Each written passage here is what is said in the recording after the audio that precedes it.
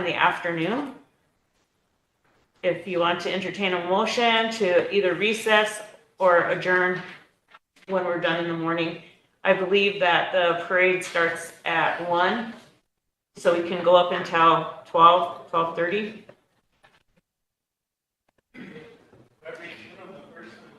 So if anybody has anything to add to that, I think it's best if we decide today and not wait until tomorrow. All right, well, I'll make that motion to, let's say recess or adjourn. Probably adjourn. All right, adjourn at 12:30 on tomorrow. Second. Motion by Chris, second by Willie. Do we have a question? Ben? All in favor? 1, 2, 3, 4, 5, 6, 7, 8, 9, 10, 11, 12, 13, 14, 15. Opposed? 0. Not voting? 0.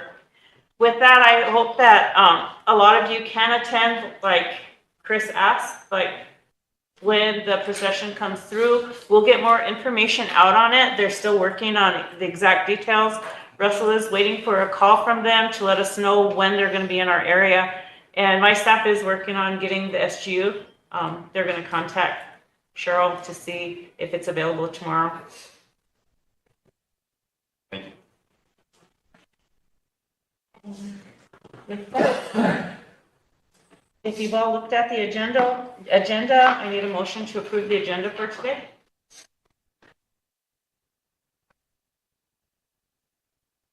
Ben? Second? Is that insurance, the one that Tanya was talking about? Okay. Charles and Lila, question?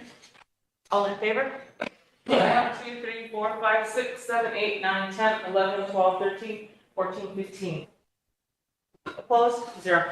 Not voting? 0. Approved. Okay, we'll start with the constitutional officers. And I will begin. And we're just starting. My office is still getting acclimated to the duties of the president's office. We're still getting set up. And at the same time, we have been meeting with people in programs. Meeting with the BIA a few days ago, they informed me that the BIA does not have any burial insurance or burial funds available at this time. With the president's office, we were left with a little over $300 in the discretionary. So we used what we had, and we have no funds to help the public that are coming in.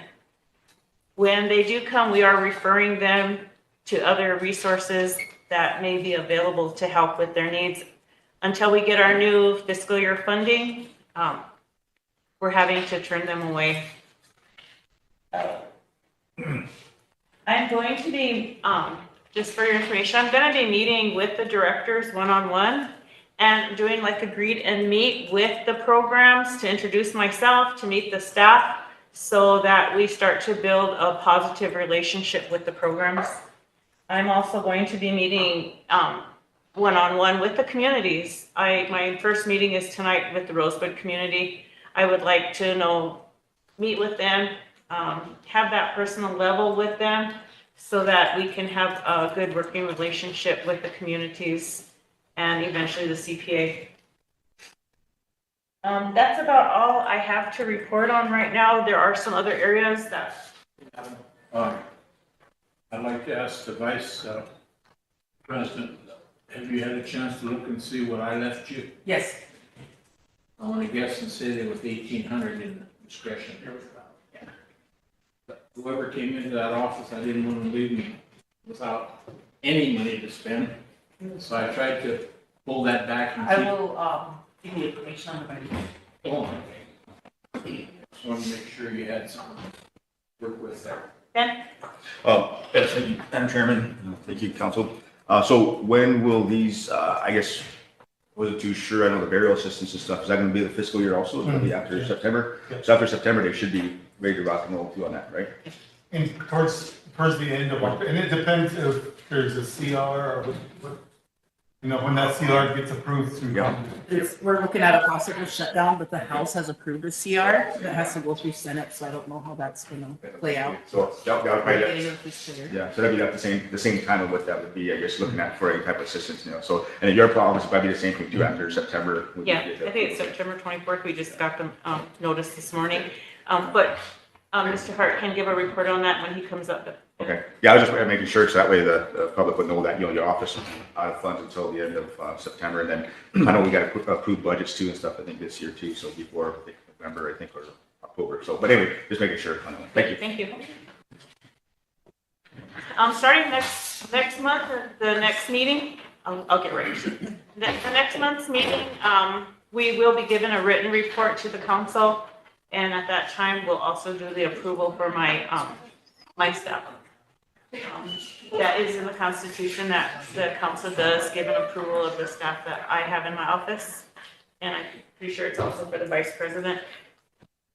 But that's about all I have to say. It's brief because it's only been A week. about, yeah, today's a week. Yeah. Yeah, today's our weekly anniversary, our first week anniversary as new administration. I was just gonna approve your motion to approve the report. Motion to approve report by Chris, second by Ben, question by Totes. All in favor? 1, 2, 3, 4, 5, 6, 7, 8, 9, 10, 11, 12, 13, 14. 14 opposed? 0. Not voting? 0. 1. What? Yeah, I got 1. Motion approved. Vice President? Good morning. Like Kathy had said, today's been a week since we've been here, and I wanted to thank Mr. Kindle for leaving us some discretionary that we can help. We've assisted with some burial assistance and with some lights, but I'm not promising any monetary assistance to everybody. We have, with that, we're going to buy new computers that are really needed in that office. And I just want to let everybody know that I do have Ellie Larby working with me and Ray Crow Eagle. My office is open to the public for assistance. If I don't answer right away, I will get back to you. I do have some plans in place, but I think after the fiscal year, then I'll put out a written report on what I plan on doing with that, so. Ben? Yeah, thank you, Commissioner. I know at the beginning of last year too, you had some concerns on like public addresses or statements into that. So how are we still going to go about that? Are you guys still going to be able to do that in your offices? I mean, I know there's a lot of issues, especially like last night, over in Pine Ridge, there was a possible threat, I think, over in that area. So I want to make sure that, as our administration, also the council, that we're aware that what's going on, that the public is aware that we are aware of these things, that we're going to do the best we can to make sure our kids are safe. So I guess that goes with almost everything. So I think Emily asked one time too if we can put out like a statement of some sort, especially like when we approve, like, let's say the clothing orders, that was kind of put out right away too. So those types of things, I think, if we were able to do that, or if you guys are able to do that as soon as possible, I think, just things like that to work on, I think. And now that raising office, I think that would be a great idea for him to probably start addressing, I think. Yeah, what we're going to be doing is we will be putting out a lot of them from the president's office. What we found out coming in, a lot of the duties that are done by your staff, they've kind of been delegated out here and there. A lot of them we're bringing back in for this office to manage because it's from the president's office. So a lot of things should be coming directly from there. And what we found is they were like delegated here and there, and different people were doing them. We're no longer going to do that. It needs to come directly out of the president's office. So I'm confident that my staff is staying up on a lot of things. They've been doing a lot of responding, all the issues that are coming to us. If I can't respond to them, I do have the 3 there. If I'm busy or in a meeting or on the phone, I have Lori, Russell, or Tanya that are responding. So people aren't waiting. I'm trying to cut back that waiting time, but sometimes issues that come in take a little longer for discussions. But they're all there. We are getting back to people. And so with the public statements, we will be getting them out. Like I mentioned earlier with my report, we are getting acclimated. We have been working and trying to get settled in at the same time. And we are getting emails out to some of the changes. For example, the travel authorizations are redundant. In the past, they've always been paper, but they're intact. There's no reason to have both of them, things like that. But I don't want to intervene or. Okay, yeah, I just wanted to make sure, 'cause I know it's both the offices, I want to make sure that we have that clarification so that we can actually move forward on that type of stuff. So, but anyway, thank you very much, appreciate that. Yeah, and I think any PSAs or public statements will be out of the president's office unless delegated otherwise, so our council gives that direction. So, yeah, and my door's open. I do have the, couple of plans in place for winterization and when the new fiscal year starts. We do have, I just ask the public to be kind to my staff and we'll work with you. And if I can't help in any way, I will help you find resources or get in touch with people that will help you. I will remain as co-chair of the Tribal Interior Budget Committee for the next 3 years and as treasurer of the Colts, so I can reach out in those ways and make those connections for our tribe in which way we need it. So I think that we're really gonna have a good start here, and I hope that we can all unify here as a council and tackle our big issues that we have, such as homelessness and our drug epidemic. So I just hope that we all respect each other and consider each other's thoughts and discussions. Thank you. Chris? Oh, motion to approve the report if it's done. Chris, motion to approve, second. Ben, question? Emily, all in favor? 1, 2, 3, 4, 5, 6, 7, 8, 9, 10, 11, 12, 13. What was the motion? To approve her report? Vice Chair. 14, 15, 15. Opposed? 0. Not voting? 1. Approved. Treasurer? Will me go next? Morning, council. We all set.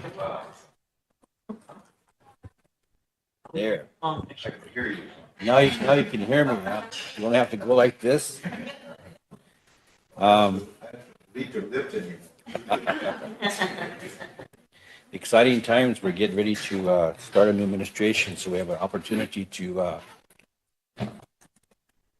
get things balanced and go forward. First of all, I want to talk a little bit about the budgets. The staff back there has been preparing the budgets. I'm anticipating that the Budget and Finance Committee is going to meet Friday. If you meet Friday, then we'll present the draft or the initial part of the budgets to the committee. There's 2 parts to the budget. One is the revenue side. We have to agree upon how much revenue we're going to get and then how we're going to spend it. So we have to make those 2 match. One of the big problems we're going to have this coming fiscal year with the budgets is, you all heard the casino report. Yeah, our casino is not doing well, so we're not going to be able to budget the amount of money that we have in the past from the casino. So I'm going to propose that we move the communities from the casino account to the general account. And in doing so, then have to find funds to pay that out of the general account. I have some suggestions, and I'll bring them forward on Friday, but that's going to be one of the big changes that we're going to have. Do you want to mention about the one at Mission closing down? The casino at Mission. Oh, yeah, and then I think that we got a memo. I'm not sure if you all received it, but they're going to close down the casino at Prairie Hills. It hasn't been making any money. It's causing too many problems. They're proposing to shut it down.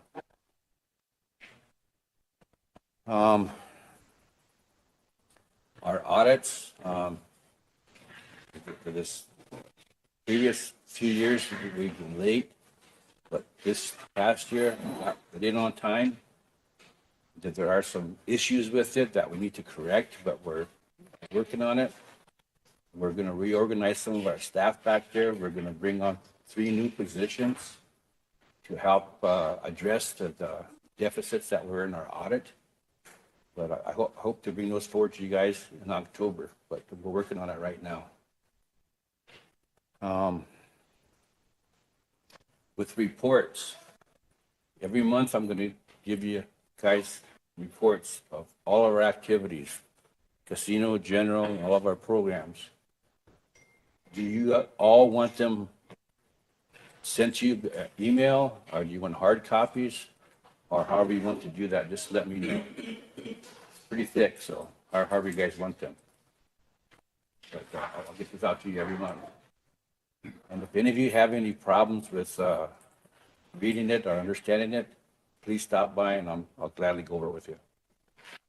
Or if any of you want additional information in the reports, just let me know and I'll start providing it to you. But every month you'll get that report.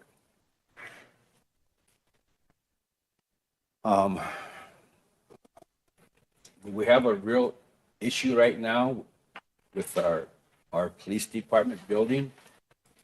And when the superintendent gives a report, I want to introduce a resolution, but this last storm we had, it took the roof of our police department, lifted up and moved over about 3 inches. So all kinds of water and stuff is going in there, and it's not safe. So the Bureau is trying to work out some temporary housing for us. But in the meantime, I'm proposing that the council ask the Bureau of Indian Affairs to provide us with end of the year monies so that we can hire an architect to design a new police department building. And then once it's designed, I'll bring it back here and I'm proposing to enroll it in the 105L program, where we would get a bank to finance the building and then the government would pay for the mortgage. The same as I was proposing for the courthouse. But those are long-range plans. It'll probably take about 2 years to build a building that way. In the meantime, I think they're talking about bringing some temporary modulars into housing. And then one last thing, there's a lot of discussions about cash awards, and it's driving me crazy. I'm going to meet with the budget and finance, the chairman, and bring it back to you. But our policies, the old policies says that there will be 2 cash awards of either $250 or $500. It doesn't matter if they're honorariums, bonuses, merits, or what, they're all considered cash awards. And you're only entitled to 2. The new manual says the same thing, only it doesn't put a cap on what the awards can be. But still, you're only entitled to 2. Some of the programs think that just because they changed the requests from a merit award or honorarium or whatever, that is different. But they're all cash awards. The problem has been that a lot of directors are upset because the manual gives the directors the authority to determine who gets the cash award, how much they get, and when they get it. But the past several years, the tribal council has taken their prerogative and they've given everybody cash awards for Rosebud Fair and for L&I. And they've given it to all employees, regardless if they're new or whatever. And a lot of directors are upset because they feel that is not the intent of a cash award. That someone in their office might be entitled to $500, some might only be entitled to 1, some may be entitled to nothing. And by the council taking those 2 eligible awards and giving it to everybody, they're upset about it. So that's what's bringing in a lot of this controversy. So I'm just going to throw that out to you and let you think about it. But I haven't been approving of anything other than the 2 awards. And the requests that come to me, I send them back to Budget and Finance. But that's a real issue. And with what Wayne's discussing, I was on the personnel committee, and that was one of the things that we were working on before the terms ended, is developing that guideline to coincide with the capping, who's gonna do this, who they're gonna give it to, how much they're giving and when they're giving it. And the plan was to present it to Wayne so that the ones that all submitted their honorariums prior to the end of this last term, that decision could be made whether or not, how much they were gonna get. He's held on to them pending this guideline, and so a lot of them have been asking about it.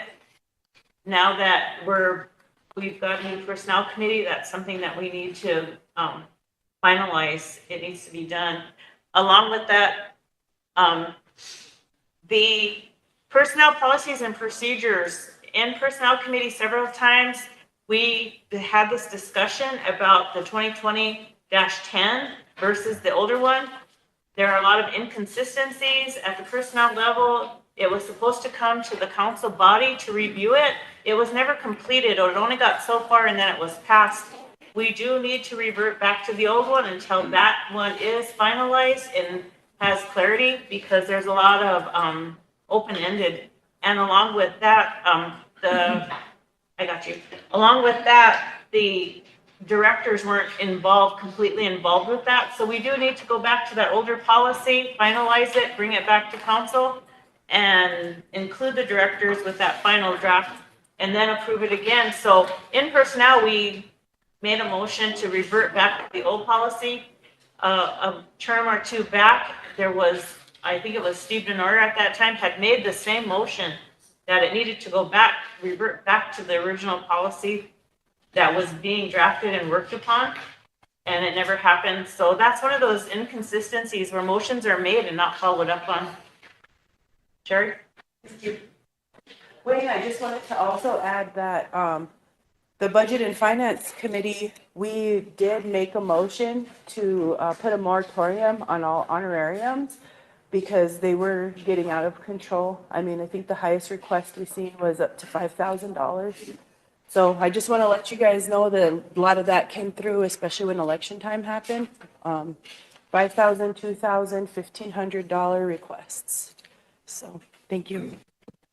And Mr. Trader, I was asking too, is that, are these actually budgeted throughout the year too though? I mean, are they just picking out money out of somewhere in their own accounts? They can do that, but I would say like 90 to 95% of the programs budget that in the programs. It's called employee recognition. There are a few programs where it's not eligible. It's not an eligible cost. So those few programs, we've been picking up the 2 awards under our general account. So make sure that everybody gets it. yeah, that's what I'm saying too, because I know some organizations, some places do not allow that much amount of money. I mean, but if they're storing it somehow and putting it under something different, I mean, but that's where budgets come into play. That's where we're supposed to be approving these budgets. But I mean, I know I do understand there's only 2 that we're supposed to be abiding by, but if these programs are budgeting for more, then, you know, why are they budgeting for more? I mean, that's where I guess we'd have to look at the budgets too, though. So that's what my curiosity. And then real briefly, the other issue we're gonna have to tackle here soon is this issue of donations. Almost every program now has an income, whether it's through third-party billing or contracts or whatever, but all these programs are having their income. if they need to center it. And a lot of them then are taking the income, they're putting into donations, and they're giving themselves donations. So there needs to be a policy set so that addresses that. It's getting way, way out of hand. But we'll do that next meeting. Emily? Sorry, thank you. I just have a quick question. For clarification, are we currently using the old personnel policies, or are we using the new personnel policies? Just because I thought I heard something, the real difference is that there's a cap on there. And so if there is no cap, I was just wondering to make sure that we're following the right ones. And then second question is, when council has an honoring of some kind and we give out, and say it's, for example, we give somebody an honoring here for whatever reason, and they happen to be a tribal employee, does that count against one of their cash awards, or is that completely separate? That's when there needs to be, that's why this policy needs to have clarity. It is open-ended, there's inconsistencies in it, there has been for years now. And it confuses the employees, it confuses HR, it confuses everyone, the directors, because some revert back to what was in the old policy, some go by the new policy. there are things that are left out in the new policy that are in the old. And it needs to have, it needs to be concise. It needs to have that clarity, no open-endedness, leaving you to assume this is what you can and cannot do. And that's why I'm just very adamant that the policy, we revert back to that other one until the 2020-10 is clearly reviewed. The directors have their input. It's my understanding that at that time when they were going over the policy, that as questions started arising, all of a sudden, everything just stopped. And then it was more or less pushed forward and passed. And it's detrimental to both employees and directors that there is inconsistencies in it. And I think it's really important to protect both the rights of the employee and the administration. That policy does need to have action taken on it. And that will be up to you. Chris? Yeah, I was just gonna make a motion to reaffirm that, said motion to go back to our old policy book then, until we can update our 2020-10 policy. And second, or do you have a question? Second, okay. If there's any, is there any discussion? Sure. Since those are both ordinances, what's the process for that? Would it be to rescind the current ordinance and then to refer back to 2010? Yeah. For the 2010, it needs to go back to the other one because it has too much inconsistencies in it.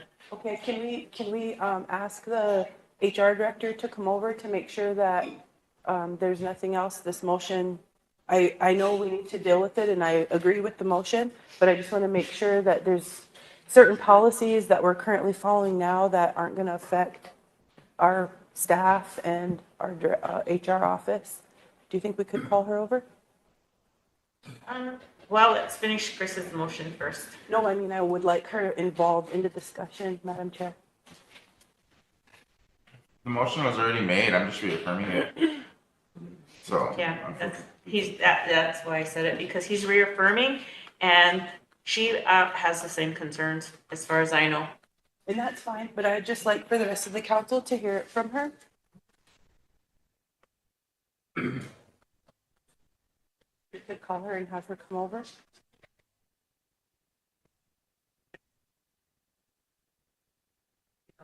Yeah, she's okay. That resolution, yeah, call her and fill that resolution as well. Thank you, council. I'm not trying to be stubborn or hold progress. I just want to make sure that we're including our director in something that has to do with her ordinance that she has to uphold. And if there was reasons why the motion was made before and then it wasn't followed. Because if we're still current, because to answer your question, Emily, we are using the current one. That's the one that's in our book. So I guess the reason why I was following up is just because if we're having issues, I'm just wondering how the staff or the directors or how everybody is implementing them and if it's all different. I was just wondering like if we needed to reaffirm or maybe it's because it happened at committee and council needs to reaffirm that committee motion. I wasn't sure what the process was. See, this is why I bring up the issue that motions, resolutions are not followed up on. It causes a chaotic state because they're not. And then as people come into a new term, then things come up again. Even within the term you're sitting in, a motion could be made this year. And next year, if it's not followed up on, it'll come up again. And so then you get these inconsistencies where, like with this 2020-10 and our old one, Steve was gone for a while, I was gone for a while. Both times, we both made a motion to revert back, but yet it's still here, it's still being followed. That's why we need to follow up when there's motions made here that affect our policies or anything within a tribe. There has to be follow-up. Somebody has to have that responsibility to make sure we're staying on track. Otherwise, it's going to keep coming up here. As you're here and as you leave, it will still be an issue until we all come to the same consensus that, okay, this is what we need to do and this is the direction we need to go with this. Emily and then Lila. Thank you. Oh, I was just wondering if I could ask Eric a question since he's here, just on the, I guess, because it always comes up and I'm still a little bit new, but, on the processes of motions, because I know so many different committees have different authorities about if it's just a suggestion to council or if we can actually make that approval or that, on committee level. So I guess my question would be, a motion like that was made at a personnel level that wants to revert back and it's an ordinance, I think is what, Sherry said, is that the appropriate process? Can we at a committee level revert back to an old ordinance or would it have to come to this body to? Before he answers, Emily, just for clarification, it was done at this level Oh, 3 times. And so it came up again in personnel because that motion was made here at council at least 3 times to revert back. So Eric, you can answer her. Good morning, council.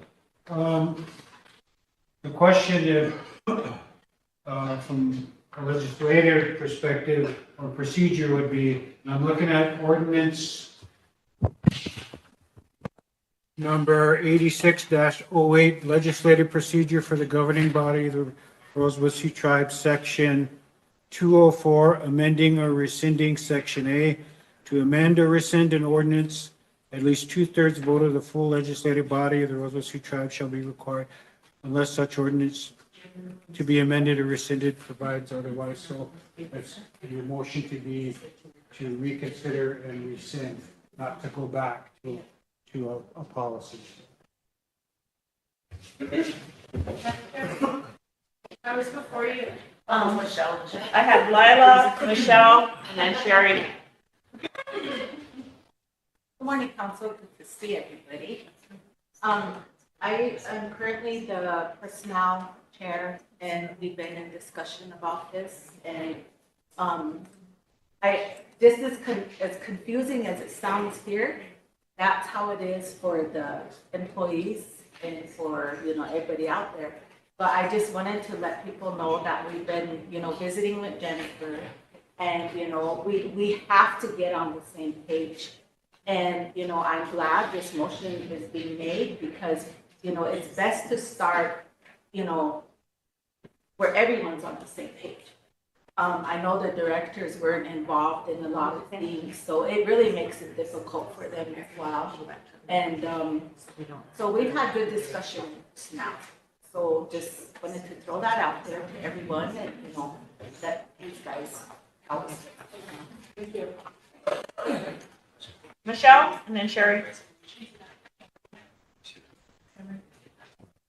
My question, I guess, is for Eric and Jennifer, because if we revert back, going back from this old policy, the new policy has the medical marijuana in that. So how's that going to affect all the employees that are following that policy? So there's a lot of things that are going to take place. There are like 3 or 4 sections in here that we already revised and changed.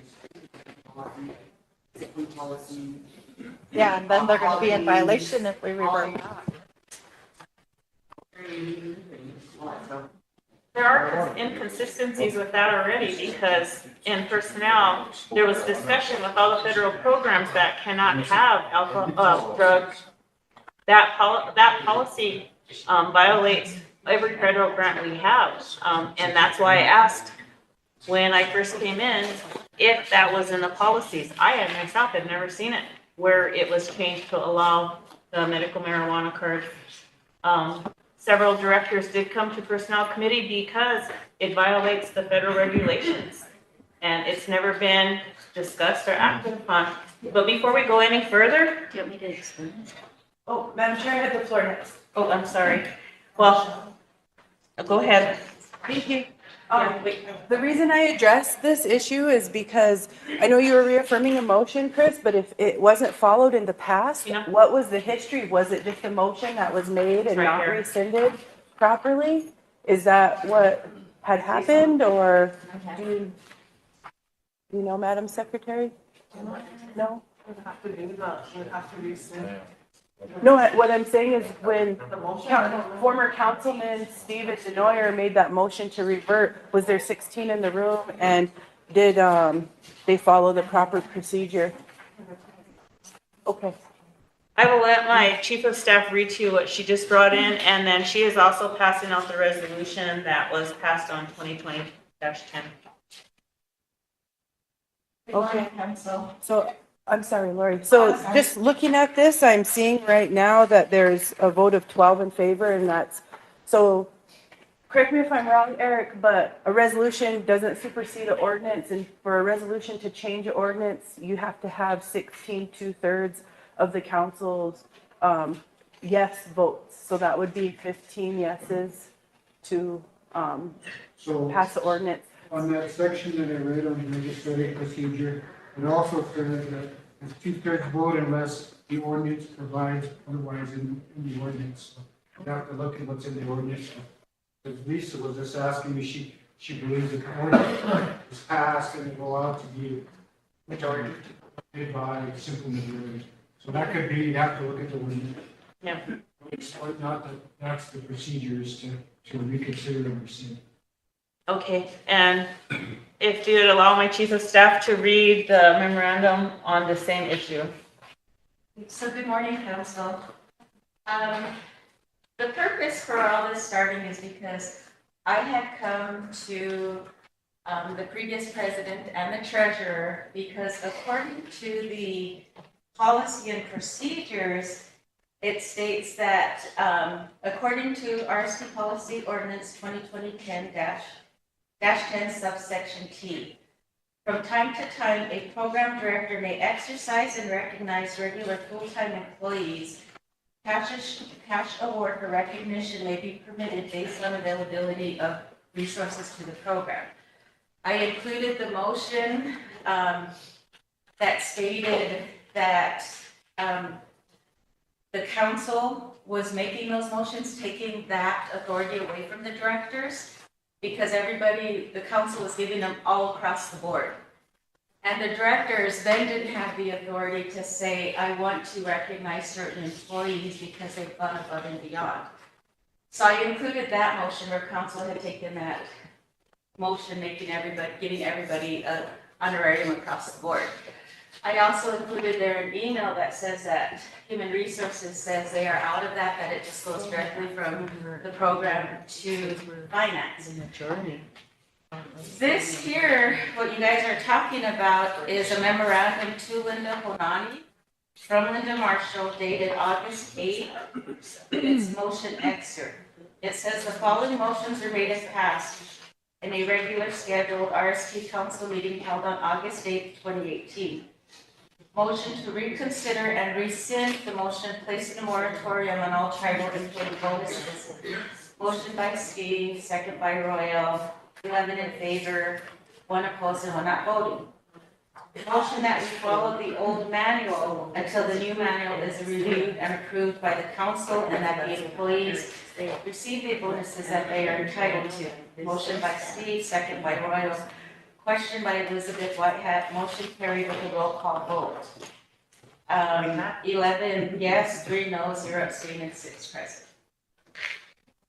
And then it goes on that he also motioned that the programs do an audit on leave accrued, annual, and sick earned by their employees. But this was all on August 8th that Steve had made that motion in council and it was passed. So the memo went out to Linda Honani. The motion was made. Eric? And most of the council sitting around here actually approved this. I can read it off who approved it. He said Elizabeth Whitehead. I'm sorry, Elizabeth Whitehead. So Lori, is that what's connected? This was what was passed and then given to Linda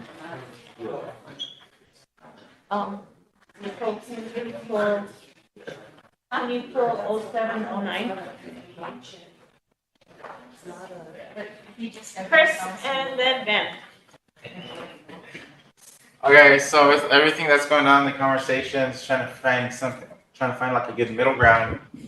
Right now, I'm understanding that we'd rather be right than come together. And so, with that being said, what's the middle ground with this then? How do we go about it? I still want to hear from you though. with what you think. No, from HR, from what you think. Because right now, with this policy that we're trying to revert back to, it sounds like all we're worried about is the medical marijuana part, and not the whole manual itself or procedure itself. Well, there's other policies in there too, that the sick leave thing policy, that's not an old manual. Maternity leave. You know, there is sections in there that we are finding got on good with this manual, so I don't know, my suggestion is just to keep it, but work together and change it. With all you guys are the directors. To keep it, but to change it. Revise it.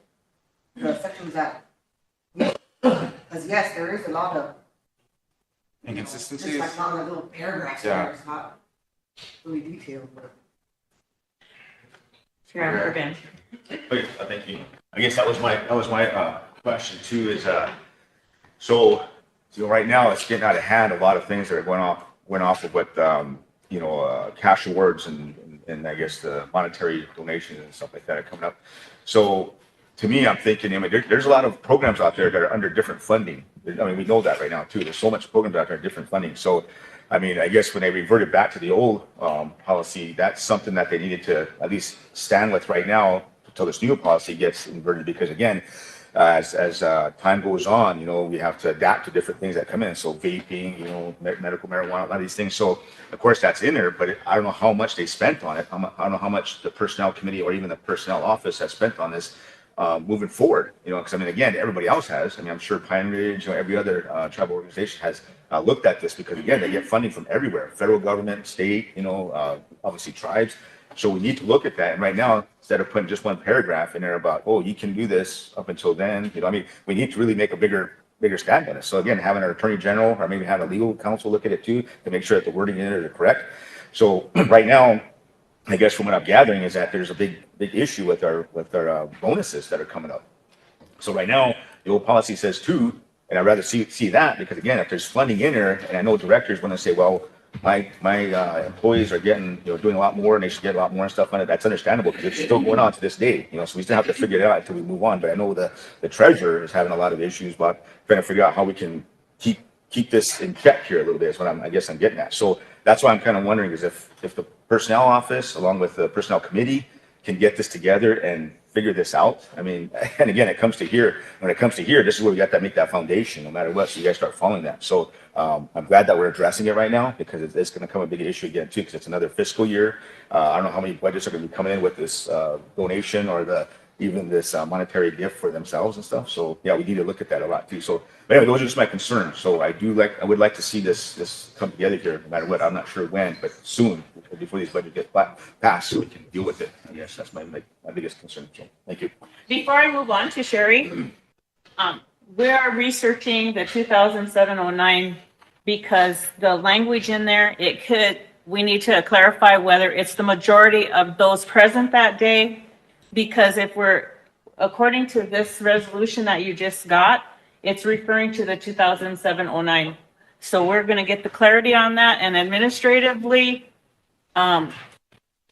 if I feel that we need to make sure that our employees and their directors are all fairly following the accurate policy, everything in there needs to be addressed, not just the issue that just was brought up. I was gonna say something along the lines of. Hold on, Chris, I'll put you I down. was just gonna withdraw my motion so that we could just move forward and deal with this when it comes along. Okay. Do you have the format? Yeah, sure. Thank you. I just want to say, our first day, we all talked about unity, and there's already jabs being thrown about being right rather than changing. And I'm not trying to be right. Madam Chair, you stated that this council is going to take things slow so we don't have to rescind things and do things over. Right now, what we're doing is committee work. It's committee's responsibility to do the research, to reach out and bring a recommendation to the council and then have a discussion. So I know there's a motion on the floor and Chris has the intention to rescind it. I'm not trying to stop any forward progress. I just had a lot of concerns about some of the things that the HR director brought up. I don't want our sick employees to lose access to the sick leave bank or the maternity, or what Councilwoman Hollowhorn Bear brought up about the cannabis. And I'm sure there's other things in there that we need to deal with. And I want to make a recommendation that maybe this council takes the recommendation from the Budget and Finance Committee and puts a moratorium on honorariums, cash awards, until further notice, until the Personnel Committee could bring forth something, a resolution in the manual that addresses it. So I just want to make that suggestion. Thank you, council.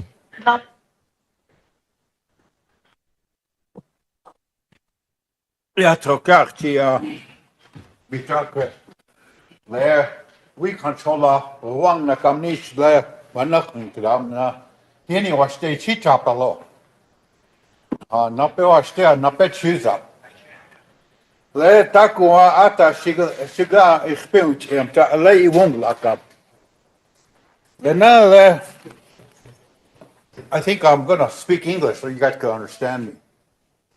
I understand a lot of you don't speak Indian or understand Indian, so I'm going to speak English, my foreign language. 3 years ago, I sat on this council, and we discussed this issue a long time ago. We talked about forming some office to keep track of resolutions and motions. 3 years later, here we are discussing the same dang thing again. Why wasn't it done? I thought we're making resolutions and making motions to supersede each other, go over each other. So if we're confused here, what about the people outside? The people that we're supposed to serve? They're probably just as confused as we are. I think the proper thing would do is to go back and start all over again and exclude and include some stuff. I got a lot of issues that I wanted to address, but I think that Sergeant at Arms is really looking at me for my 3 minutes, so I'm going to cut it short. Sergeant at Arms, why does Royal get 2 microphones? Seriously, my second question, and I'm pretty sure a lot of communities are going to be asking. Wayne, I don't know if you have the answer, but you just gave a report stating that the casino's in sad shape. What's going on out there? Can we answer that? No, you don't have to answer. I just wanted to ask that. And the thing is, Right now, the casino is going through some financial issues. The new management that's out there has found a lot of bills that haven't been paid the last 3 or 4 years. And so they're trying to current with those bills.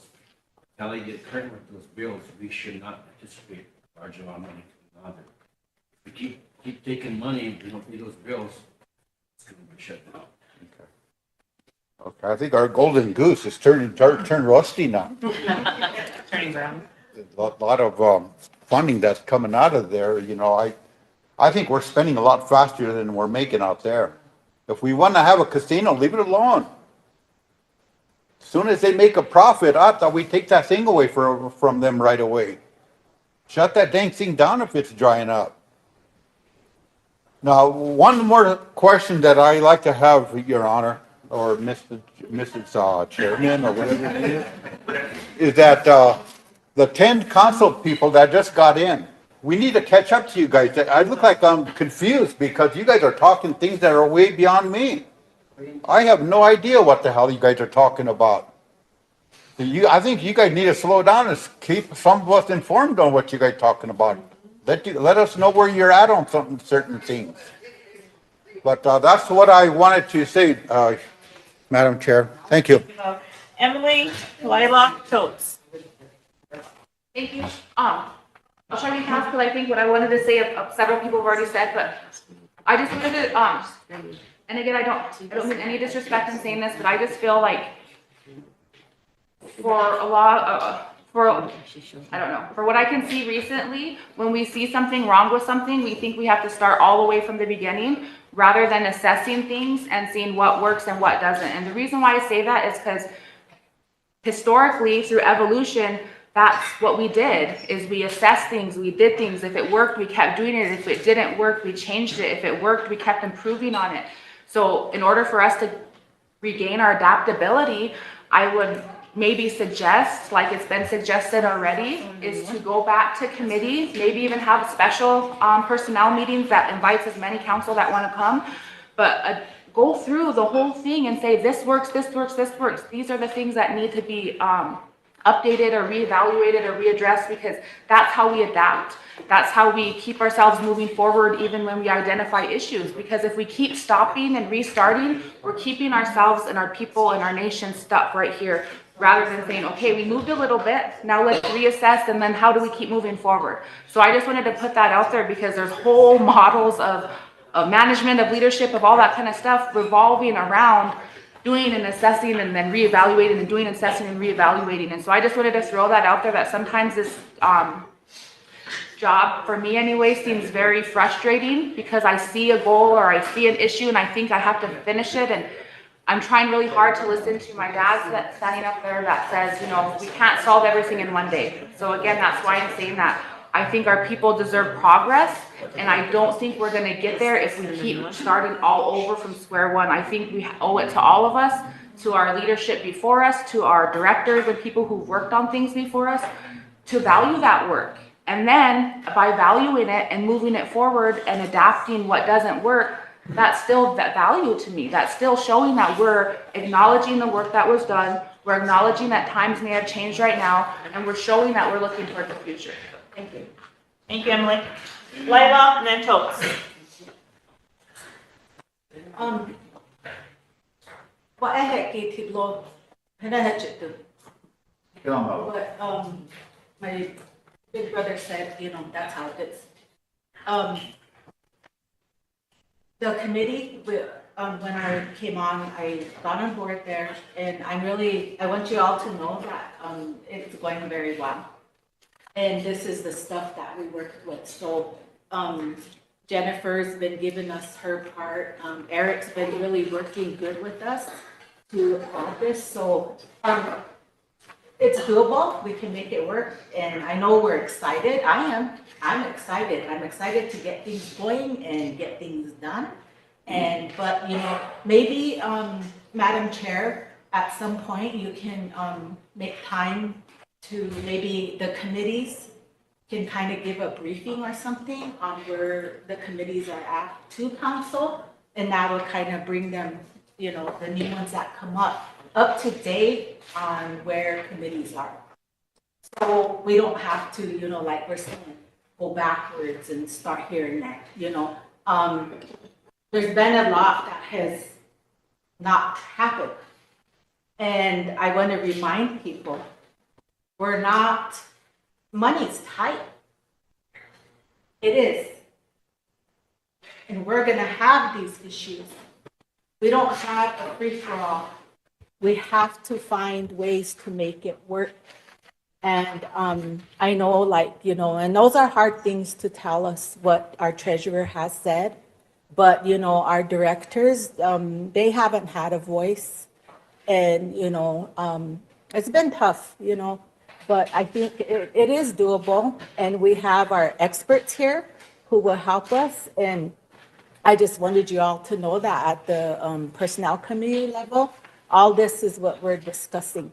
So we'll bring you up to speed, you know, after we get our meeting going. So I just wanted to say that to everybody. At this point in time, Council, I'm going to pull us back to order to the treasurer's report. And before I do that, this resolution 20-175 needs to be referred back to the personnel committee to be researched, because it does, as Sherry said, it does state that it's 12 in favor and 1 opposed. So it needs to be revisited because in the 2007-150 resolution, it states something completely different. In the old policy, it states that motion nothing supersedes that motion. So we're not here at this moment to discuss personnel. I brought it up because of Wayne's concern on the honorariums. So it can go back, I'm gonna pull us back into order. The discussion on personnel needs to stop. And we go back to, the treasurer's report, please, thank you. Is Chris gonna be able to rescind his motion then, or how would He already did. Thanks, Council.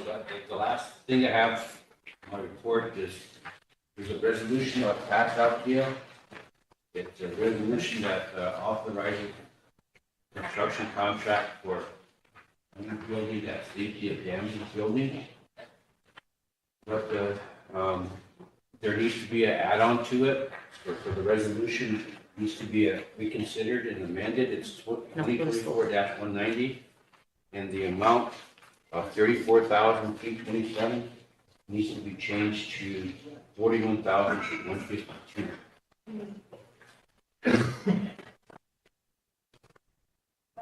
Sure. You know, sorry, Wayne, I hate to cut you off, but before we go any further, I'd like to make a motion, since we're on the treasurer's report and we're gonna have to talk about funding, but I'd like to deem the Soldier Creek Council seat vacant and, motion for an, 2 weeks worth of affidavits and for the election office to host an election. That's my motion. I just have a question. Madam Secretary, can you please read the motion before we go into discussion? Did you get it all, Nicole? So to deem the Soldier Creek seat vacant with a 2-week affidavit period. Yeah. And for the election office to start, the process of an election.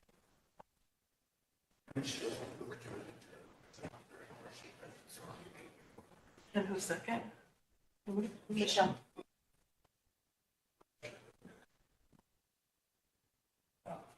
Okay, Michelle, Emily?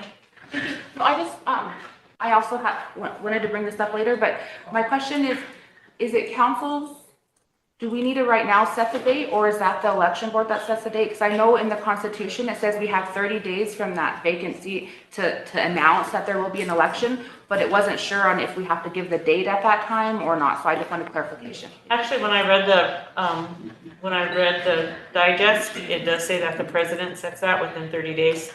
Okay. I thought it was council, sorry, thank you. Council deems the seat vacant. Okay, thank you. And approves the funding. So it doesn't actually come from council, it comes from me.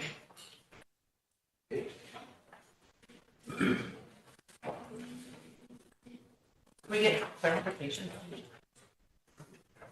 Kara, can you? Yeah. Okay, so that comes from- Under special election, it says.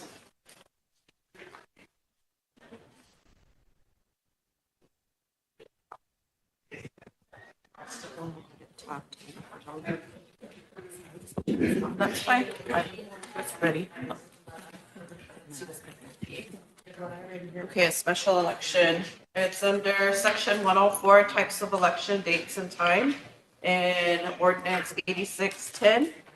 A special election held on a date set by the RST election board and approved by the tribal council within 30 days of vacancy, and the candidate for such office who receives the highest number of votes shall be elected. So you'll be sending it out? Yeah, well, we'll have to come back to you guys and ask for approval of the election date. So we don't actually need Sherry to make that motion? Yeah, because we do. You do? Yeah. Do I need to amend my motion to just deem the seat vacant then? And Yeah. take the affidavit period? And then we come back within 30 days and then have you guys council approve the date of the special election. So I'll amend my motion. So to just remove the election part? Yeah, just to deem the seat vacant. With the 2-week affidavit, and Yeah. take that all out? Take that all out and just put the election office will start on Tuesday. The election board. Yeah. Oh, and then one more thing, I'm gonna start taking affidavits on Monday. Monday? Yeah, for 2 weeks. Can you get that out to the people? Yep. I'll do a That PSA people are today. aware? Yeah. And then our board members will do a posting throughout all the communities They do a posting to let everybody know. Oh, and then backgrounds, we take the affidavits for 2 weeks, but the time on the background, so like if somebody comes in on the 27th, that'll be the last day to take affidavits at 5 p.m. They, depending on if they go in on the 27th, it usually takes Mary about a week or so to get her backgrounds done. So I encourage any candidates to please come in, the sooner the better. That way we can get our backgrounds done and then we can approve for, you know, just to see if they're all qualified and everything. Shakira, do you have a budget? Yes, I brought it.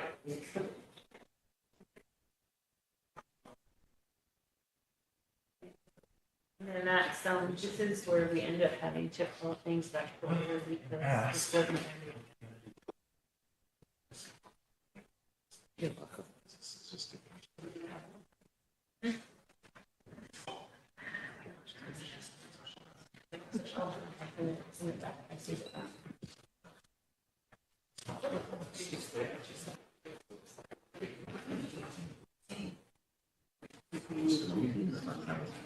For the. Is it just one? Oh, no, it's not large. Okay, so it's just a community that's. No, reservation. Yeah. I have one question. Chris and then Emily. Okay, I'm just curious about like, so this seat would be finishing out your old term, right, correct? Yeah, okay, so, Sherry, can you give me some insight on how the process went for you when you finished out your father's term? Because I'm trying to, yeah. So if the term is shorter than a year, then the community can seat that person. But if it's longer than a year, then the council and the people vote. Okay, thank you. Emily? At large. Yeah. There was just a question on the budget. If we wanted to approve it today and budgets aren't approved, do we have a cushion somewhere that would still allow for this? LATC fund. Oh. What's your finance chair? That's why I wanted to bring it up now. Fine.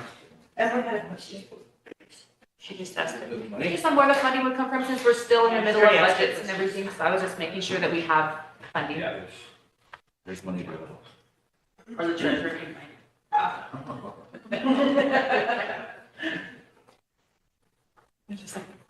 So if you are gonna make this budget a part of the motion, then I would suggest you designate LATC funds. If you're not gonna make the project motion, then we'll.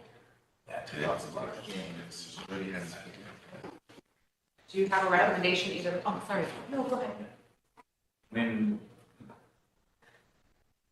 included in your motion now, and to approve the budget and say LATC funds.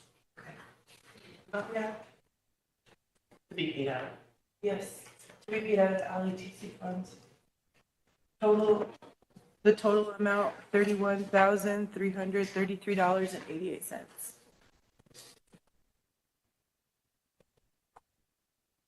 You ready?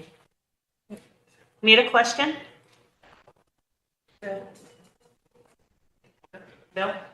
All in favor? 1, 2, 3, 4, 5, 6, 7, 8, 9, 10, 11, 12, 13, 14, 15, 16. Opposed? Not voting? Motion carries. I'd like to remind council before we move on that if a topic isn't on the agenda, you need to ask to divert and have a motion to divert. We already approved the agenda and this wasn't on the agenda. We need to start following our rules of order. Madam Chair, I know that was directed at me, but this should have been put as first order of business because we have a vacancy. So sorry I wasn't here when we started. I would have added it to the agenda. Thank you. Council, I'm asking for your reconsider and amend resolution 2024-190 and change the amount from $34,327.37 to $41,152.37.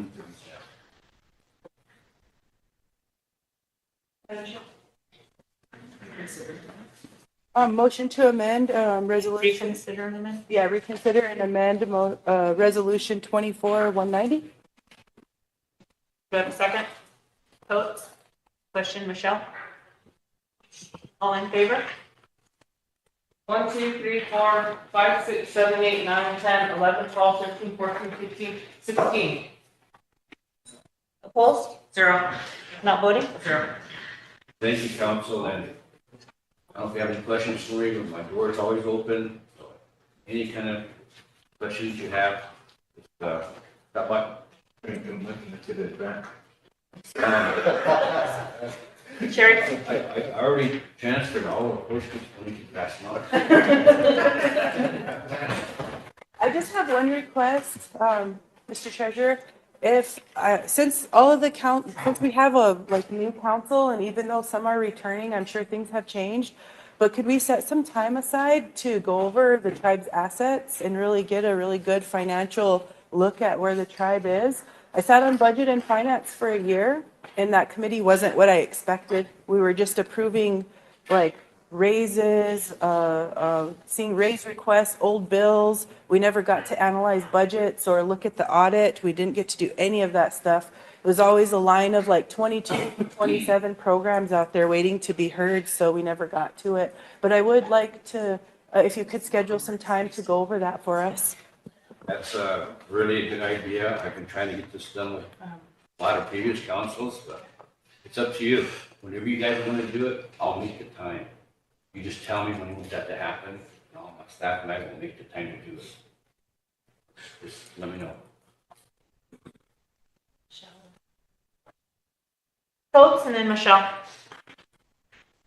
Good morning to the people watching the Oyate and to everyone here. The new council here, we do need an orientation to get caught up with everything that has been happening here. And right now, we need to start policing ourselves from now on, because we have the people watching, and you can feel some imbalance in here right now. We're here to work for the people, so it needs to stop. We're in a new beginning, and we're in here to work together for the people. So let's police ourselves. No comments, no nothing, you guys. If we want to do all that, then maybe we should have special meetings and sit around this table without being on the air and go at it if we need to. But it needs to end, because we're here for the people, and I can feel the uneasiness, and I don't want that no more, because we work for the people. We're here for the people. And then one thing about, Wayne made a comment earlier about the $5,000, the fluctuation with those, whatever you want to call them, bonuses, in the manual, we really need to have a stern evaluation. Because if someone's worth $5,000 here, that $5,000 can go toward wood, carnival tickets, things that our people need. So I'd like to see those evaluations done in a timely way and in a good way, because I don't know if it states that in there. It's very vague, but I just wanted to throw that out. So let's have a good meeting for the people, and let's move forward in a good way, people. Let's get a lot of things done here. That's what we're voted on for, you guys. We've got this. We can do it. Thank you. I just wanted to say that when we came on as the new council, it was really hard for us to try to catch up too.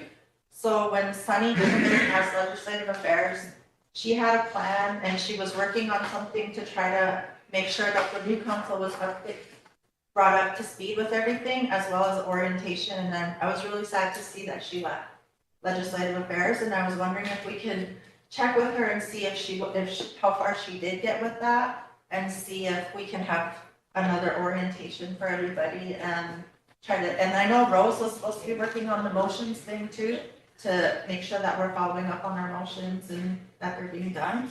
So maybe if we can meet with Sunny or her office and see where they're at with that, so we can catch everybody up. In response to your concern, yes, that is why Linda Marshall is in my office. She is going to be working with all that. She can get that information from her. She is the I gave you guys all their titles, and she will be working with the legislative advocacy, advising. She will be getting information from the secretary's office and providing that to the council. Emily, and Ben. Thank you. So something that we were trying to work on, or that got brought up, I guess, briefly at governmental affairs, was trying to develop policy, or maybe like this written, unwritten rule, I guess, that would say, you know, an outgoing seat should maybe have some kind of like, not necessarily succession plan, but maybe like a summary, or this is the stuff I've worked on, this is, you know, to keep things moving forward, but we didn't get that to council floor for approval. So I'm wondering if there's a way that maybe if there is still a chair of a committee on board, or if the secretary's office can help kind of gather some of those notes together, or the minutes. But I also remember, like Michelle, how just, you know, blindsided, I guess you were, on everything. So I'm just wondering if there's a way that we can get a little bit of continuity, even if it's just like I said, the minutes or something, if the chair is not available to give a summary.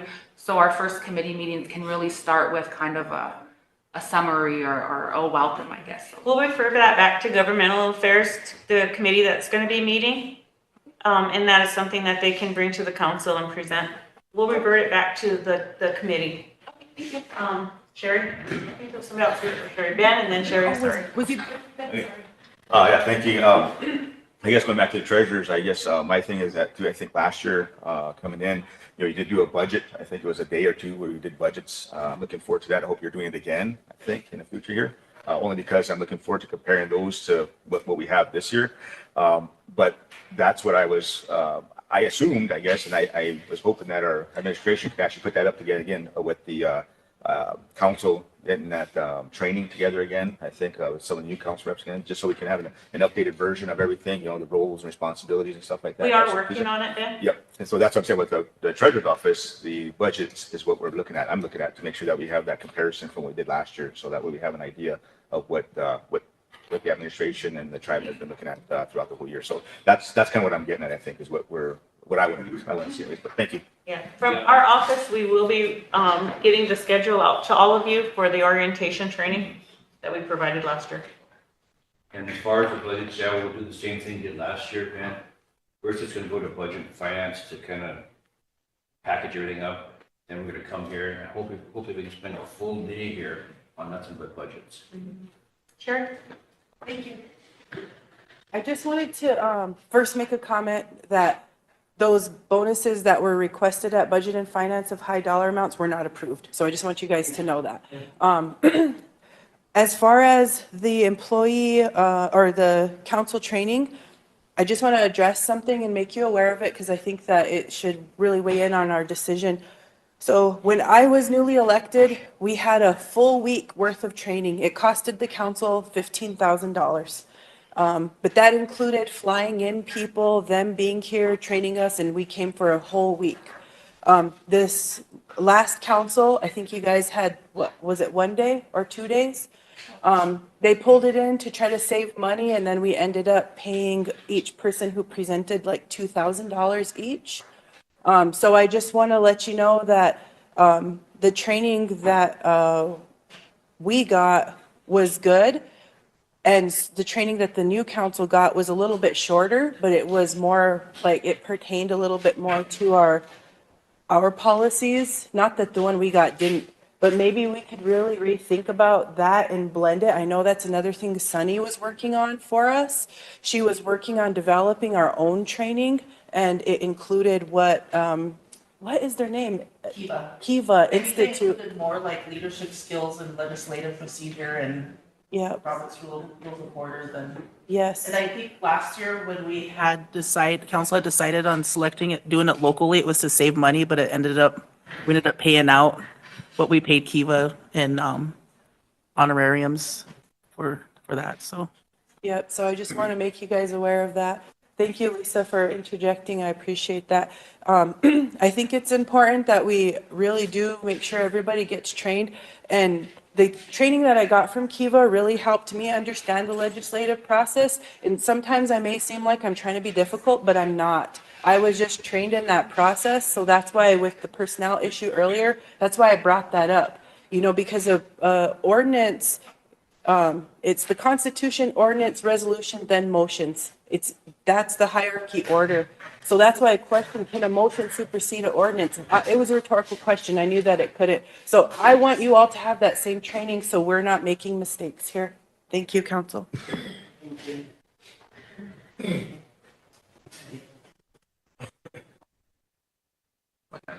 and Ben. Thank you. I just wanted to briefly ask, I didn't hear you when you said that your office was going to be doing one. So I just had a suggestion in case I probably missed it, but if we could make sure that it is for the full council, because I know last time when we had it, it was more of like a refresher course type thing. And so a lot of the previous council didn't come, but I really felt if we could have all been together, we could have learned, we could have asked some questions like in real time about detail versus like just an example type situation. But I also feel like maybe some of what Totes mentioned, it might help with the energy or the vibe or just the unity of the group. And so I would just suggest if we are going to do whatever, how we're going to do it, if we can just do it as one group and try to do it together. And then I think bringing people in or having our own, either way is amazing. But what I want us to also focus on if we are going to be bringing people in is making sure that they're presenting information as an option, not as the only way, because we are also in a unique seat, in a unique position, and a unique time in our history where we need some change. And although we have amazing documents, we had amazing leaders before us, it might be time to update those, but without being presented in a manner that you can change things versus you're stuck in these. I just wanted to throw that out there because a lot of times we look at our policies and everything as if we don't follow them exactly, we're being disrespectful or, in some way, but really I think we owe it to our ancestors and those leaders before us to keep progressing forward. So thank you. Ben? Just a quick one. Yeah, just a quick one. I wanted to just say the same thing too, is that, I know we can feed off each other with all the knowledge and understanding that we get, especially with a lot of committees that we're on, judiciary, anything like that. We have a lot of information that goes out there. Again, a lot of people don't really realize it. So that was my take on this with my first year in council, to make sure that all council reps are aware of what's going on. So that way they can let their constituents and their communities know about what's happening. So those are my thoughts on that too, about everybody having an understanding of what's going on. So they're aware of it, because again, a lot of things that happen out there, and they ask a council rep, and we say, well, we don't know. I don't know. Ask so and so. But to me, it's more like we all should know what's going on and everything that goes on, whether it's land, housing, healthcare, everything, education. So this is my idea from the time I came in here, was to try to get everybody understanding about just basic stuff about what we are learning here, what we're providing, what we're passing, things to that effect. But that's just what I'm trying to get at too, is that we all should be together to actually have an understanding of how we can come together to help our tribe, help our people, help our communities to better themselves. So, but I guess if there was no other, I was going to approve the treasurer's report. I have one more, Lila.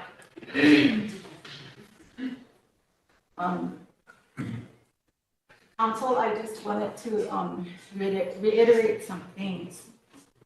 Tokea lakshti unlak tapi. Na oyati ki echa. Del eldena kapi. And I constantly remember everything from the beginning, back here, up here. I think Lakota. I live Lakota. I am Lakota. We need our own training here how to be a Lakota. How to treat each other. How to be respectful. How to work well together. I got some tips. The people, they run this. We're just honored and lucky to be here. And I see building our own Lakota orientation. We have past council reps who sat here and did a lot of things. We have Lakota leadership experts here. Mr. Black Bear, Lexi Hollowhorn Bear, Dwayne, Lexi Victor. Let's do that. Let's do that. Let's bring them here. We know somebody in Arizona can come and give us their training, blue, BIA this, and tell us what to do. I myself here, I live here, I work here, the tribe, the people put me here. So I follow our Constitution. We reach out to the Bureau when we need help. They come, that's good. IHS. But we are Lakota people. and we should behave like walk hena walk hena the 12 Lakota virtues. To be a good relative. Oki chapet, that's what these grandmas always said. Help each other. Wogla kapet, don't wogla kapet, don't wash your trumpet. Everything is good. Work good together. Talk good to each other. Be respectful. It's foolish when we don't do those things. And when we come in here, we need to honor ourselves and respect ourselves. In a good way. There are some people who are sitting around here who, have lost amongst us. I think about that, and I'm sorry, Bill. Bill lost his mother. Hasn't been a year yet. So it's hard. So we need to be mindful of those things. And, I'm just saying this because it's hard to lead people. But long time ago, the people came and thought about everyone else. That's why we're still here. That's why we're still here. My goal in personnel is to September 5th, we should have had a memorial for Lala Crazy Person. He was killed that day. If we go back to those things, we're going to be okay. If we go back to our history and we go back to our culture and we do those things, things are going to be good. So, it's really nice to hear our language. It's really nice to, do those things. But I would recommend with our orientation that, and I want to be a part of it too, because I can never get orientated enough here because there's a lot of work that happens. So let's reach out to our people. We got to bring them in. They've been cut off long enough. Let's bring help in. We have experts out there. They want to help us, you guys. They want to come in here. They want to help us. Let's do that. We got to start turning things around. Not everything's about money. Everything should be about being strong and strengthen us. And I look at how, tomorrow is a really special day for the Pioneers getting their relatives back. So, let's focus on the good things. And I would suggest, Madam Chair, if we could do something like that as well, bring in some of our locals to help us, Lakota leadership. What does that look like? We're IRA, but we bring that here as well. So if we could call some of our elders in, to talk to us. I need that in my life. Teachings to talk to us, help us, guide us, and I've always thought about that, and we could weave it together, this orientation, because we really need it, and it's going to really help us. It's going to push us through and help us go forward, child.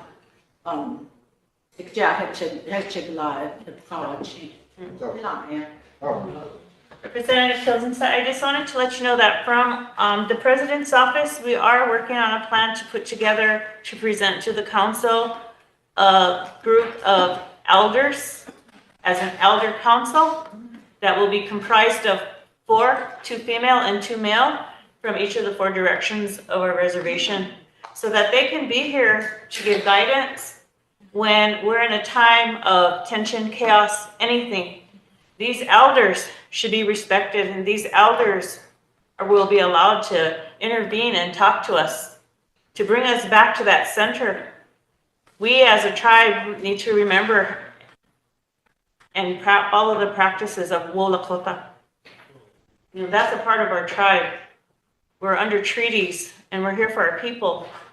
And so that was a plan that we started, and we're going to find those 4 elders to bring in, to sit here, to have a seat in this room, to be a part of this council when we need that guidance, that advice. If they see that we're getting out of hand, that we're going astray, anything, they're elders. They're going to be respectable Lakota elders that we want to bring in. And we'll have to have the blessings of the council, but that's a plan that we're working on. They've already reached out to a couple of the elders to come here when we have our meetings and to have a seat here to be a part of this council. Oh, Mija le Mikatis Jerky le Woglak le Mija Hechel Webluk Janla. Le Uateki le Echa le Ima Iwan Maglaka. Chale Ipaich Wonspung Kyak Dichti na ha Trokaya Aichayop Dichti na Unspung Kyak Dichti. Hetchishni. Le Takuma e preglele uma Wogla Guyana ha Wogla Wichasahani Koglena. Henecha Unspima Kabachi. Leadership, Washija, leadership. Hena takwe lakha uyate ki makakhni khab he one cup chaha makakhni khab na he yomak pi wo pi le chok yes ka hene cha makakhni khab chon le makina ha tokes ke le uyate ki tokes ke ai chon yon ke hene cha I blukcha okanishna Chaletruka o aichayop dersi naha unspimakok dersi heheche dushni. Hena la kota ki ahani hena tokes kuyonki hani slowa. 6 years lima ke. Chahe orate ki wankab. Hechan le chazewich piagay omakyab. Nahlela ke e maglaka. Cha lena hani wogla gocha sain koglene cha unspema kyabachi. Tuktele speaking in English, I want current activities updated. I'm not worried about some guy coming in from different area trying to tell me how to lead people. I already know that. That's why the people selected me. What I want to know is from the regular council people, get an update on our programs. The only news I got was through rumors. And I don't want to rule by rumors. So that's why I'm trying to get an update from you guys telling us where all our programs are. I kind of like to sit on all the program reports that are going to be coming in. Or some of the programs as bad as the words out there that the people are projecting to me. I got invited to St. Francis community last night, but I couldn't make it, unfortunately. They were really concerned about law enforcement up in St. Francis. And I really wanted to be there because I'm part of the Judiciary Committee. We got a lot of rumors about the police department. I want to get down to the nitty-gritty part of the law enforcement on where it's at. And when you guys are talking about bringing in a contractor or whoever you guys are trying to bring in to look at that police department, I wish you guys would look at the courthouse too. Courthouse has been having a leaking problem for many years. So I kind of just wanted to make those point out to that I am in full agreement with my sister over there that we need to teach ourselves here. Let's Chachchalas and Nuchchalas come in there and teach us. I guess I'm a Chachchala too. But and one more thing, Mr. BIA. I was gonna die, but I'm gonna wait till you guys get that funding. Right now, I hate to ask the tribe for some money because they're hurting, so I'm gonna keep living until you guys get some more money. Thank you. Sherry, and then after Sherry, we'll go on to our next topic. I have to say that, we talk about stuff and say, oh, let's start off on a good foot. Let's treat each other good. And then I make a suggestion and then I feel like everyone's coming at me for saying something. Ben Navumsa and those guys out of Arizona, I'm not saying bring somebody in that's from somewhere else to teach us something. That's the legislative process that I'm talking about. A lot of us live Lakota. I do. I live Lakota. I don't know everything. but I live Lakota. What we need here is we need to learn the legislative process, and that's what I was suggesting for all of you. I feel like I'm constantly having to defend myself when I bring up an idea or a suggestion and it gets shot down in the most harshest ways. So I just want to say that I was really offended that you guys offended me by saying that I said that we should blend what was done before with the people that came in and with what Ben offered. It was a week long of training, but what it was missing was what the newer council got when Michelle and Charles and them came on. So I just want to clarify that. And I would like to make a motion that all of the current seating council, the council that either re-elected or that have been in these seats, come together maybe and have a special meeting and prepare a report for the new council, and that be a part of it. Since my Lexi wants to know the update, I think maybe, you know, we could go through the committees that we all sat on and give an update on what has happened. And also maybe the program directors could all come in and do a presentation. I think it was like 6 years ago, I remember watching the council. All the program directors came in, they gave a short report. This is what our program does, this is what we do, this is how we're funded, and this is how we serve the people. So maybe that should be a part of the training, and we should really consider this whole month being trainings for the new council. Thank you. Okay, we're going to go on to our visitors because it's almost lunchtime. Yeah, approve the report. Approve the report. Oh, motion to approve. Okay, do we have a motion? Sherry did? Yeah. Current council come together and We have a motion before that, though. Somebody made a motion to approve the report. Yeah, Ben? before Emily got up, I was gonna Yeah. make a motion to approve the report. But we had to go on. Yeah, the floor when that happened? Did you have the floor when that happened? Yeah. Just at the end of my deal before. Yep, and Emily that's got up. why we need to stay on topic. Yeah, we're still out there, so I don't Yeah, make the motion again. Yeah. Yeah, That's what you're supposed to take it to, so yeah. I thought you had a second of it.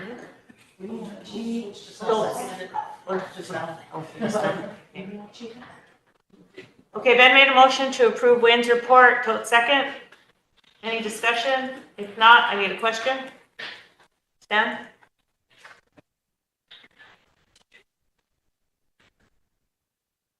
All in favor? 1, 2, 3, 4, 5, 6, 7, 8, 9, 10, 11, 12, 13, 14, 15. 0. Not voting? 1. Motion carried.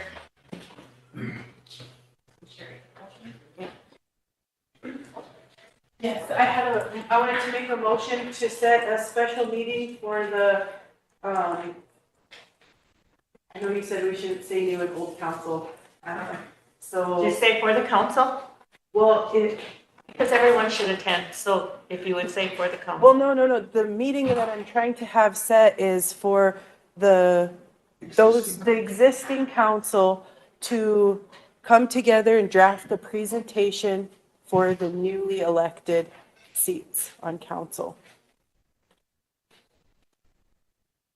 For us to have a special meeting for that.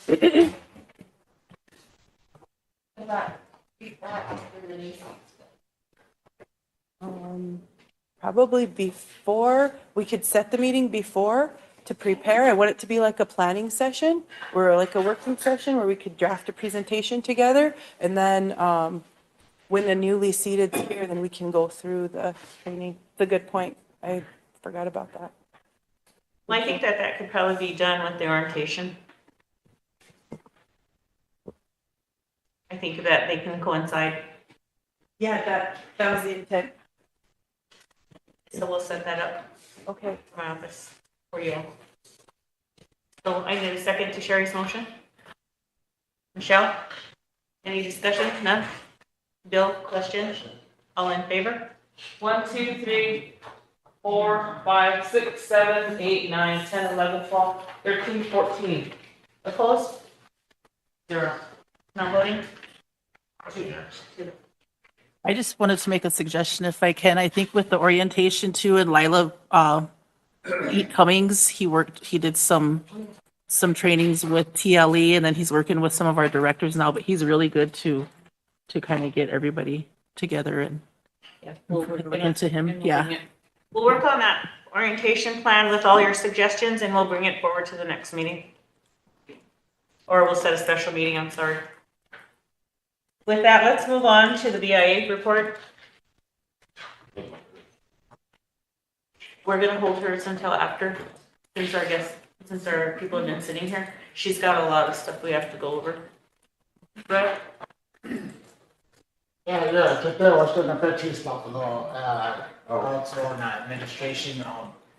As BIA comes on, I want to ask that,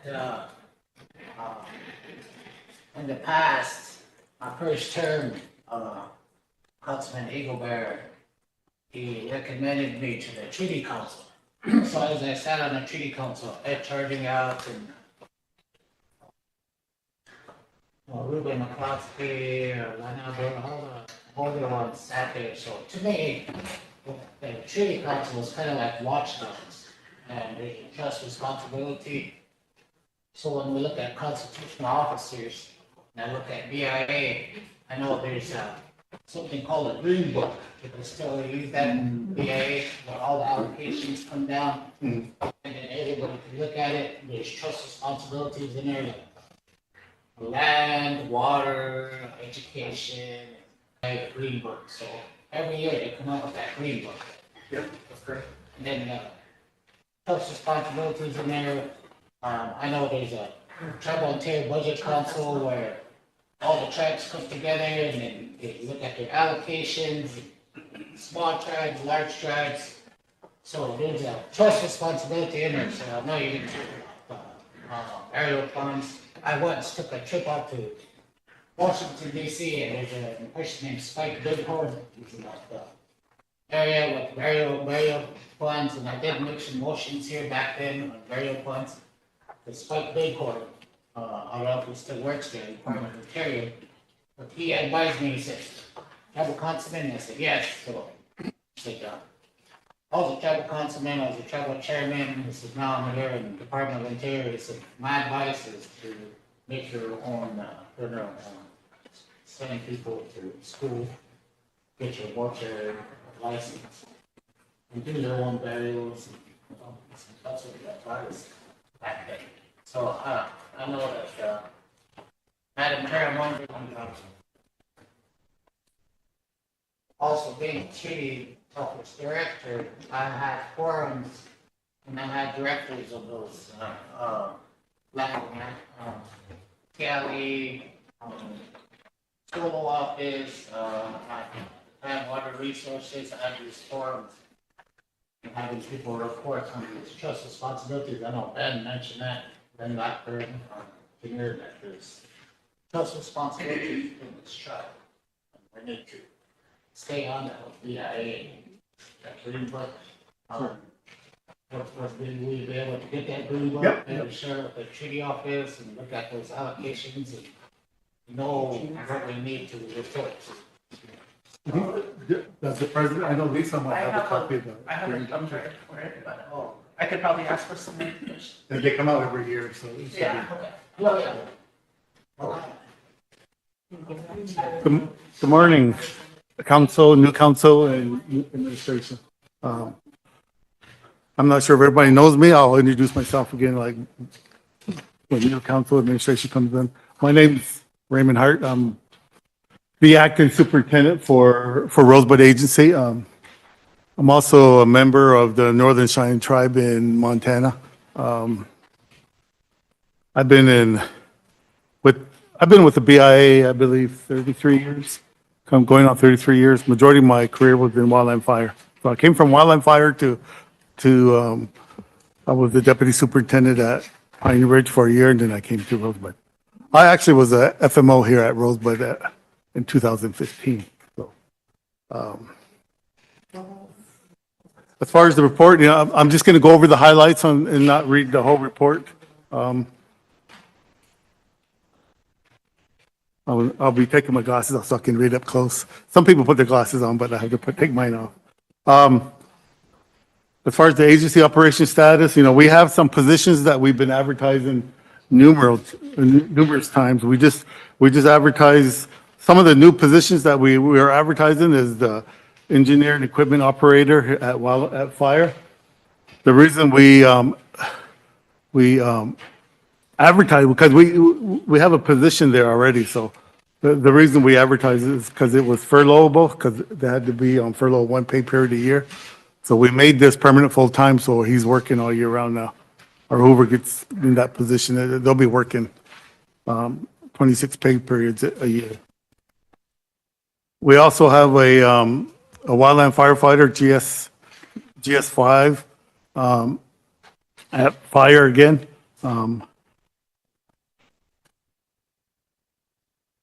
The previous person that was in that position took another position and moved up higher into the fire program, so we're just filling behind that person. We also have our prevention position out there on the streets right now. I think it's been advertised at least a couple times. So we're hoping to get that critical position filled with somebody here locally or somebody within the fire program that could fill those roles. We also made a selection, and we're just waiting for the HR process to complete the admin officer for the wildland fire program.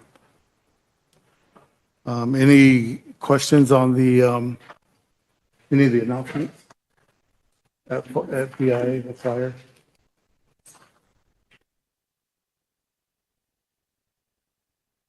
Council, in the future at our next meeting, for those that don't have their laptops yet, and for those that prefer to have a hard copy, we'll have the Secretary's office get the BIA report out to you prior to the current day's meeting, so you have time to review them and have your questions prepared at that time.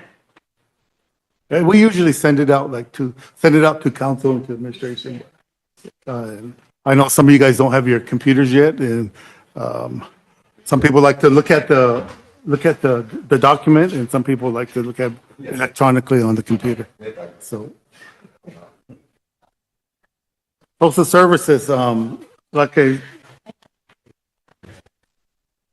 there were 9. Just a reminder, this report is based on August activities, so it's the previous month. There were 9 burial assistance applications taken and 5 applications were approved for the month of August. 5 funeral home invoices were authorized, totaling $19,284. 1 applicant was denied based on not meeting the income eligibility requirements for the 25 CFR 20.300. 1 applicant was denied for not meeting the ages. Sorry to interrupt, but would you explain the criteria, since we have new council here? Would you explain the criteria for being approved for funding? For funding? Yeah. It's based on income, it's the poverty income guidelines, and I don't have those numbers right off with me right now, but if they're under that, they'll meet that, and the other criteria is if they have insurance, if say a member that has burial insurance, and that would disqualify them for that too. But I have all this documentation. I know I sent it to the previous council, and I'll send it out again to the new council as far as that CFR. They have to live on the reservation. Yeah, and they also have to be resident of the reservation. And less than $1,200 gross income a month, is that? Yeah, that's right around that. And they cannot have insurance. 1,200? Yeah, 1,200. Yeah, the poverty level is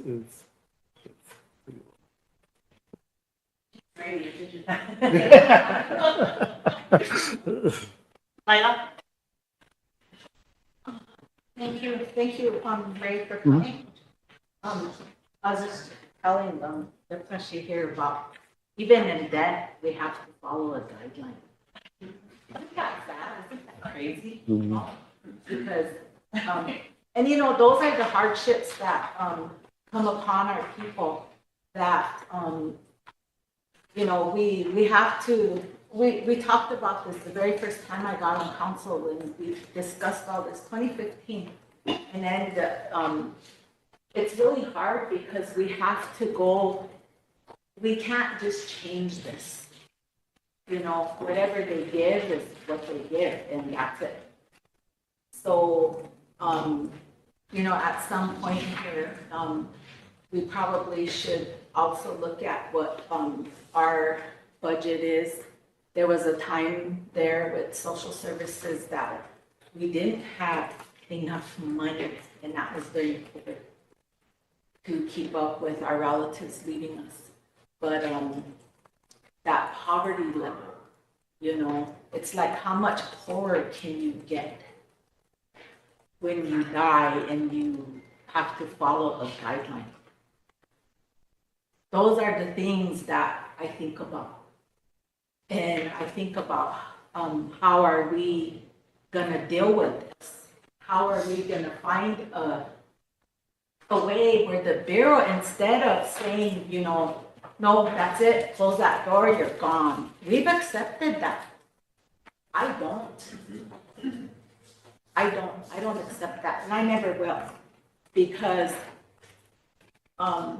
you know, right now, because the tribes are, you know, doing a lot of 638, you know, and taking back some programs and powers there, we have to look at those things. Because when we impulsively do something, we inherit that as well.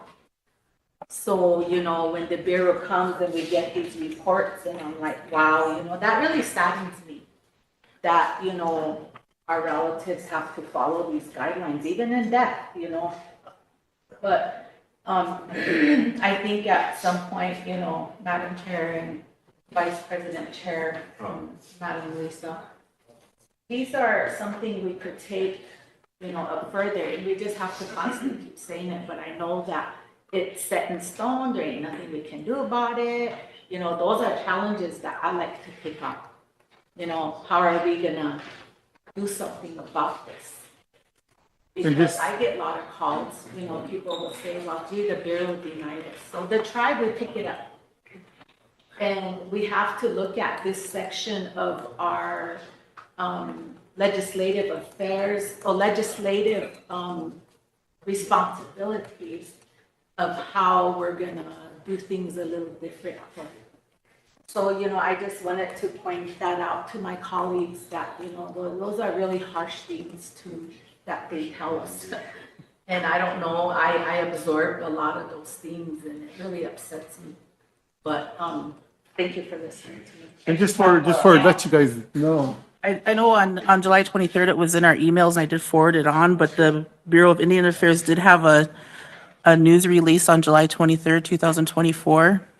The Bureau of Indian Affairs today announced an increased payment limits for certain financial assistance and social services programs, which directly support American Indian and Alaska Native families and individuals. The last time there was an increase to these payments amounts was in 2000.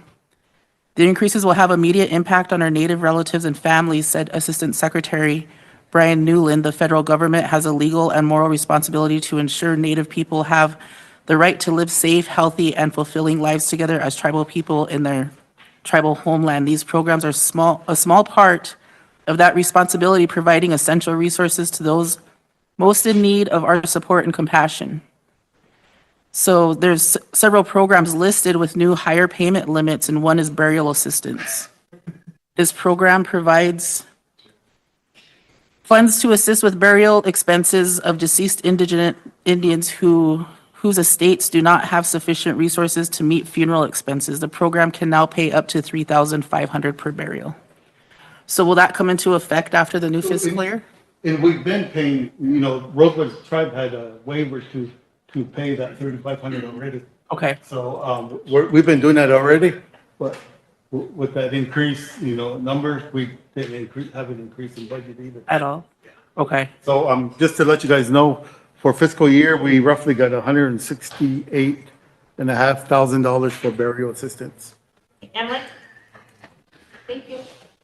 If you'll excuse me a minute, sit down just because I have a few notes I wanted to read here. But good to see you, Ray. Thank you for being here. I have a few questions. They're not totally BIA. They might be more for our administration, but I just want to make a few comments. say this all the time, but one of the big things that it's hard for me to just swallow, I guess, as a leader, is knowing that so many of our resources and benefits and things that we're trying to provide for our people come with a federal guidelines. And I really feel like there's so many federal agencies right now that are on board with tribes letting us make our own decisions. So I'm wondering what pathways are available to us with either BIA funding or elsewhere that could allow us to get the planning, get the assessment, maybe even get a planning and development office developed so we can do ongoing assessment, because we all know things, but until we assess everybody and all our people, we're only one voice. And so I guess what I'm trying to say is things like LEAP and things like housing and things like water and sewer resources or repair resources or getting your septic tank pumped. I don't feel that we should have everything be income based. And if it is, then I think because we're such a unique situation here on the reservation, we know our situations with our wages, we know they're not really fair, we don't have a lot of wage scales, things like that. We're in the poorest county, one of the poorest county. I mean, all of these things stacked up. I think we're at the point where we should really be identifying our own guidelines. Also, because so many of our guidelines are kind of providing the benefit towards non-working people, maybe this is an opportunity to use some of these federal resources as supplement incentives for our working class so that we can build our people up, so that we can say, we're no longer zero rent. Everybody's going to at least pay $10 or at least give our people value in other ways than just a handout. Because I think as a Lakota people, we've always taken care of each other. Housing, clothing, food, those basic necessities should never be a handout. It should just be something that we do, but we're not even there yet on those bare necessity resources. So as a tribe, what resources are available or what processes can we take from maybe our leadership to BIA to request not only those services, but if you're short-staffed, maybe it's the funding for us to find our own services. But I guess I'm talking in a circle here, but what I really want is how can we take all of this stuff and make it what we need, make it be a supplement, make it be a piece to the puzzle, rather than just saying we're all tied in, all of our eggs are in this one basket, and once it's dry, it's dry. You know what I mean? Because I really feel like I've only been here for a year, but some of these presentations are circular and they're redundant and we're not really getting anywhere. And I know I've asked it about the fire, like, is that really our goal of no fire? Like, we should be empowering fire to be a management tool. That's what our ecosystem needs. We have all of this funding for firefighters. Why are they not helping us manage our land better rather than saying no fire? You know what I mean? Yet somebody's house is burned and that's when we're saying no fire, we can't help you. So I just want to be like,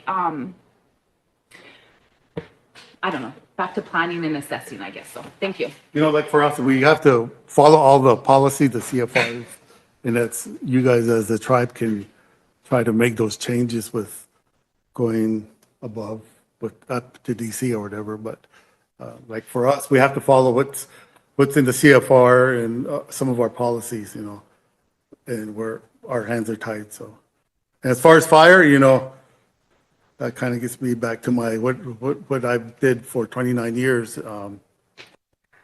We did get a programmatic, what means it entails the whole reservation, one burn plan. So we have a burn plan in place now that we can do, and we're planning a lot more burns on the landscape here. I know Sunny has approached the fire program, our range program has, in wanting to do a lot more range burning. That should be forthcoming here within the next year. Because once we get a project, it takes a year for us to get funded through our system. Same way with fish parks, and Matt came over and he wants some of his areas burned too. And we'd like to burn some of the timbered. I have Sherry and then Royal. Thank you. Sorry. My allergies are really bad. I guess I just want to throw this idea out there for you, for our treasurer, for the council.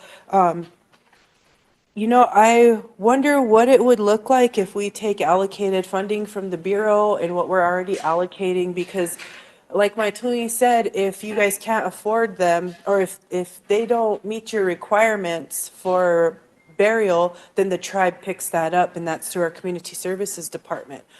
However, I would like to see what we have spent annually for the past 5 years on burials. And would that equivalent to enough funding to possibly purchase insurance for our tribal membership? And what would that look like? You know, those are things that I think we should really look at. Is that some data that you could get for us as well? I mean, I'm sure Yeah. we have Well, some of yeah. it through our reports, but, Mr. Treasurer, is that something a report you could run for us as well? Or burial insurance? As far as what we've paid out so far and annually in the past 5 years for burial and to get an average, same thing with the Bureau, and then to see what we could do collectively to combine that funding to possibly purchase burial insurance for all of our tribal members? Yeah, Ken, the last 3 years, we averaged about $1.4 million a year in burial. The Bureau gives us somewhere between 300 to 350,000. So the general account takes up to most of the rest of it. We use some CARES money and Arpa money for 2 years, and then last year we used general account money. We appropriated $1 million out of our general account, and I think we have a couple $100,000 left. But about 1.4 million is what we spend annually for burial. The proposed rules for the Bureau is enacting for the burial increased from 2,500 to 3,500 doesn't really affect us because we've already done that. This council has already increased that, so we're already paying that at that level. The thing that needs to be changed in Congress that Mr. Newland didn't address is whenever these social services money is appropriated through Congress, they put a cap on it. And they say that we're giving you this much money. Once you run out, that's it. You can't take savings from any other program and supplement that. We've been trying for years to get that language changed because if they would allow us to do that, there are always all kinds of programs the Bureau has savings in that we could funnel under, but they won't let us do it. We can't augment any of our carryover funding to the burial service. Once that money is spent and not available anymore, and that's it for the year. And like I said, we get $168,500 for burial assistance. And that's just not burial, that's like assistance too, so. But the majority of it burial assistance. Okay, luong lang ako. I know in burial, luong lang ako sa honey, ako yung sa world chabla, chile, then world to the job alone. Yani, luong lang ako yung sa hotel na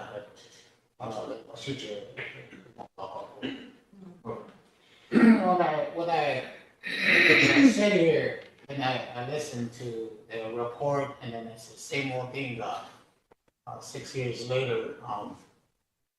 I talked to former chairman like Cheyenne River and Pine Ridge, and I was asked to make a motion here to request our superintendent to maybe Wayne to request field hearings from the TBIC committee because they don't know. At least I read something from Alaska. So when we look at tribes, look at the Tribal Ontario Budget Council, and we look at how the smaller tribes versus larger tribes, and then all these things, how we have a representatives at the Great Plains Tribal Chairmen's Association. They select who gets to represent this region. So if we can request the superintendent to forward a letter to Aberdeen and then on to TBIC, and then and maybe send a letter to Great Plains Tribal Chairmen's Association to request a field hearing. The TBIC, the Tribal Ontario Budget Council, to come out and listen to large tribes.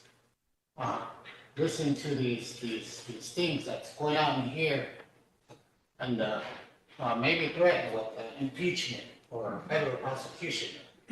Because all these atrocities and the underfunding of our people, those trust responsibilities, upward trying to the opening which we have to, from here, go forward to old problems that still continue to come up. I mean, when treasurer tells me about these shortcomings, what do you think, Wayne, as far as requesting those fair hearings, asking about chairman's association and I was at a chairman's meeting here last month, and people were on there, and I think they're going to have a field hearing in Rapid. It's in October, November. They're coming to Rapid, and we're going to have. Trying to settle either November or January. Yeah, they're working on that to come out here and address large tribe needs. Chairman Fraser was at our last select meeting and he did bring that issue up, but he was concerned about the transportation and the roads. With the roads money, I think some of the smaller tribes got more than Great Plains, large land-based tribes spent. so I think for that letter, just to get the process going on, was ask the superintendent to. So Royal, are you wanting to pass a motion to have the superintendent try to have a field hearing here? Because everything's always held off reservation. It never directly benefits our tribe when everything goes in a different direction. So I'm just asking you if that's, what is your intent?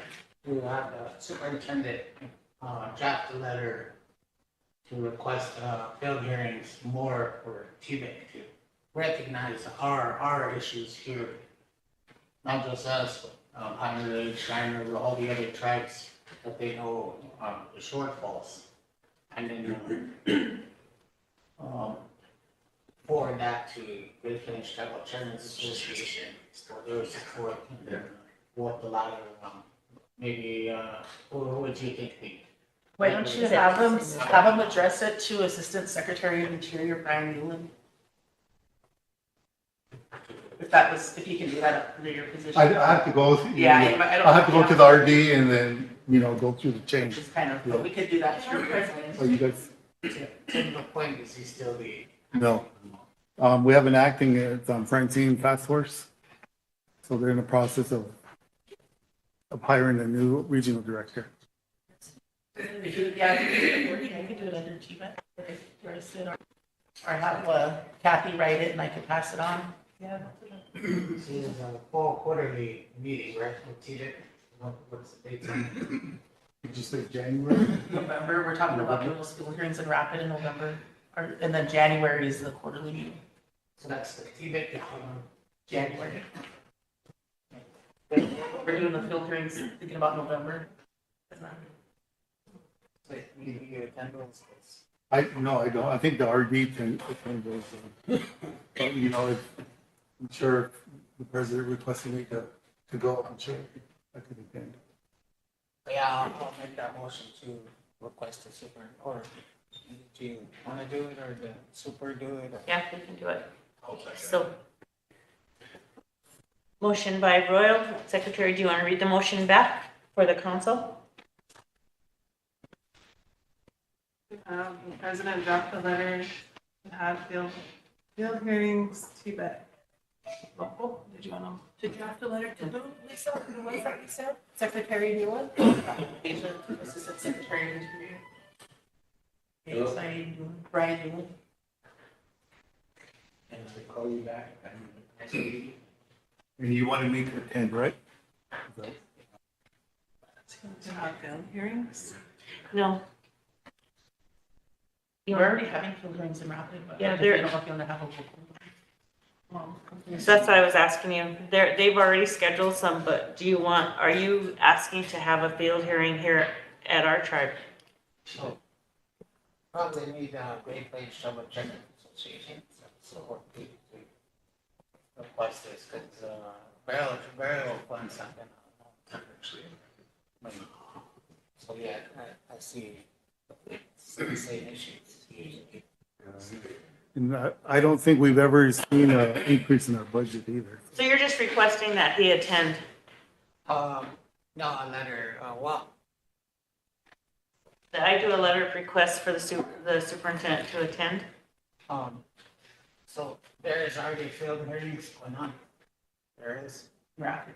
In Rapid. And then who's gonna, take our issues as far as funding, who's it, treasurer? I sit as co-chair on TBAC, so I've been taking them up there, and that's kind of the reason why through the Coalition of Large Tribes, we had them come to our local area. We've had some tribes in Oklahoma that got a significant amount of transportation money and roads money that we were overlooked too, so. Could you explain what TBEC is? Yeah, TBEC is the federal funding for a lot of our tribal programs, our 638 programs. The committee is established to, we go over 2 years, well, we're 2 years ahead right now in our financial planning. So that's usually how they go. And they usually separate us from the Great Plains area, the Rocky Mountain area, and we have to submit it by priority. And then they decide on how the federal funds are distributed. But one thing I've learned is that the big chunk of money that the federal government gives all tribes, we fight with the self-governance tribes, the PL 280 and the 638. So we all three are fighting over the same pot of money in accordance to our priorities. So we could say like, you know, Rosebud, for instance, we could say our health is our first priority, then public safety, education, natural resources, and Pine Ridge could say, all right, public safety is our first priority, and then they go.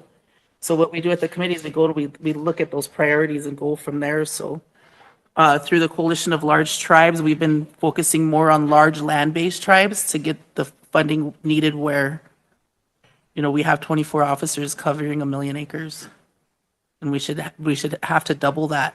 And so that's why we're trying to get this coalition to go up there and do that. But like, especially with the roads, we wanted them to come to South Dakota so they can see our roads. And I know in Cheyenne River, they have bridges that were washed out, total roads that were washed out, and they need to come and see.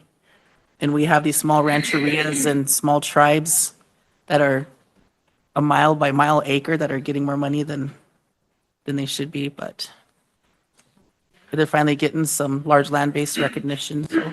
So on this issue, before we move forward, I believe Lisa was appointed to TBEC as a council representative and recommended by the council.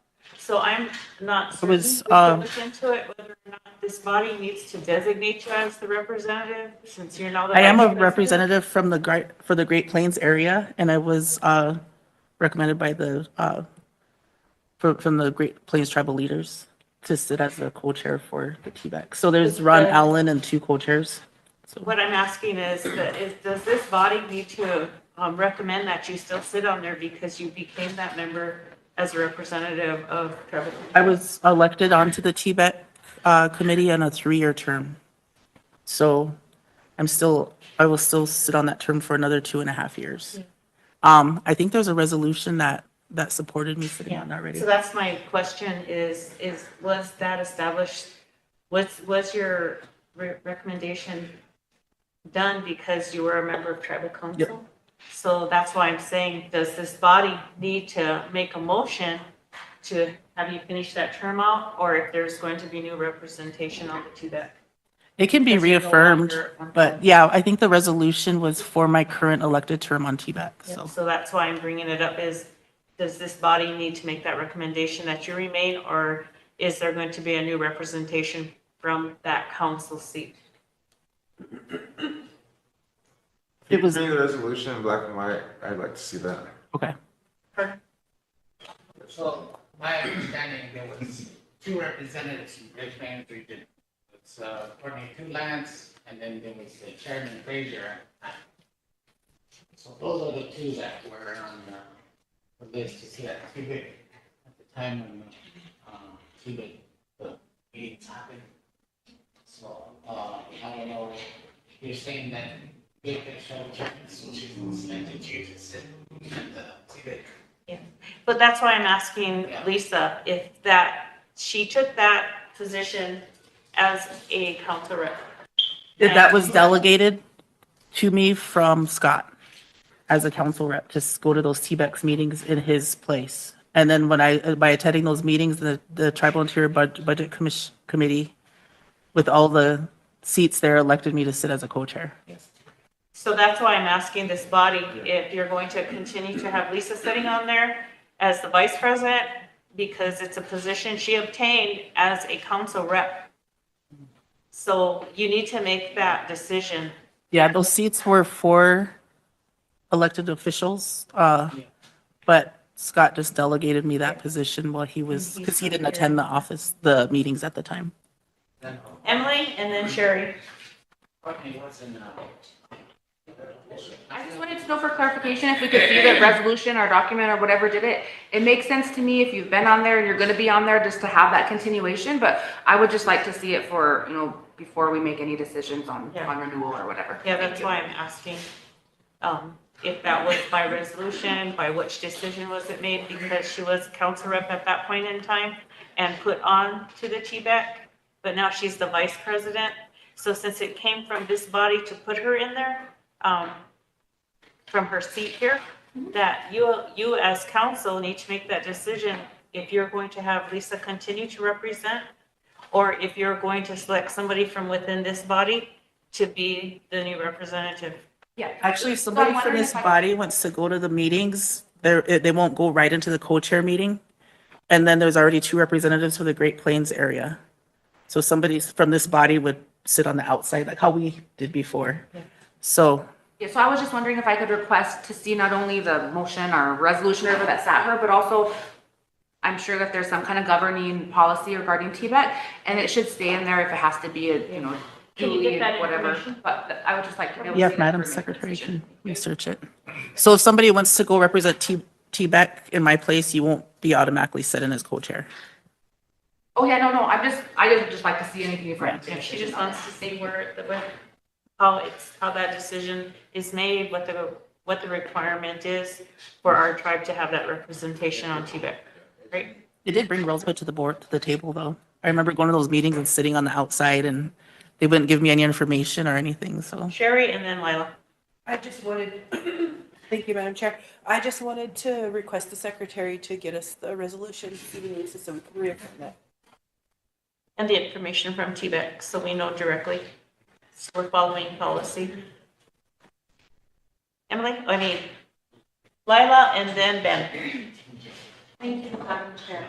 I just wanted to let council know that, this is really important. The ones that just come in, that the coalition of large tribes, to have that seat there. And I can't remember how far back it was. It was just recently that Lisa went up and was talking to, what is that lady's name, remember? Oh, from the Office of Justice Support? Yes, Yeah. to the Office of Justice. And we really are trying to get our more money for law enforcement and officers, and that's been we've been driven with that as well. And we had asked for help, and that was like in May, somewhere there. We asked for help. And we asked the Bureau to bring in a lieutenant or the chief. Anyway, do you remember that? Yep. Okay. I want to know the update on that and what happened.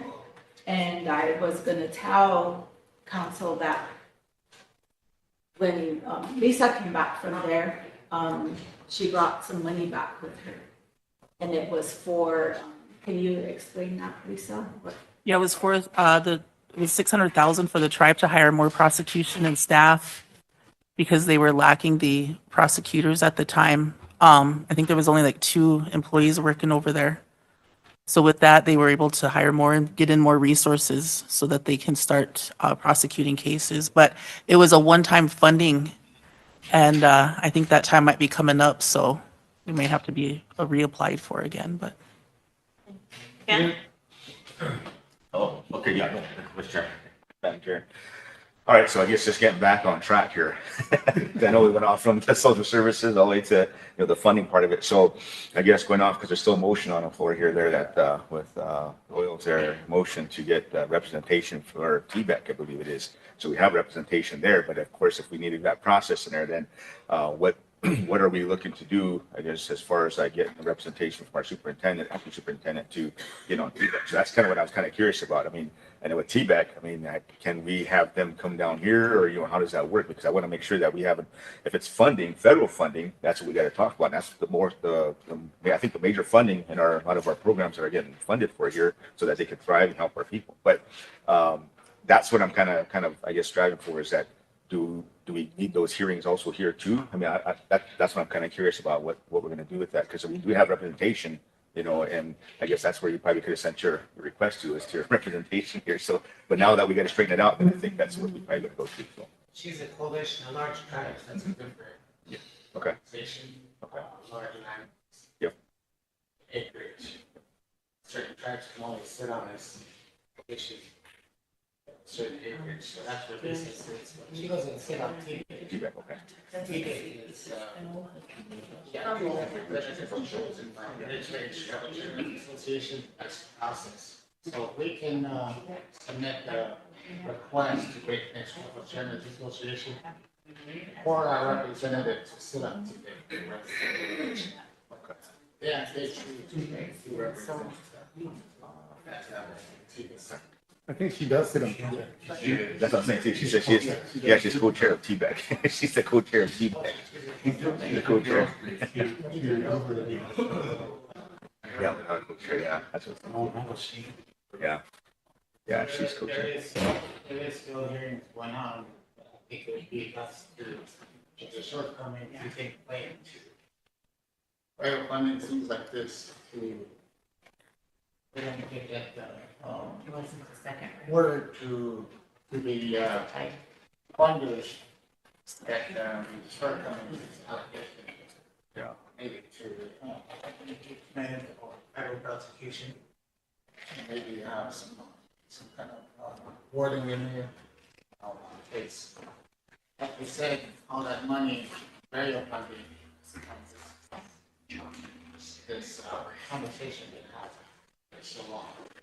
And I even was told by former chairman Scott Weston, he said they gave like $1 million something to Alaska just for them to watch whales. So Alaska, they outnumber big tracks. Was that through TBEC? Was that through TBEC? It's federal allocation for it all depends on how you so that's Get the funding part of it. Okay. yeah. So again, the same thing with Lisa, bringing back to $600,000, that could have probably came to, like, let's say, the burial assistance for. Even my seat sitting on TBEC as a co-chair is impactful for actually having them down here to come to South Dakota and do field hearings, because I don't think they've ever done that before. Yeah. So that they could come and see our area. Yeah. And then as part of that, having the interior access was how I went to the Department of Justice Support, the Department of Interior. Okay. Yeah, I'm just gonna get clear what we want to do, because I know there's a motion on there to try to get our superintendent to move forward with that, so.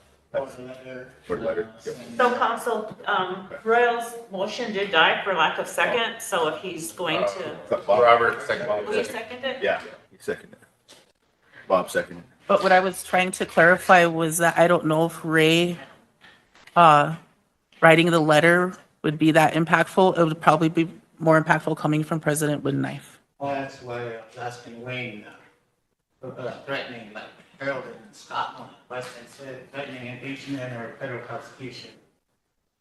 What will something like that, better superintendent or Aberdeen office or? I'm not sure that, I mean, they have one of the threatening letters right now, I mean. The chairman needs to write a letter to Brian expressing their concerns. If there are any issues at TBEC that are detrimental to us. What is meaning of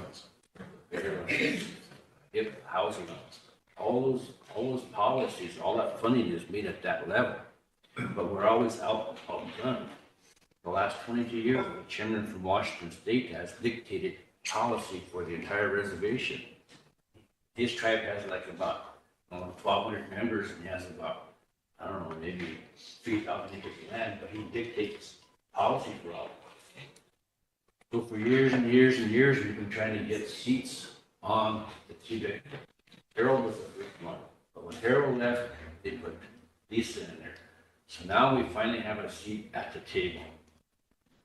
And so Lisa and them have requested that to be field hearings here in the Great Plains area so that Great Plains can come before us.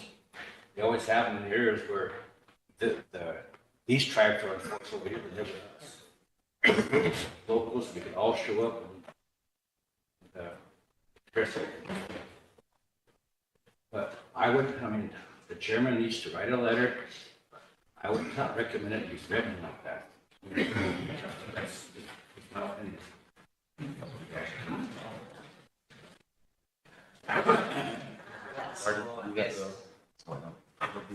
A letter to Union, I guess. Okay. Any questions to the motion? Oh, No, I was gonna ask something. You know, I think that resolution or that information needs to be brought forth today for us to look at. So we can still make a motion to leave you where you're at because you're there. We have a foot in the door. You already know the process. Because if we start all over again, we're gonna be on the outside listening and that's all the voice we're gonna get to be able to listen. So Lisa's in a good spot. Let's leave her there, but let's see the documentation and then we'll go from there, like Chris said. I got a question too. Is that still gonna help him to continue what you want? I mean, I know it's kind of like threatening type deal and stuff though, but to have the superintendent, but he's still acting. Right? Yeah, because I know the superintendent's still acting, so we want to make sure. I mean, the whole year we've been together. You've been acting this whole time, so I want to make sure that we get our actual superintendent here too. So I'm not sure where that's at too, but yeah, I'll second that just to. no question. Oh, question. Sorry. Bob already seconded. All in favor? 1, 2, 3, Yeah, can you read it back real fast? Okay, hold on, Tina. Can you read him the motion back, please? The chairwoman, wouldn't I draft a letter to Secretary Newman? Oh, Newland? Right. Yeah.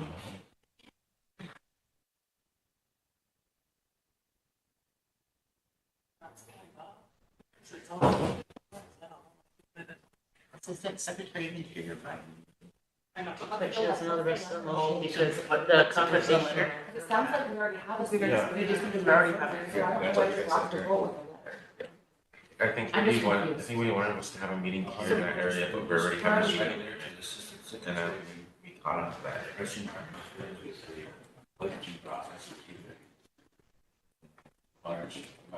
Land these tribes not getting their fair share. Concerns on budgeting process. Right. Through TBIC. I have a question. Oh, yeah. Hold on, we're gonna have her read it. Okay, to have Chairwoman Wood and I draft a letter to Assistant Secretary Brian Newland expressing concerns on budgeting process through TBAC.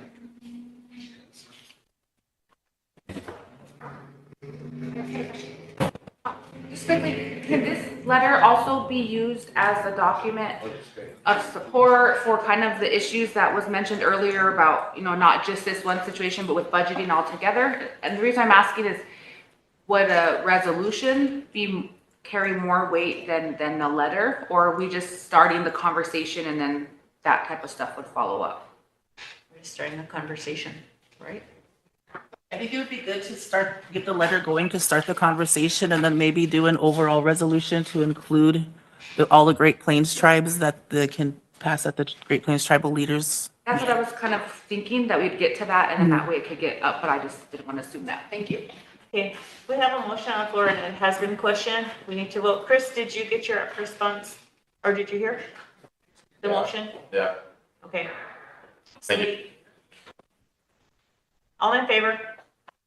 1, 2, 3, 4, 5, 6, 7, 8, 9, 10, 11, 12, 13.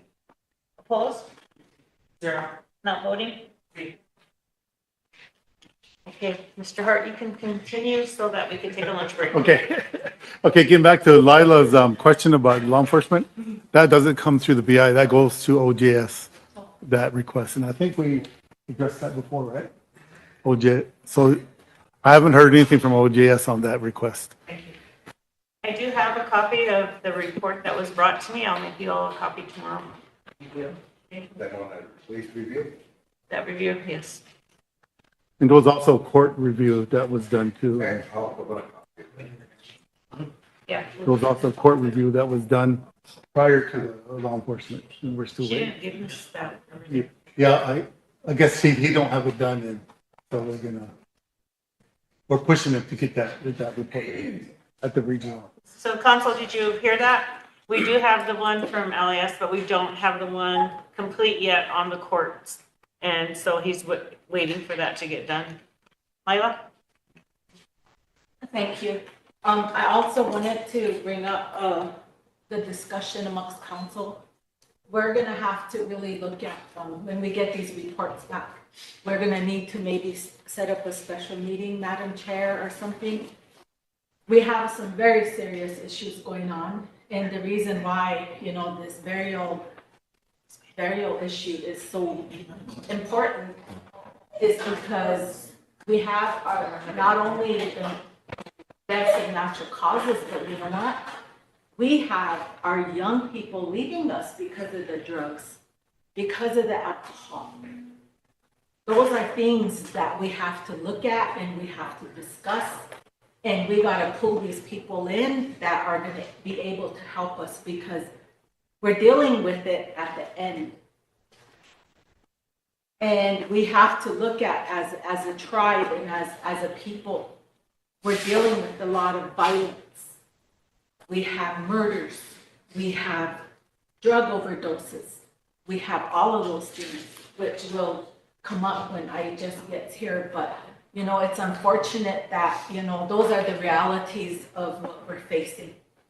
And in 2015, there was a proclamation for Rosebud did a proclamation with the emergency, what was that called? I'm sorry, I can't remember, but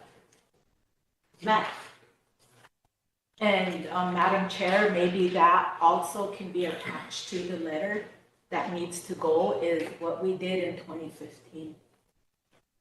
And unfortunately, we have lost people, unfortunately. And it's our young people. It's our middle-aged people, our young people. Suicide, it's the trauma. And, if we don't set things aside and talk about these things, we have programs here that we need education. We need to reach out.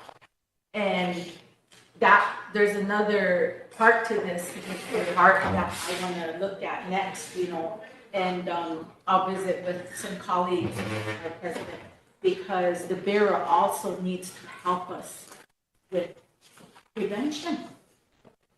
There's never no prevention.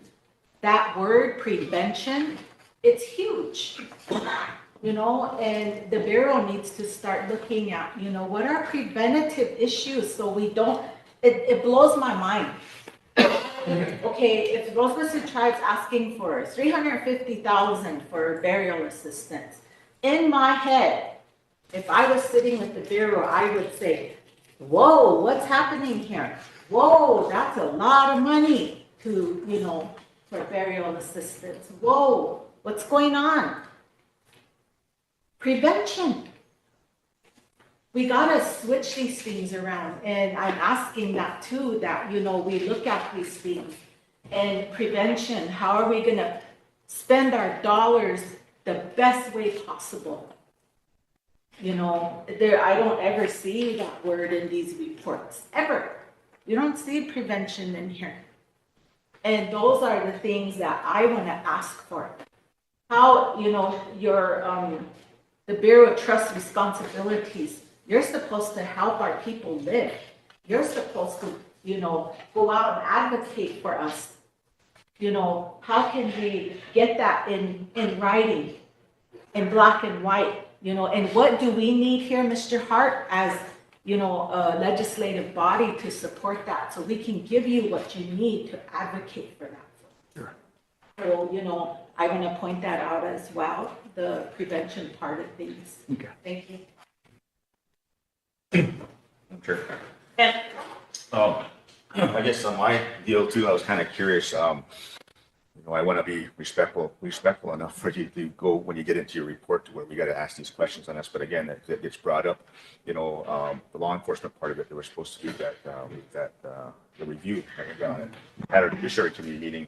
And that's what they were telling us, that they were going to have the report done here before even Rosebud Fair. They were supposed to give it back to us so that we can, or give it to us, so we can have an understanding of what's going on.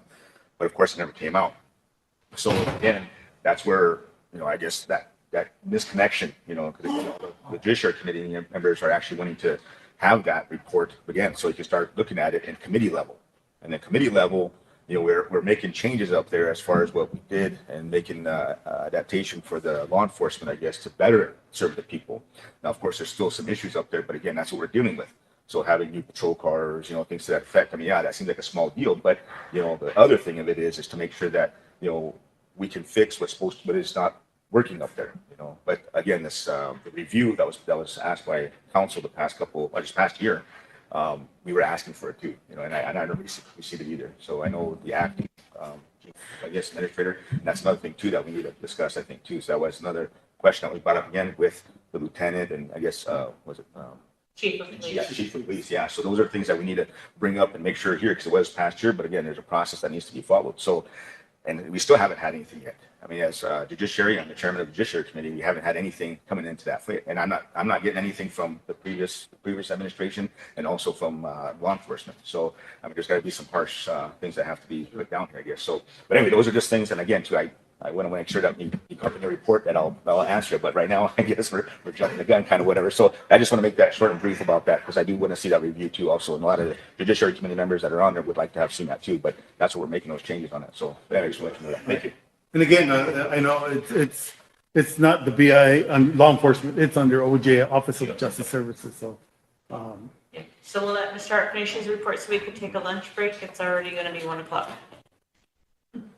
Facilities, you know, the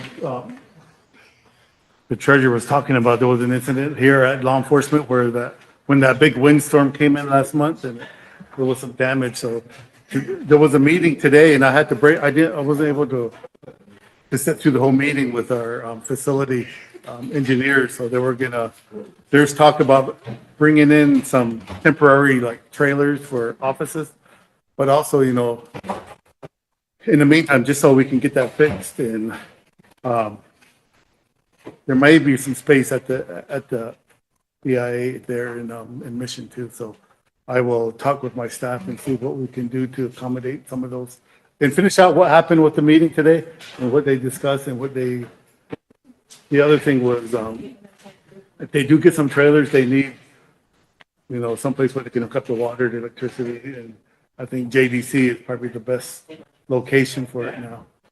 And that was the talk when I broke away from that meeting.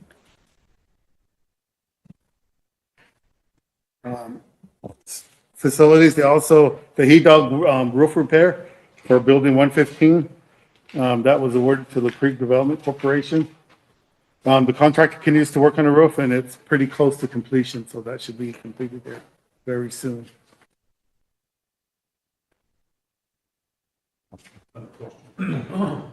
On that heat out the school, is that building going to be used for anything? Because that county school still have access to it. I'm not sure right now, but when they're done, I'll get with our facility program and let you know, and I'll send an email out to everybody to see what the plans are for that building.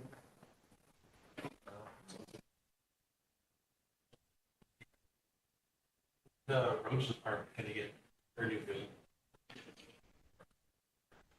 Roads, yeah, that's I know there was the tribe was going to contract that roof repair, but then they said that wasn't enough money, so they gave the money back to the BIA. They didn't. Was that passed? Mm-hmm.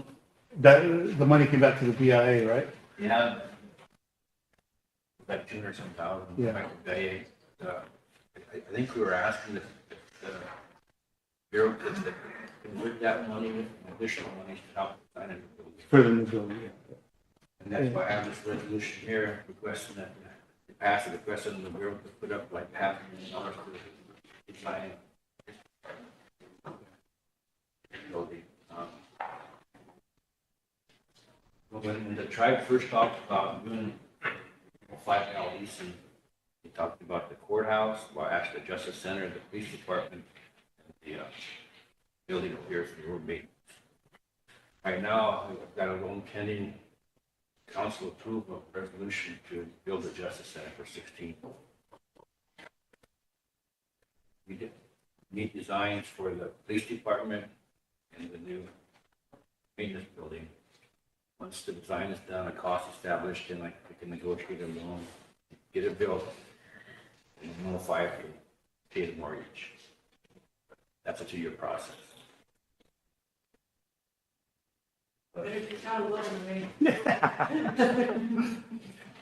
So, yeah, you know, you could put in a request for those funds and we'll forward it up to regional, because they have, usually they have carryover money, but there's a committee up there, I believe, that goes through all the requests from all the tribes in the region. This resolution only addresses the police department, but maybe if we pass it, we'll just add on for the roads department on this resolution. We can bring it on after Ray finishes his report so we can get through our agenda, or down the road with our agenda. Okay. You started after 2 hours here. Yeah. Facilities, self-determination, you know, we're starting to get, recontracting proposals through our self-determination office. Our, self-determination specialist is still detailed to the regional office to assist with that leadership role up there. And that's been, same as me, over a year. She's been, detailed up there, assisting the region. Fire management, there were 6 fires and 1 false alarm report for the month of August.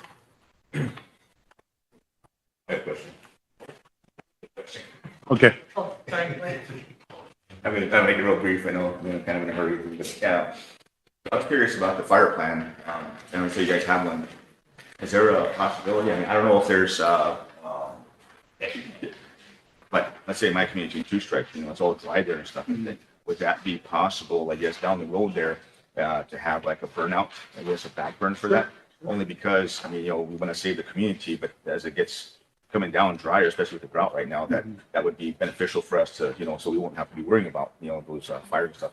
And I know right now there's a lot of it that's going around right now. So I was just curious, is that possible for? Oh, yeah, we could do it to all the communities. All the communities, that's what I say too. So I don't know if we should have, who would be able to have a plan to do that, to be able to go to all the communities to find out, you know, how that would look, or maybe your people can probably go and take a look at that. But that was just my concern, because again, you know, with the fires, I came back from winter the other day and there was a fire ignition there on the highway there, and it just started from the road and took off, you know. So I was kind of thinking, man, and then looking at all the brown stuff right now. So I was just kind of curious and wondering if you have something like that. Yeah, like I said earlier, we do have a programmatic burn plan that covers the whole reservation. Okay. And then once we identify areas, we'll just mirror on like a 1 or 2 pages saying, here's our objectives and this is what. Hasn't been done before? Burning in the communities to backtrack to make sure. There was other burns like out in on the timber, and like I think Corn Creek there was a burn there 4 or 5 years ago. But yeah, there's. I would like to see probably something like that down the future here, probably, you know, in next year. And then maybe we can do like a yearly thing, or every 2 years. Yeah, something that would help out. Just do some of those communities can, you know, protect those communities. But I know there's also, they do mold lines around the community too. Yeah. Okay, good, thank you. So you're wanting a controlled burn? Yeah, just for the communities, because like I said, in 2 strike, you know, around my house right there is actually brown. I mean, it hasn't been cut, you know, that's a big issue. We haven't been cutting them and stuff, so it just gets dried out, especially with the weather right now, 100-degree weather, so it's drying out. But, that is fuel, for fires to burn. So I know they're having a lot of them over in California right now and stuff. So we just want to make sure that we are safe here and let the public know that that's kind of so I want to make sure that the BIA, if it's been done before, or we can start doing that, and that we can, just help out. Yep. But yeah, like I said, we just got that, probably a year ago, got that programmatic burn plan. So that's. Emily and then Royal. Thank you. I just briefly wanted to add, since you mentioned kind of those mow things, so during the Longhorn fire, those were proven to not work at all. Yeah. I mean, we watched every single fire just jump those little mow lines, and it actually caused a lot of disturbance to the soil. It brought in a lot of new weeds that we shouldn't have had. It disturbed the whole process of the grassland. So I'm wondering if we can kind of move away from those, because in my opinion, burning, having a burn barrier would be a lot more effective at reducing the fuel and the spread and potential for safety than that mowing thing, because not only was it not effective, it costs money and it's destroying our ground. So I was just wondering if we need to have a resolution to change that, or how we would get that changed, because I don't understand why we'd still be putting money in something that does not work. Okay, yeah, I think we bring that to Land and Natural. Okay, Brad. Oh, sorry, we were still talking, but thank you. Yep. So there's harvesting, plants and stuff like that, FMP, things like The this. fire management plan, yeah. So, Or the forest management plan. so, I'm not sure when the last one was, put in place. Every how many years? I think there are 10-year plans for the forest management plan. Yeah, and there's a harvesting schedule in there, but I know tribal forestry, that'd be a question for tribal forestry on. Because usually what typically should be done after they do go and do a timber sale, fire should come in there after they're done, close out that timber sale. Fire should go in there and do a prescribed burning.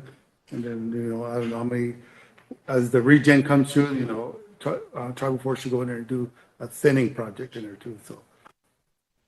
A real quick question, I'm not gonna hold up your time here, but I agree with Emily that, when you guys grade around, communities, they look pretty ugly, and then they don't serve their purposes. Now, when you go and, have your department grade around the communities, do you contact Temple for that? Yeah, Temple did all the clearances on all the, which we call field breaks. And I know in the past it's been called fire trails, but yeah, and right now they're in the process of redoing some of the clearances on these fire trails. And my second question, real quick, did you guys ever determine the last two fires that we had that who does investigation on arson fires? We had a fire investigator here at the agency, and he'll do a report and he'll submit it to the regional office. And I haven't heard anything from the region, but I can check on that too. Do you have contact with our criminal investigators? Yep, yeah. Okay, all right, thank you. You know what would be a good idea too is send some of your law enforcement to this fire investigating training. I think that would help out not only our prevention person, since our prevention person left anyway, so. It would be good to get some of the law enforcement people trained up so they can, once there's a human caused fire, which the majority of the fires are human caused, that they could go and do the investigation part, because they're trained in part of that investigation. Okay, thank you. I'm sorry, Emily, did I cut you off? Were you not done? Ray and I were still conversating when you cut us off, but we're finished, thank you. I'm sorry. But yeah, as far as that, I can talk to our staff and see if we can come up with something, maybe do burns in the spring. Yeah, okay. Any other questions in fire? Like in the report too is on the hazardous fields program, TIPO office continues to do field break surveys. They completed the mow treatments, which were on the communities, and the field break prevention is vacant. And we did bring in a prevention team during the Rosebud Fair. You've probably seen Smokey the Bear around the Rosebud Fair. Smokey Bear with the background? Yeah. That's all fires. Also, we just hired a GIS specialist under the bill funding, so he's creating maps for agency projects and he's also assisting range and creating shapefiles for agency field projects. And he uploads that information in IFPERS, which is the where we submit our projects for the next year, so. Just have a quick follow-up on that. Has it been clarified now that there's a new person in that staff? Will BIA still resume the official map making, or is that been clarified between who's going to be doing that? As far as the home sites? Yeah. Or Yep, we're doing that. We got two other folks in the range department. So they do the maps at 8 to noon every day. Okay. And then they go out in the field to do their range work in the afternoon. Thank you.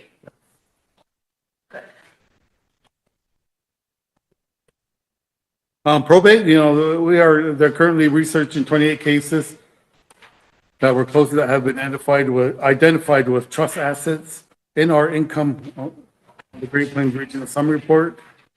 The new system, they had their own system, but now they're in TAM, so they're trying to get all up to speed on how this new TAM system is going to work as far as entering their cases into the system. And getting with probate, we have an employee that's retiring at the end of the month. So we're going to have a retirement get together for her on September 19th. So you guys are more than welcome to attend. So 40 years in government service. So she'll be September 19th. At the BIA mission. Range, they're still doing their compliance inspections as they get calls. They completed 30 range units so far. They completed 6 pasturing authorizations and 6 management plans. Staff completed 32 home site maps for the month of August. 3 home site surveys, 5 maps for Realty. And completed 3 business site maps. And completed 2 fence line surveys. And they're also working on their noxious weeds. Realty received an answer call from individuals requesting to sell their trust lands interest to the Rosebud Sioux tribe. That's an ongoing monthly thing that they work on every month, and they do that through TAMS. They're also working with PLE and Solo on some of these issues. Acquisitions. Leasing department continues to generate conservation stipulations and preparing lease contracts to be mailed out for signatures and bonds. Answering numerous calls from leases and leaseors, and also working with FSA office out of 4 counties with stocking rates and verification of leases for operators and programs they administer. Acquisitions, received 6 applications to sell to the Rosebud Sioux tribe through TLE from 6 landowners totaling 15 tract interests. 10 sale transactions were completed for the total of 30 tracts. Interest in the amount of $170,268.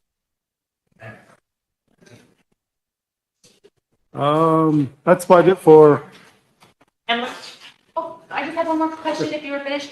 I was wondering if there was an update or if there was any movement on Resolution 2024-96 that the tribe and TLE requesting a strike force on our leasing. Has there been any movement on that? Not right now. We started these bi-weekly meetings with TLE and Solo again, and that came up with TLE and. Has BIA received it? Yeah, we received it. It's just that our Realty staff has concerns about it because if we get somebody from the regional office, then we have to retrain them on how TLE operates, and they feel that they could do the work as long as they get their letters in a timely manner from TLE. So. Because I think one of the concerns was, months ago when I first got on committee or on council and then on committee. There's been lots of land, issues coming up, but one of them, we requested if the BIA could provide lease information for just the boundaries of the Antelope community, not the small community, but like the land boundaries of the community itself. And that's been probably over 6 months now, or at least 6 months, and they haven't been able to provide that. So that just sets up a lot of red flags. If we can't, within a half a year, aren't able to provide our tribe with how many leases are active and inactive and what the land base is in one of our 20 communities, that's really alarming. And so to know that this is happening also with our TLE side, I would just would like to see it. Without tribal land, TLE does all the leases or they manage the tribal land. Oh, yeah, but I just don't want to skirt the trust responsibility Okay, for our BIA sure. because there is still a very big trust responsibility on the management of. I'll check on that too. Thank you.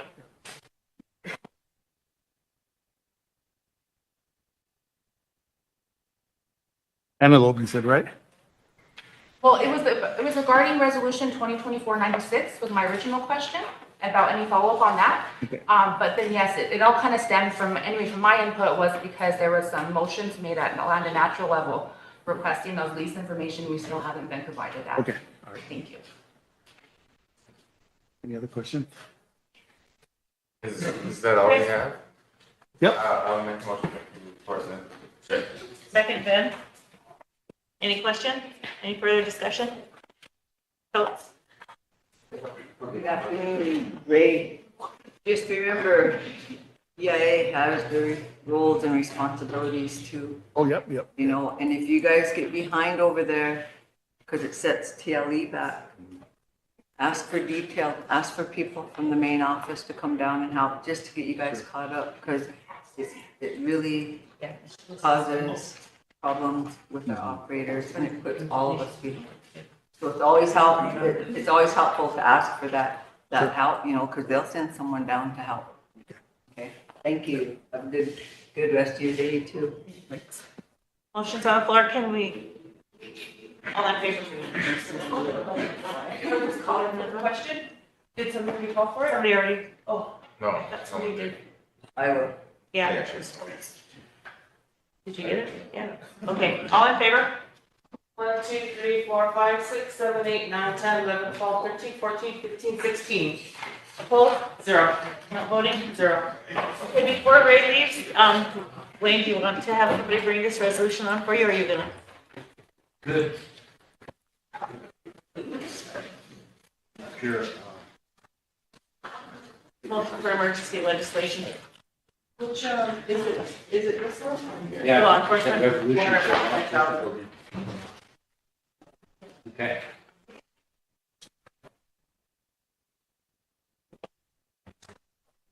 Thirty-seven. 2024-237. Sherry's gonna bring it up. Floor. Motion for emergency legislation? Sorry, what was the And number? second. 237. 237? 237. Second by Ben. Any other questions? Question? Yeah, that was Chris. Sorry. All in favor? 1, 2, 3, 4, 5, 6, 7, 8, 9, 10, 11, 12, 13, 14. Opposed? 0. Not voting? 2. Okay, sure. Motion to approve 2024-37? 237. Oh, And second. yeah, 37. Chris, second. Okay, whereas the Rosebud Sioux Tribe Law Enforcement Program is in need of a new building due to the current condition of the building they now occupy. The current building is the property of the Bureau of Indian Affairs, and whereas the Rosebud Sioux Tribe Law Enforcement Program has obtained a funding source to construct a new building, but is in need of funding to obtain services of architectural and an engineering firm to complete design and drawings for a new building. Approximate cost to hire an architectural and engineering firm is $495,000. Wayne, were we going to include the road department as well? We should. Okay, and amend, with the amendments to include the design and architecture for the road department. Road and maintenance department. In the Bureau of Indian, whereas the Bureau of Indian Affairs may have carryover funds available to assist the Rosebud Sioux Tribe in obtaining the services of architectural and engineering firm to complete the design and plans to construct a new law enforcement building and road department and maintenance. building. Therefore, be it resolved that the Rosebud Sioux Tribal Council approves a request to be sent to the Bureau of Indian Affairs for the amount needed to hire an architectural and engineering firm to complete the design and plans necessary to submit to a funding source to obtain the funding for a new law enforcement building and road department maintenance building, and directs the tribal president or her designee to sign all documents necessary to submit a carryover funding request to the Bureau of Indian Affairs in the amount of $495,000 to hire an architectural and engineering firm to complete design for a new law enforcement and road department and maintenance building. Are you going to amend to include that section on roads maintenance department after the law enforcement building, like you did in the body up above? Yes. As amended. Emily and Layla. Thank you. I just have a quick question. Because we're adding that new building, is that amount of the 4.9 whatever, is that still appropriate for the architectural firm, or do we need to increase that since it'll be 2 buildings instead of 1? Okay, as amended to 800,000? Layla? Thank you, Madam Chair. For our treasurer, just, on the 1, 2, 3, 4, fourth whereas, it says approximate cost to hire a architectural and engineering firm. Who is it? You haven't selected one yet. We haven't, No. okay. So we're okay leaving the language like this until we select somebody? Yeah. Okay, We're just asking for the funding. Once they give us the funding, then we'll go ahead. okay, all right. Thank you. And maybe the Bureau might have its own staff to get on this. I don't know. I see. Okay, that explains it, okay. Michelle? Sorry, what was that total amount? 800. 800,000. And then also, is that going to include the dispatchers as well, or is it just for? Oh, yes. I'm assuming that building would include the dispatch and PD and everything. And know that the actual spot really hasn't been decided yet. Steve was working on a spot out there across from housing, but there's also some council that wanted to put it up there adjacent to the adult corrections. I mean, that all still has to be decided definitely, but this here just gives us the money to design it. You guys should stop. Layla? Thank you, Madam Chair. I know that we have our locations that are out there. We got the adult corrections and the JDC. But something for us is our people always tell us, this is the agency.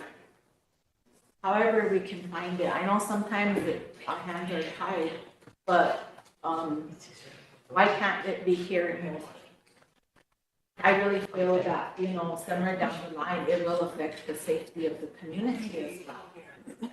So if there could you guys could look at that too, maybe in the area here, the agency,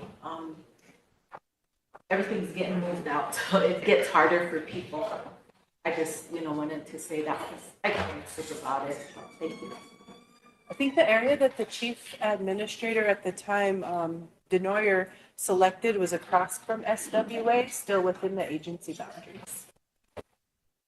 There's not much land available in the Rosebud community. If there's no more questions, can we have if there's no more discussion, can we have a question? No? All in favor? 1, 2, 3, 4, 5, 6, 7, 8, 9, 10, 11, 12, 13, 14, 15, 16. Opposed? 0. Not voting? 0. Carried. Madam Chair? Yeah. Thank you, Ray. We have the people that are here for the insurance, so if we could take is a half hour enough, or do you guys need longer? She asked us time. People. 30 minutes of the So we'll take a half hour break. Yep, you Grab something and come back. I missed a half hour? Half hour? Because we also still have billing, but we have the insurance people that showed up. And we need to get that done because they've got to get that out to the employees.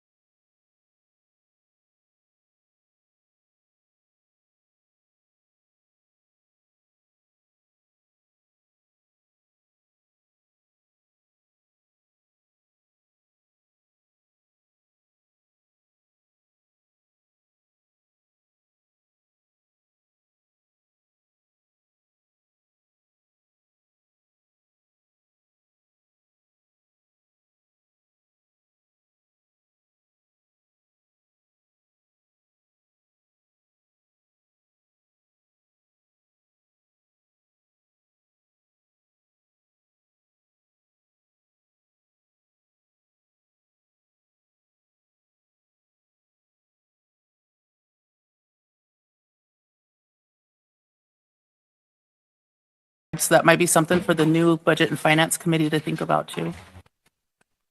That way we can put those two pots of money together.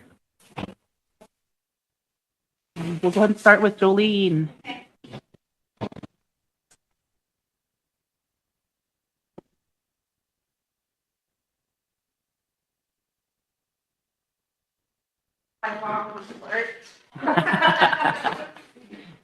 Any of the numbers change?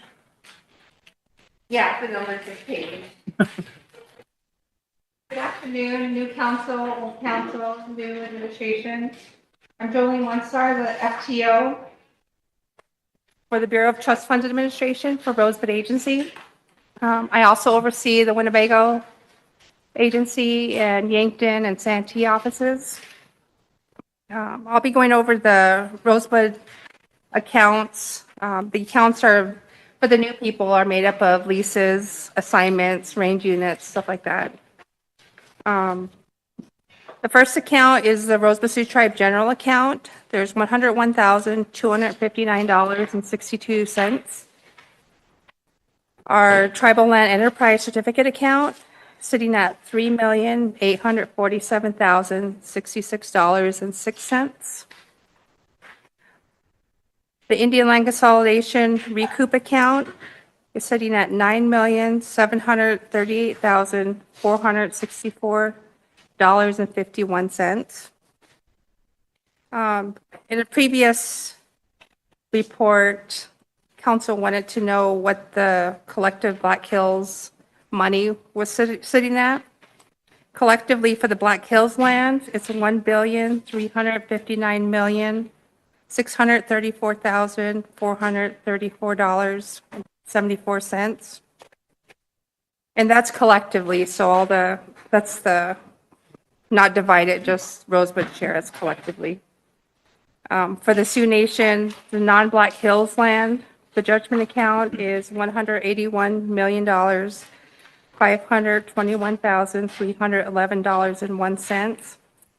And I also give a report on how many accounts, IAM accounts we have that are tagged as whereabouts unknown. That's where individuals either didn't pick up the correspondence that was mailed to them, or a check was returned, or when BI set up the IAM account, it didn't have an address on file. For Rosebud only, we have 2,762 accounts that are listed as whereabouts unknown. One other piece of news is we'll have another will clinic next spring, March 10th and 11th.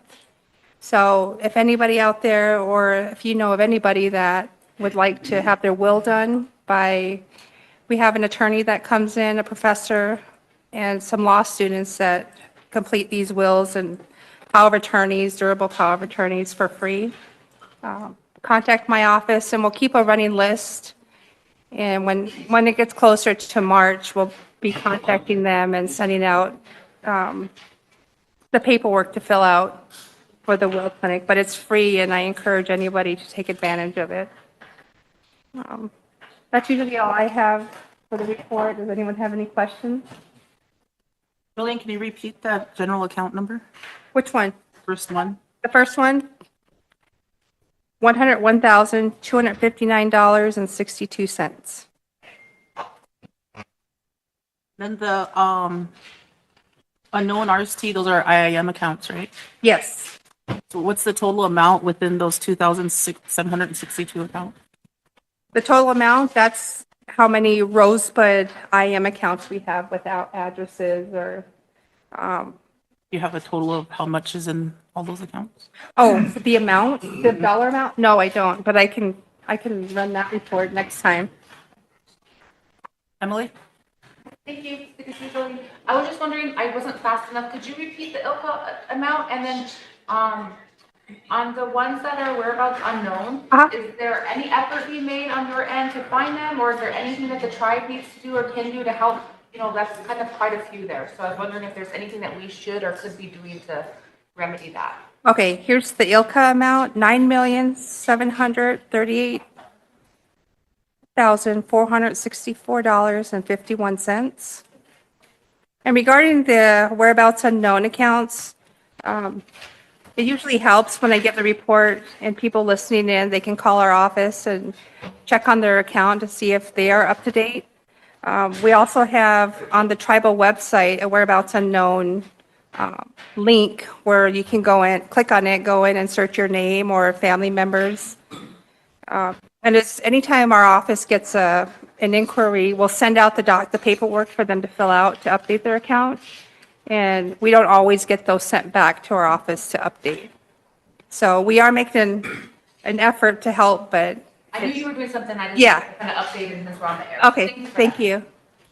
Chris? I guess mine was kind of along the same lines of the unknown accounts, because that's a pretty big number. Yeah, it is.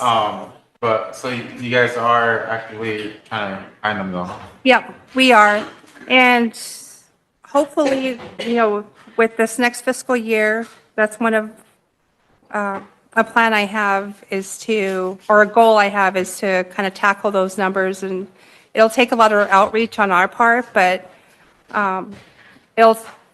we only can find what's on the internet, or Facebook is a good tool to help us find these people. But when you change your last name, it's kind of hard to, and not update our records. It's kind of hard to find those people, but.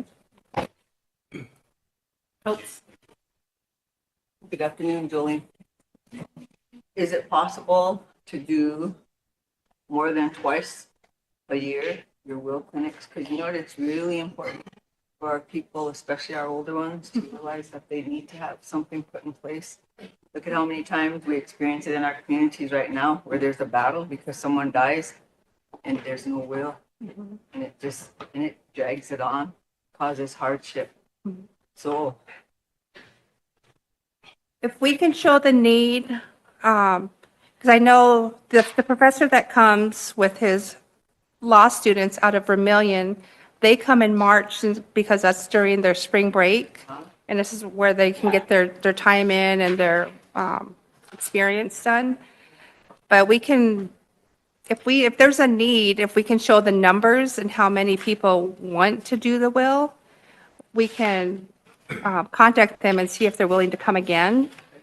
But we only had 14 this last turnaround. Maybe the community chairs, we can work with them and they can maybe do a survey out there at one of their meetings to see that there really is a need. And maybe people don't understand how important it is, and maybe we just need to get the word out there how important it really is, especially if you own land. You have to have a beneficiary on everything. Yeah, thank you for that. We had 3 outreach sessions this past February on financial planning and estate planning. We had it in Rosebud, Mission, and St. Francis, only because those were the biggest communities. But if there's other communities that want us to come out and do a presentation with them, we'd be willing to set that up. Thank you. Yeah. Can we get your information again, just so we can put it back out there again? Yeah. The office and then also the number. Our office number is 605-856-4965. We are previously the Office of the Special Trustee. Now we're the Bureau of Trust Funds Administration. Trust fund. Yeah, BTFA.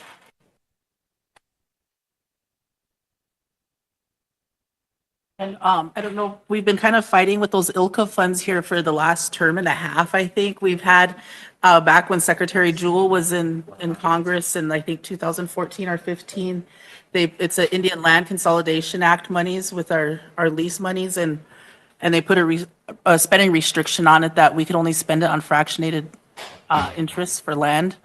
We passed resolutions here and are trying to work on lifting those spending guidelines, so I don't know if Jolene wants to chime in on that and give a little bit more information on ILCA or. Yeah, regarding the Indian Land Consolidation Recoup account, that's monies that was given to the Rosebud Sioux tribe back in, I think, 2018. Does that sound about right? Yeah.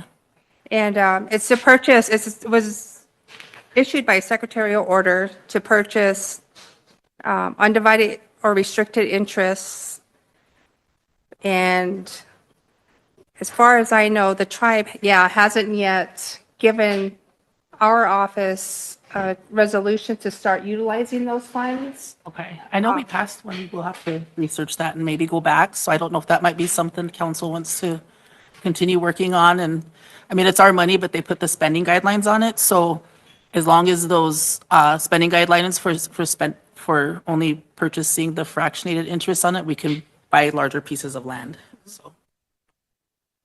Emily? Yeah. I just wondered if I could request either from your office or maybe the secretary's office, just that little background information, because it does seem like we should move forward with that, but I'd like some background information, maybe the original ILCA documents, or if there is a draft or past resolution or something to that effect. Could we get that? Yeah, do you want to make that a motion, just Yes. to make sure it's followed through? Yes, Okay. thank you. I'll make that motion. I'll second.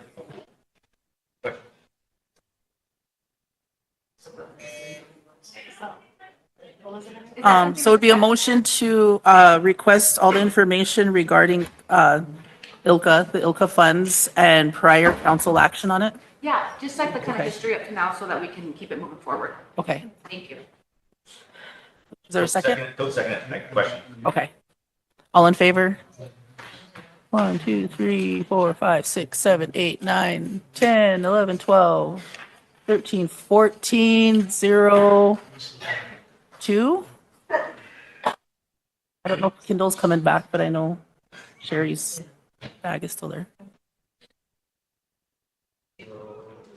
Yeah, Lisa, I can provide a copy of the secretarial order and the checklist that's required. Okay, For the you can tribe. email that to me, then I will collaborate Okay. with Lila.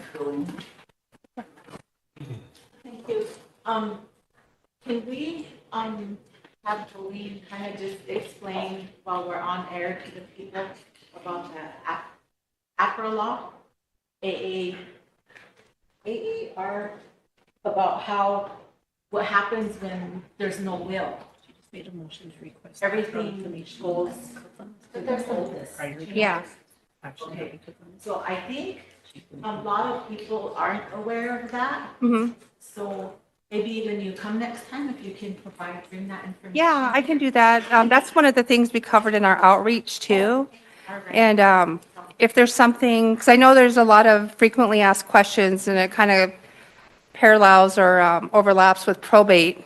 Yeah. So I can get that information and bring it to, yeah, yeah. Is that APRA? AA? AIPRA, American Indian Probate Reform Act.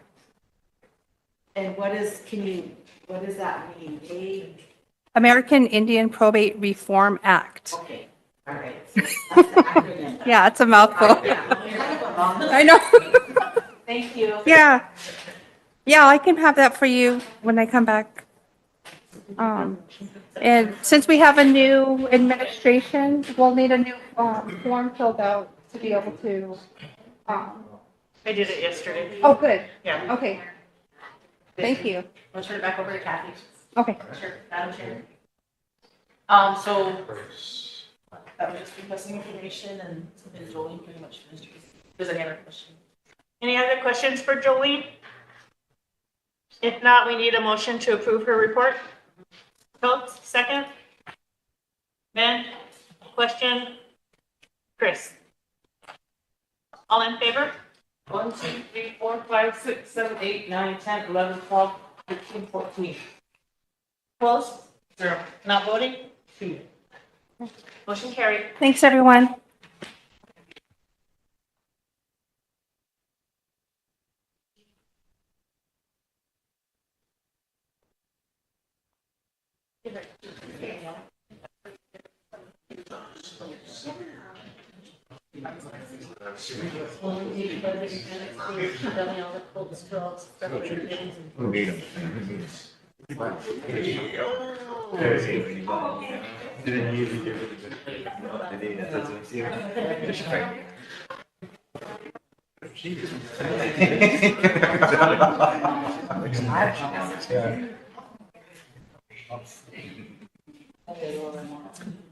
Thank you. See you later. Thank you, Joel.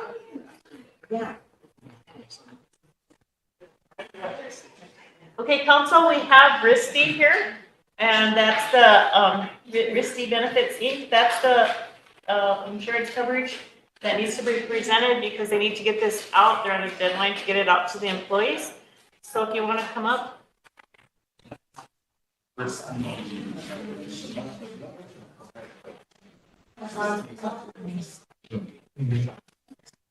Introduce yourself.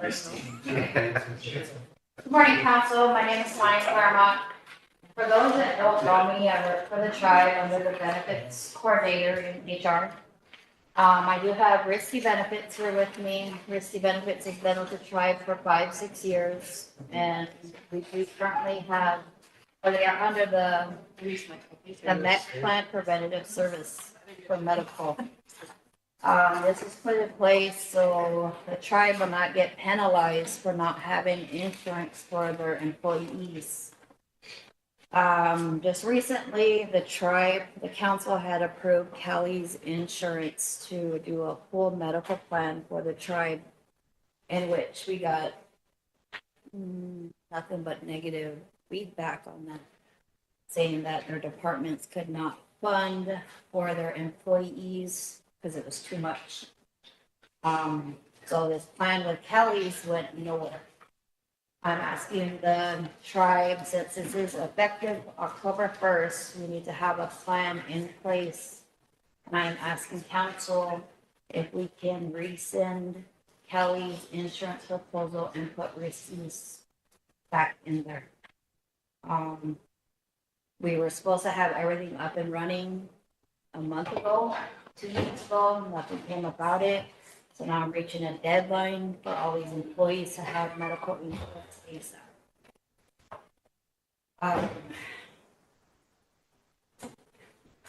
I have Risty here that does have the preventative service plan available. We do have another plan that is going to increase what we are paying currently. And she can go over that with you, but we kind of need something going ASAP. Ben and Emily. I was just kind of curious of when how long is that is it Cali Insurance, or how long do we have them? Is there a time frame that we have before we end their contract or something? And if not, or if so, is there a penalty or anything like that in there when switching over? We never really, but the council approved it. We never signed any kind of documentation on no contract or anything yet. Because we never had the funding available before. We were supposed, it was a pretty big funding amount that Tanya, I don't know if you have the amount of that, but we weren't able to find that funding to do the full coverage that was asked, but we obviously does have a different plan here, but it's keeping us within that employee mandated insurance. I'm just making sure that as long as that Cali Insurance doesn't have any type of weird like repercussion sort of like that, or if some of the employees had that time frame. I know there's time frame that has come to insurance, like they'll introduce so many times quarterly or something to that effect. So I just want to make sure that yeah, there's nothing in place. Emily and then Michelle. Thank you. Thank you. Good to see you guys. I just have 2 quick questions. The first one is, I guess it would be kind of separate from this. It might be for admin, but do we have a means to, or a department or somebody to direct that can follow up with something like this? Because I think, the cost of it should not be our only hindrance. I think that we have so many avenues of funding sources. I think that if we were able to have an office negotiate our contracts and say that that should be in every single contract that we get funding for, that is a basic necessity that a lot of our other programs and other federal entities get top-notch quality for.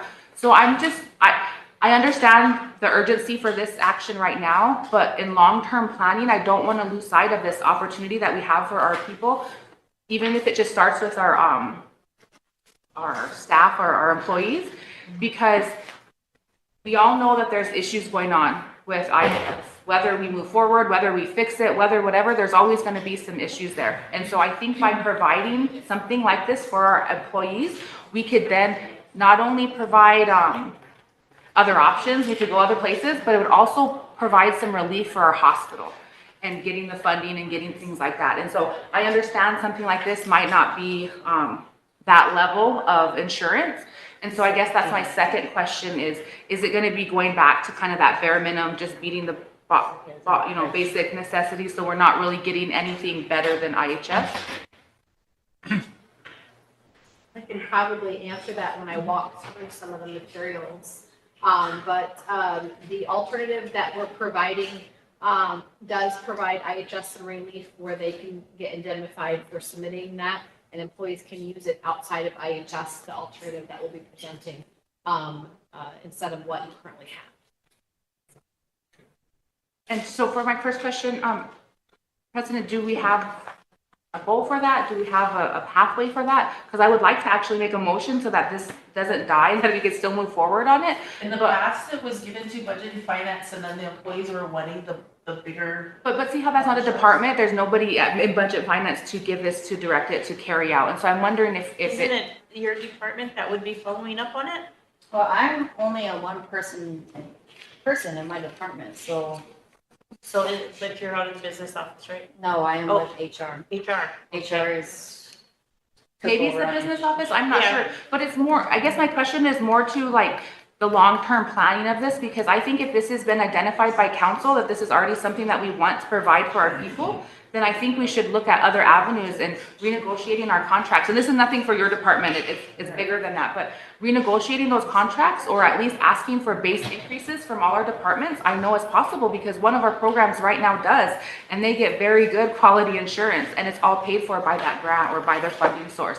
So I'm just asking from a tribal perspective, why we're just giving up or why we're not going to be moving forward, even though we do need to address this immediate situation. So what I'll do, Emily, is I will get with HR and have them follow up because she's under HR. So HR should be responsible for following up and answering the questions that you are asking. That is their responsibility.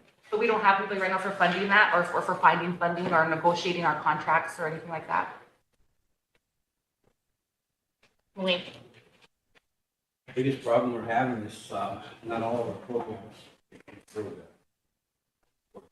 Oh, no. One of our biggest ones is that it start. That's what I was asking. I understand the immediate need for this action right now, but I'm thinking long-term, if council has already identified that this is something that we want to provide for our people, then why can we not direct a program like, I don't know if it's SRD or I don't know who we have, or maybe we don't even have anybody that could help us look at these contracts, because water and sewer, for example, went and they asked for a base increase. They got it. Now all of their employees underneath that contract get like Blue Cross Blue Shield or one of the top notch, and it's all paid for as their employee, kind of how we wanted to plan. So what I'm asking is, why have we not taken that next step and done that planning, or at least negotiated for the base increase? Well, for the immediate future for this year coming up, any program that has money for this can join that coalition. There's a coalition of like 6 or 7 entities right now. There's a school, college, Redco, SWA, I think a lot of research learned it, but they all have this coalition now where they're providing that kind of coverage for like $900 a month. Those programs that have that kind of money can afford it, they can join that coalition. Our ultimate goal is for the tribe to have a tribe-wide one, but there's some year programs like It Starts and nothing we can do. But for right now, I think why she's here is she wants to know whether or not you want to just do the basic plan so that we avoid the penalties, or if you want to do a small upgrade. Any program that has the money can join that coalition now. I was also gonna recommend to the council going further with this plan. We had 2 competitors, and that was RST and the Kelly's Insurance. Since the Kelly's Insurance was basically too expensive, that we do give the RST benefits the opportunity to help get this insurance going. Like I said, they can, prior with all the presentations they made, they can get the grants for us to help us build this plan. Reaching out further, it is going to take about a year or 2 to get a plan going with them, but I strongly am suggesting to give these guys the opportunity to do that for us. Michelle, did you still? Michelle has a question. Looking over this, just wondering, is this just only a preventative care type of insurance? What does it cover? Should I go ahead and just run? Yeah, so I'll go ahead and walk through this. So that way, that might answer a lot of questions up front. And then if I don't answer your question, please re-ask it. Okay, because I'm wondering if we're paying for preventative care and that's stuff that IHS covers already, then why are we paying for it? That is correct, because the federal government does not deem IHS as credible preventative coverage. So does IHS bill and then you guys make the payment to IHS? Are you talking about Is the money recycling? So our employees are paying on this, and when they go to IHS, they have to pay the copay, and IHS is requesting payment, and So my understanding on this plan that it is not, because it's self-funded, the one you currently have now, but the alternative that we're recommending would recycle. So those that are concerned about IHS and their funding, they can bill against the insurance carrier with the plan that we're recommending and get reimbursed for that. So that way they can help maintain the care of their facilities and the care for all of you. Is that what your question was? Yeah. So the employees pay that premium, or Rosebud Sioux Tribe with the employer contribution. The employee would take their insurance card there, IHS would bill against the insurance company, get their reimbursement. okay, it doesn't make sense that they're paying for something that they get for free already. That I agree with you, which is why we're bringing the alternative, and that was something that was mandated by the federal government. They did not see IHS as preventative care. And so you guys were notified. It's been 7 years now. We've had the opportunity to work with you. Let me back up really quick. Good afternoon. Before you continue, let's have the treasurer have something he wants to add. I just wanted to answer Michelle's question. When Obamacare was first enacted and put into play, every employer that had X number of employees had to offer a minimum health insurance plan. If they didn't offer that, then there were just huge penalties that come into play. At that time, we weren't ready for a health plan, so we enacted this very basic plan, and we just offered it. Not everybody has to join it, but it's a plan that we offered to avoid those penalties. Yeah, to avoid those penalties. And I think why they're here is because, like I mentioned, not all programs can afford the plan we want. But those programs have the option of joining a coalition.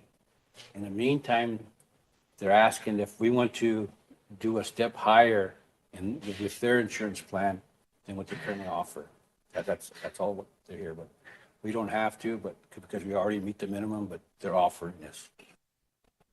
For clarity, before you move on, that other plan, is it 900 per employee?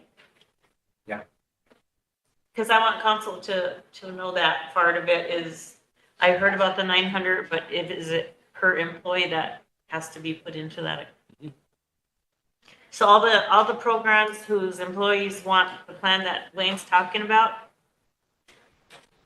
The plan that was offered to the tribe that we accepted, that we wanted, was going to be just under $900 for all our employees. And we thought that we'd only have to deal with the general account employees. We thought that the rest of the programs would be able to work with their funding agencies and get the money to pay for this. We got immense feedback, especially from our bigger programs, saying that, right, they don't have enough time or enough money now to make that happen, so they're requesting not to do it until they have more time. So in the meantime, to give an avenue for those people that can afford it and want it, then they can join this coalition. This coalition offers the same kind of a plan, $100 a month more than what we offered, but it's still there. Can you send that email back out again to all the council that came back on now and skip with the plan that you had sent before? Sure. She has it, so yeah. Okay, you can continue. Okay, great, thank you. Okay, so again, my name is Sonia Nordby with RST Benefits. Thank you for your time this afternoon. As Wayne was saying, there was a federal mandate put in place where employer groups over the size of 50 were required to offer preventative care for their employees. Otherwise, a penalty would be imposed of over $2,000 per employee. And so we had the honor of implementing a minimal essential coverage plan for you for the immediate, to resolve the immediate issue while funding was looked for and quotes were provided for a full medical plan. The current plan that you have in place with RST benefits is called a MEC, minimal essential coverage. And that is preventative care only as mandated by the federal government, providing over 64 services to women, children, and men, everything from annual exams, birth control, mammograms, colonoscopies, etc. And so we implemented that along with an additional option for employees that wanted and to purchase additional coverage. So that first top sheet of paper, these are your current plans. And as Michelle said, had asked, is this preventative only? The first one that Rosebud Sioux Tribe pays for, yes, is preventative only. And the second one has some additional benefits that it does pay. Because it's self-funded, my understanding is IHS is not able to bill against it because our Rosebud Sioux Tribe is the one funding those costs. And the renewal is $25.95 per employee that needs to participate. And then you see additional premiums on the second column of where the employees can purchase that additional coverage.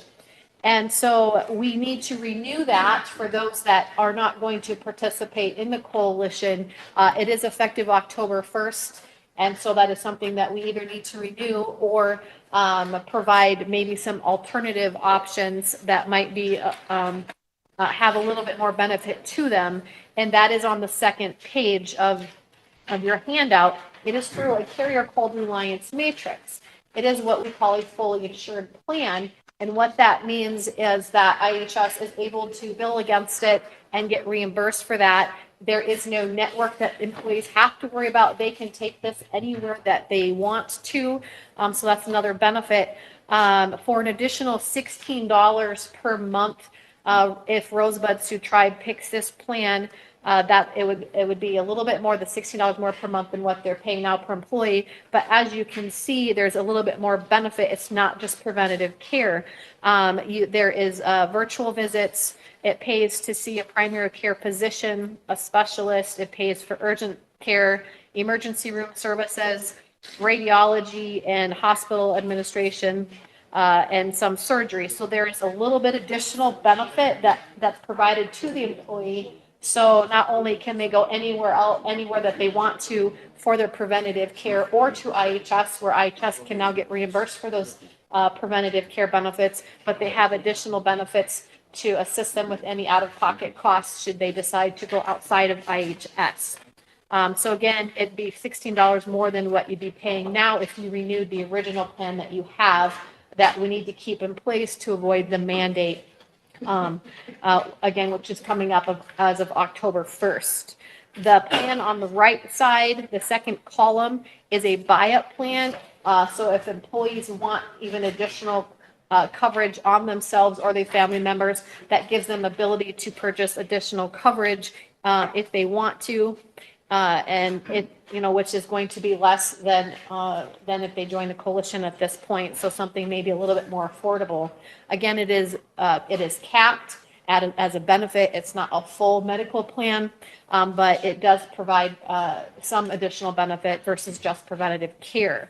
And so we are asking to either renew your current MEC plan and at what you have now, or provide additional benefit more than just the preventative care. And again, there's no network restrictions. IHS can get reimbursed for it, and it's a fully insured versus a self-funded plan.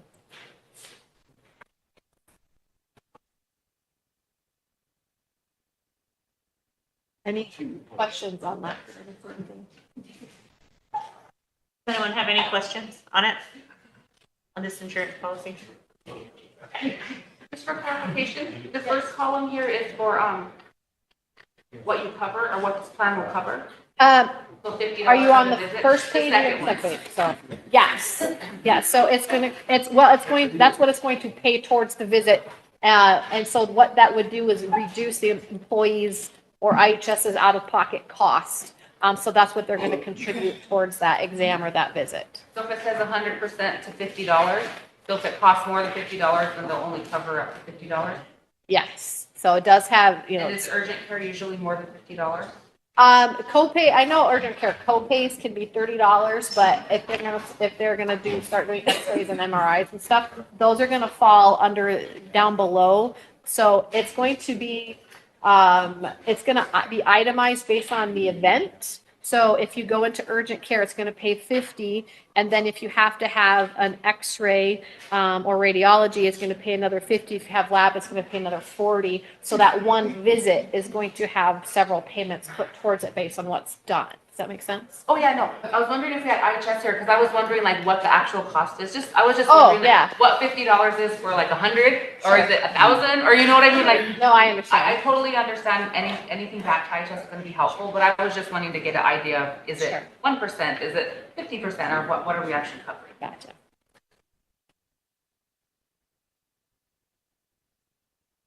Is there any further questions? So Tanya, what is it that you need from the body? Well, I'm asking, I mean, we gotta get this plan effective October 1st. So I'm asking, I think we do have to rescind Kelly's proposal. Like, and put Risky's back in there. We'll have the treasurer give us opinion on it. I think that the decision that she's asked for now, do we just continue with our existing coverage, or do we want to upgrade? I think that the problem that I have now is we're offering this plan to everybody, so it's the minimum one, but it's not a very good plan, so not many people are participating. I don't think they're getting a lot of people paying. So they're here to offer a better plan, and think that maybe more people would participate in it. That's your decision. So we'll need a motion from council whether or not we're going to relieve Kelly and move to Risky. Go ahead, Emily.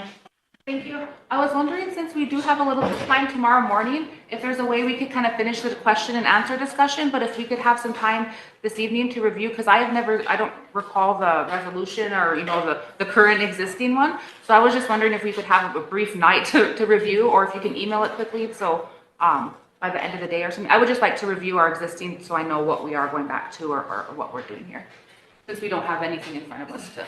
I'll have Nicole pull it up so you guys can take a look at the resolution that the other insurance in place. Bob? I have a quick question for you guys that, on the second page at the bottom, which is EE, and what's EE? Oh, yeah, so EE means employee only. Oh. So the current MEC that you have in place, the Rosebud Sioux Tribe is paying for the employee only, $25.95 per employee at renewal. There are 208 employees participating in the preventative care, and about 50 that have bought up additional coverage at this current time. And even though the coalition is available for those to avoid the mandate, the MEC needs to stay in place. So we have the current MEC, which is the first page, which you can renew October 1st, and we can keep moving forward with that with those that are enrolled and want to make changes. Or as Wayne said, we could upgrade at $16 more to implement the fully insured plan, which is on the second page, showing the differences between the plan designs. So it still covers the compliance for the federal mandate for you, offering preventative care, but then does have some additional benefits that the employees can take advantage of. My second question was that on that second page there where it says EE plus policy, that 252, is that per month? Yes, that's per month for the buyout plan. That is correct. Can you explain the buyout plan? Yep, so the buyout plan is going to cover your preventative services.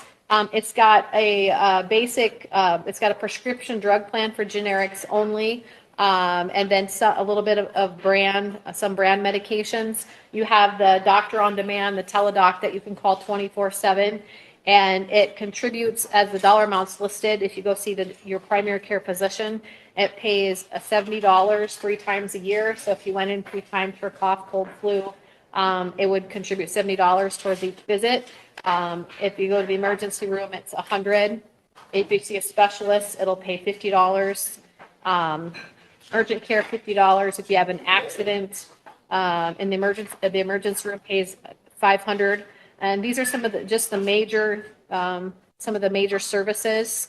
If you have an MRI done, I have a, it's not in there, but it's $175. It would pay towards the MRI.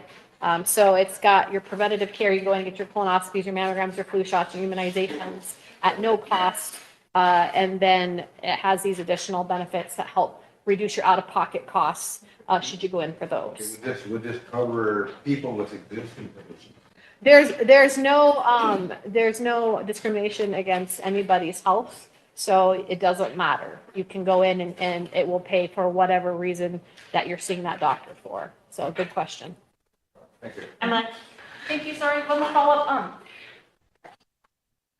So, in this new plan here with those new numbers, is it gonna be the same as before where the tribe will cover 100% for the employee and then it's up to the employee to cover for family? And if that's the case, are all of the directors aware to put that into their budget that's gonna be coming up this year so that when we approve those budgets, they'll have this new amount in there? The old plan has been here for a long time, so all the directors are aware of the costs. And those that want to participate, if you guys want to do this new plan, send out to everybody. So how much more is the new plan? $16 per employee per month. And that's very doable for the tribe, you think, versus the 900 or whatever it was? Yeah, it's an improvement on. Oh, no, I just meant like, Yeah, no. the directors can cover it, or the budgets will be able to cover that $16 per employee increase. And again, let's explain this. These plans that they're offering, they're not mandatory. I mean, these plans are based upon X number of dollars, employees being in the school for this rate. They're offering this plan for those all that want to participate. Where the 10 participate or 1,000 participate, it's the same rate. In this plan that was proposed for tribe-wide, there had to be a minimum number of employees in the plan before it's workable. So that's the difference between the two. And their plan is not all comprehensive, like the cross shield, whatever. The other one was. That's why it's so much more expensive. That's the difference in the two. I wanted to really explain it. In order for us to have a Blue Cross Blue Shield type healthcare, there has to be a minimum number of employees in the school in order to get that plan. This is what they're offering. There have to be no minimum. This has to be offered. 1/10 of our program owners, they pay for it. This don't happen. That's a big difference.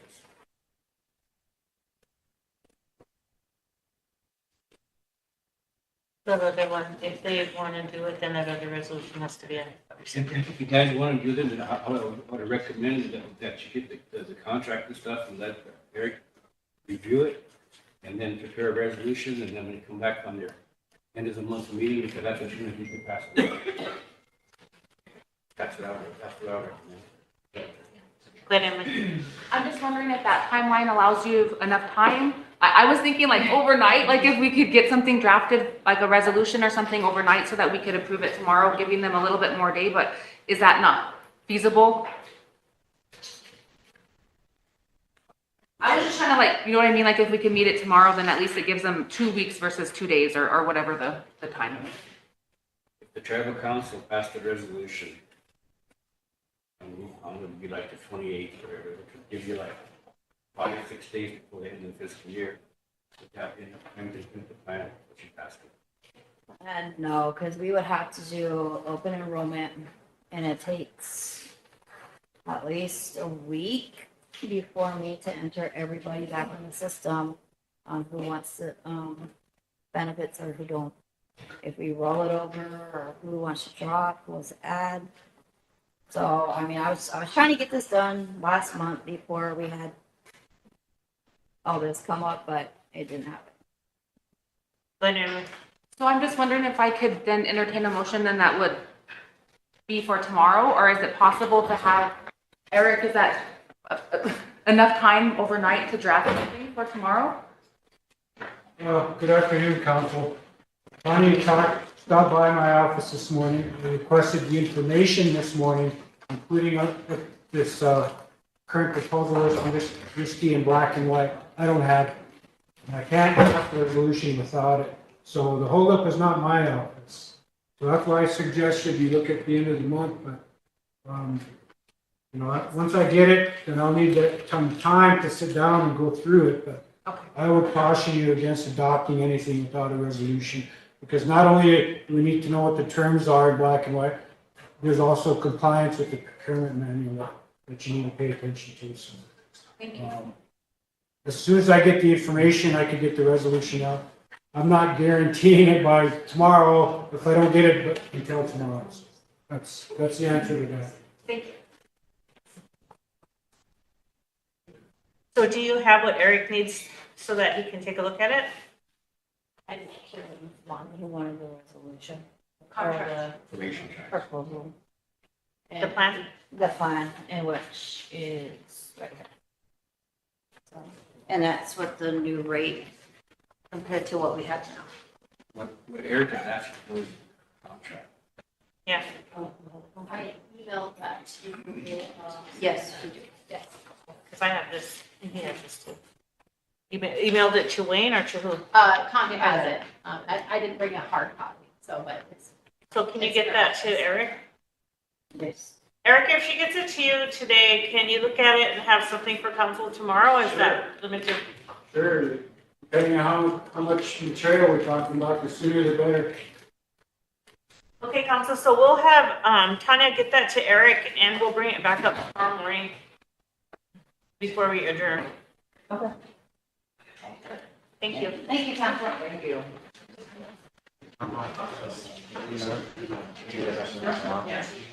Eric's gonna draft it over to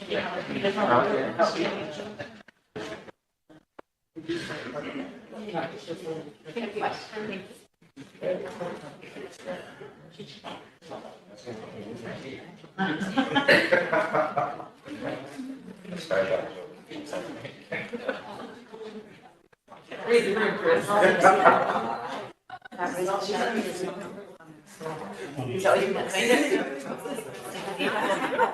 that's what I'm saying. So I have a resolution, but it was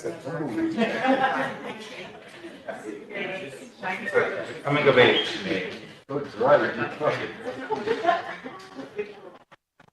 and I still have the one from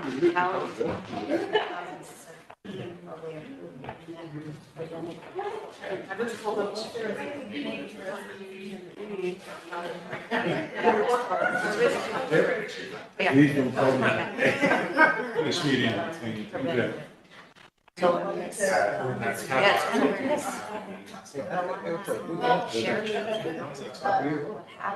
Back by October 1st, because I was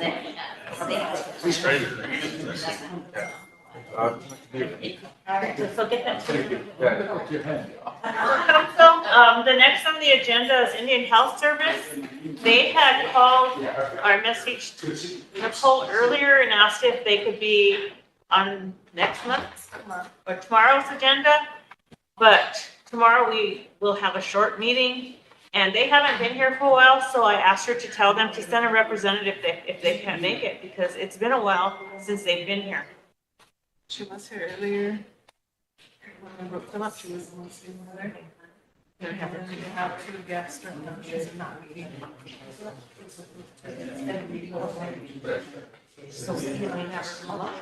So, well, Nicole will contact her. She had to go to a meeting and have her come back up when she's done with her meeting. So you guys can get a report from Indian Health Service. The next one is communities. Does anybody have anything from their communities? Maybe fresh, probably more likely no. I do. Sherry? Thank you.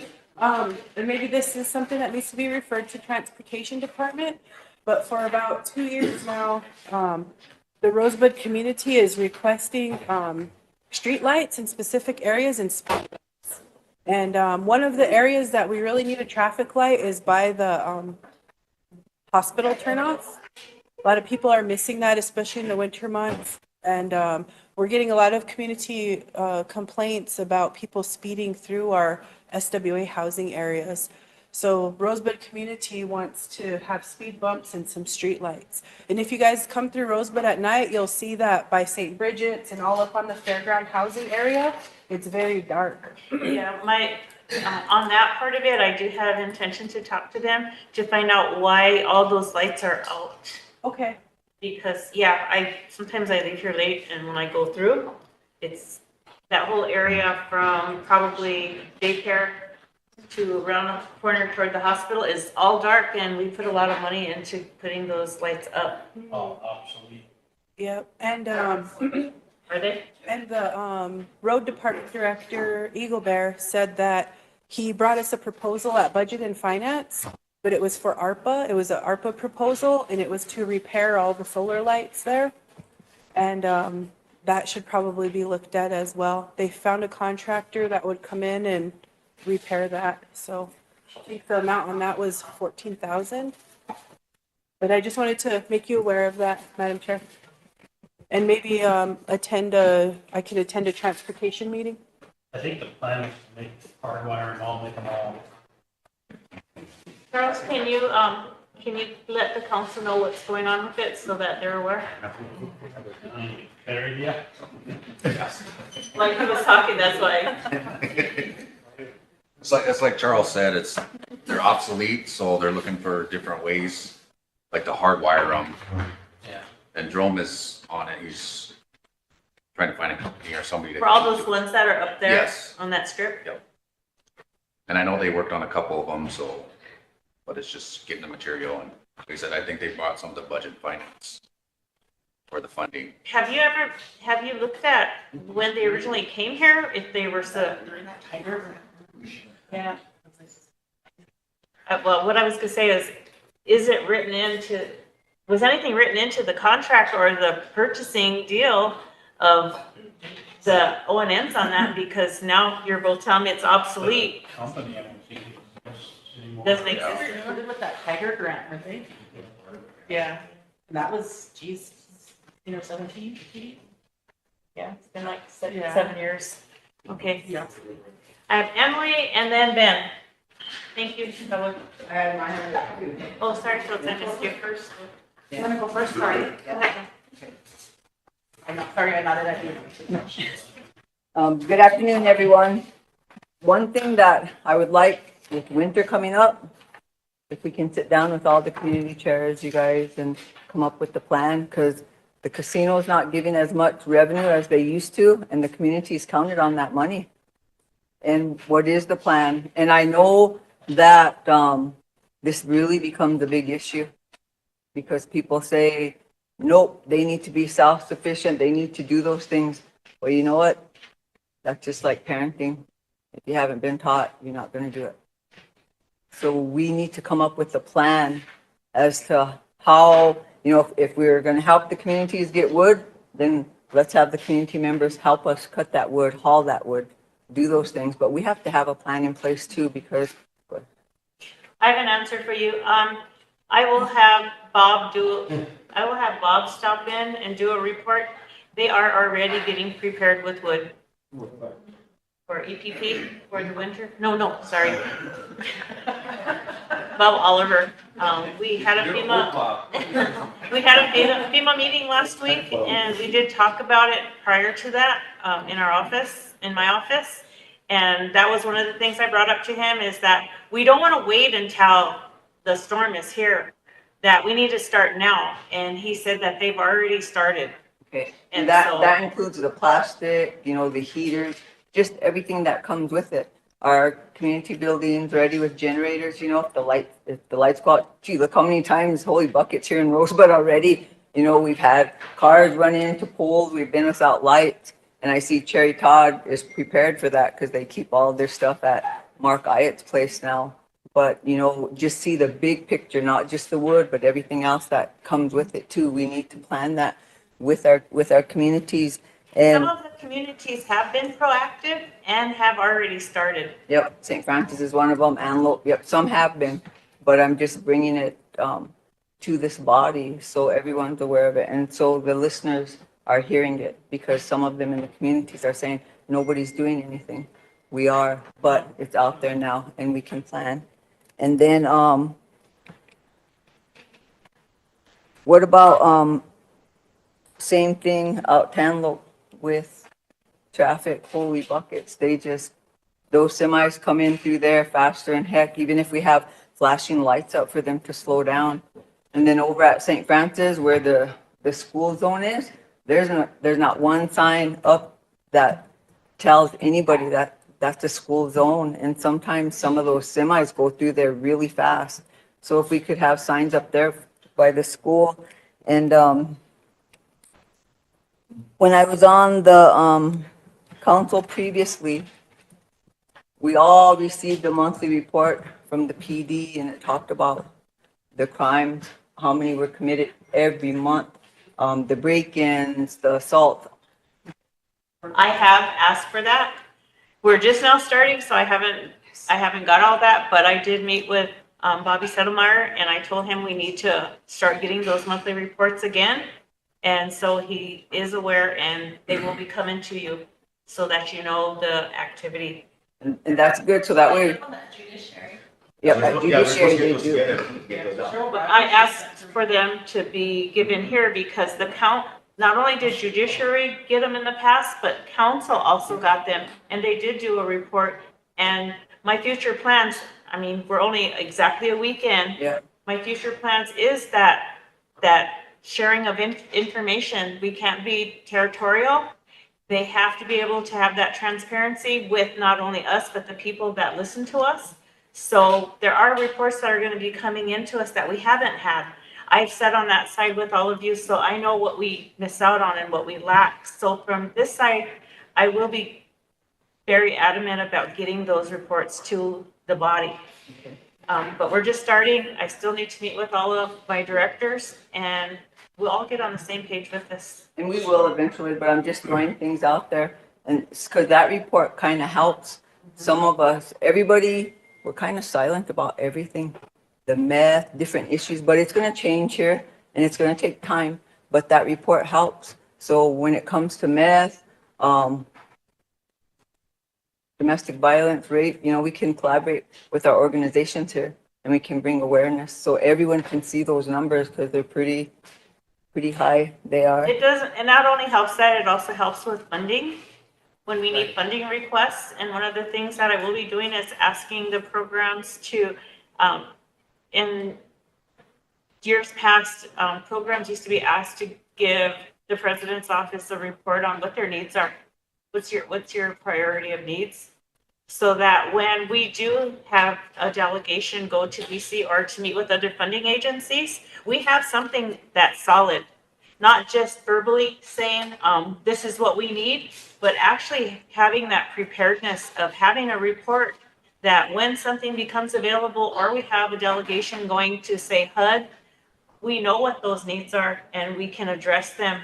There's strength in that, not only in presence, but also accompanying with a document with data, statistics, and a request saying, this is what our tribe doesn't have, this is what our tribe would like. This is our need, this is what we need funding for.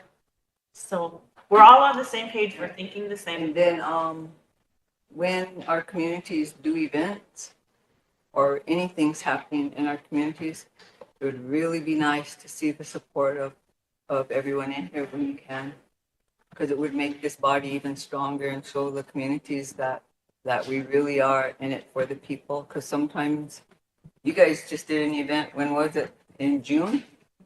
In June, and when we do these events, they're for the families, for the youth, the children, and there's hardly any of us there. We really need to show our support out there within the people to show them that we do really care, because everyone voted us in. Everyone did, not just our communities. Thank you, guys. Emily? Is it okay if I sit? I have a couple of notes so I don't. Thank you. So the first thing, sorry to go back, but before we were talking about kind of the light situation, I just had a couple things. I was wondering if we have it in our, I don't know if it's our property property and supply or if it's the financial procurement process, but for a lot of times, we wanted to keep a tight rope on not frivolous spending and things like that. But sometimes we don't get the best quality by doing that. And so I'm wondering if we can revamp things a little bit in our guidelines that say, yes, we need to keep, price in mind, but I also think for sustainability and long-term O&M and things like that, that the better quality is a little bit more expensive, but we might want to give that investment for long-term operational things like that. And an example is, we get grants for a lot of things. One of the grants that I thought was awesome was when WIT got these ones to get all these self-checkouts around here. It really helped our shopping experiences. But then when you go out of state, oh my God, you're already, 10 years in the future. You go to California, you put your bag right there, it tallies it up, it does everything for you, and you just pay for it. So I'm just wondering if there's a way that we can build that into our processes where we are looking for the best version, not necessarily the newest, because it might have some kinks to work out, but if they've been doing things in California for 10 years, like why are we, 20 years behind that now? So I was just wondering if there, is it property and supply, or is it our financial policies that would oversee that? That's something we can meet on with, I can meet with Wayne and Myrna on. I know that Myrna said that they were working on that financial management plan.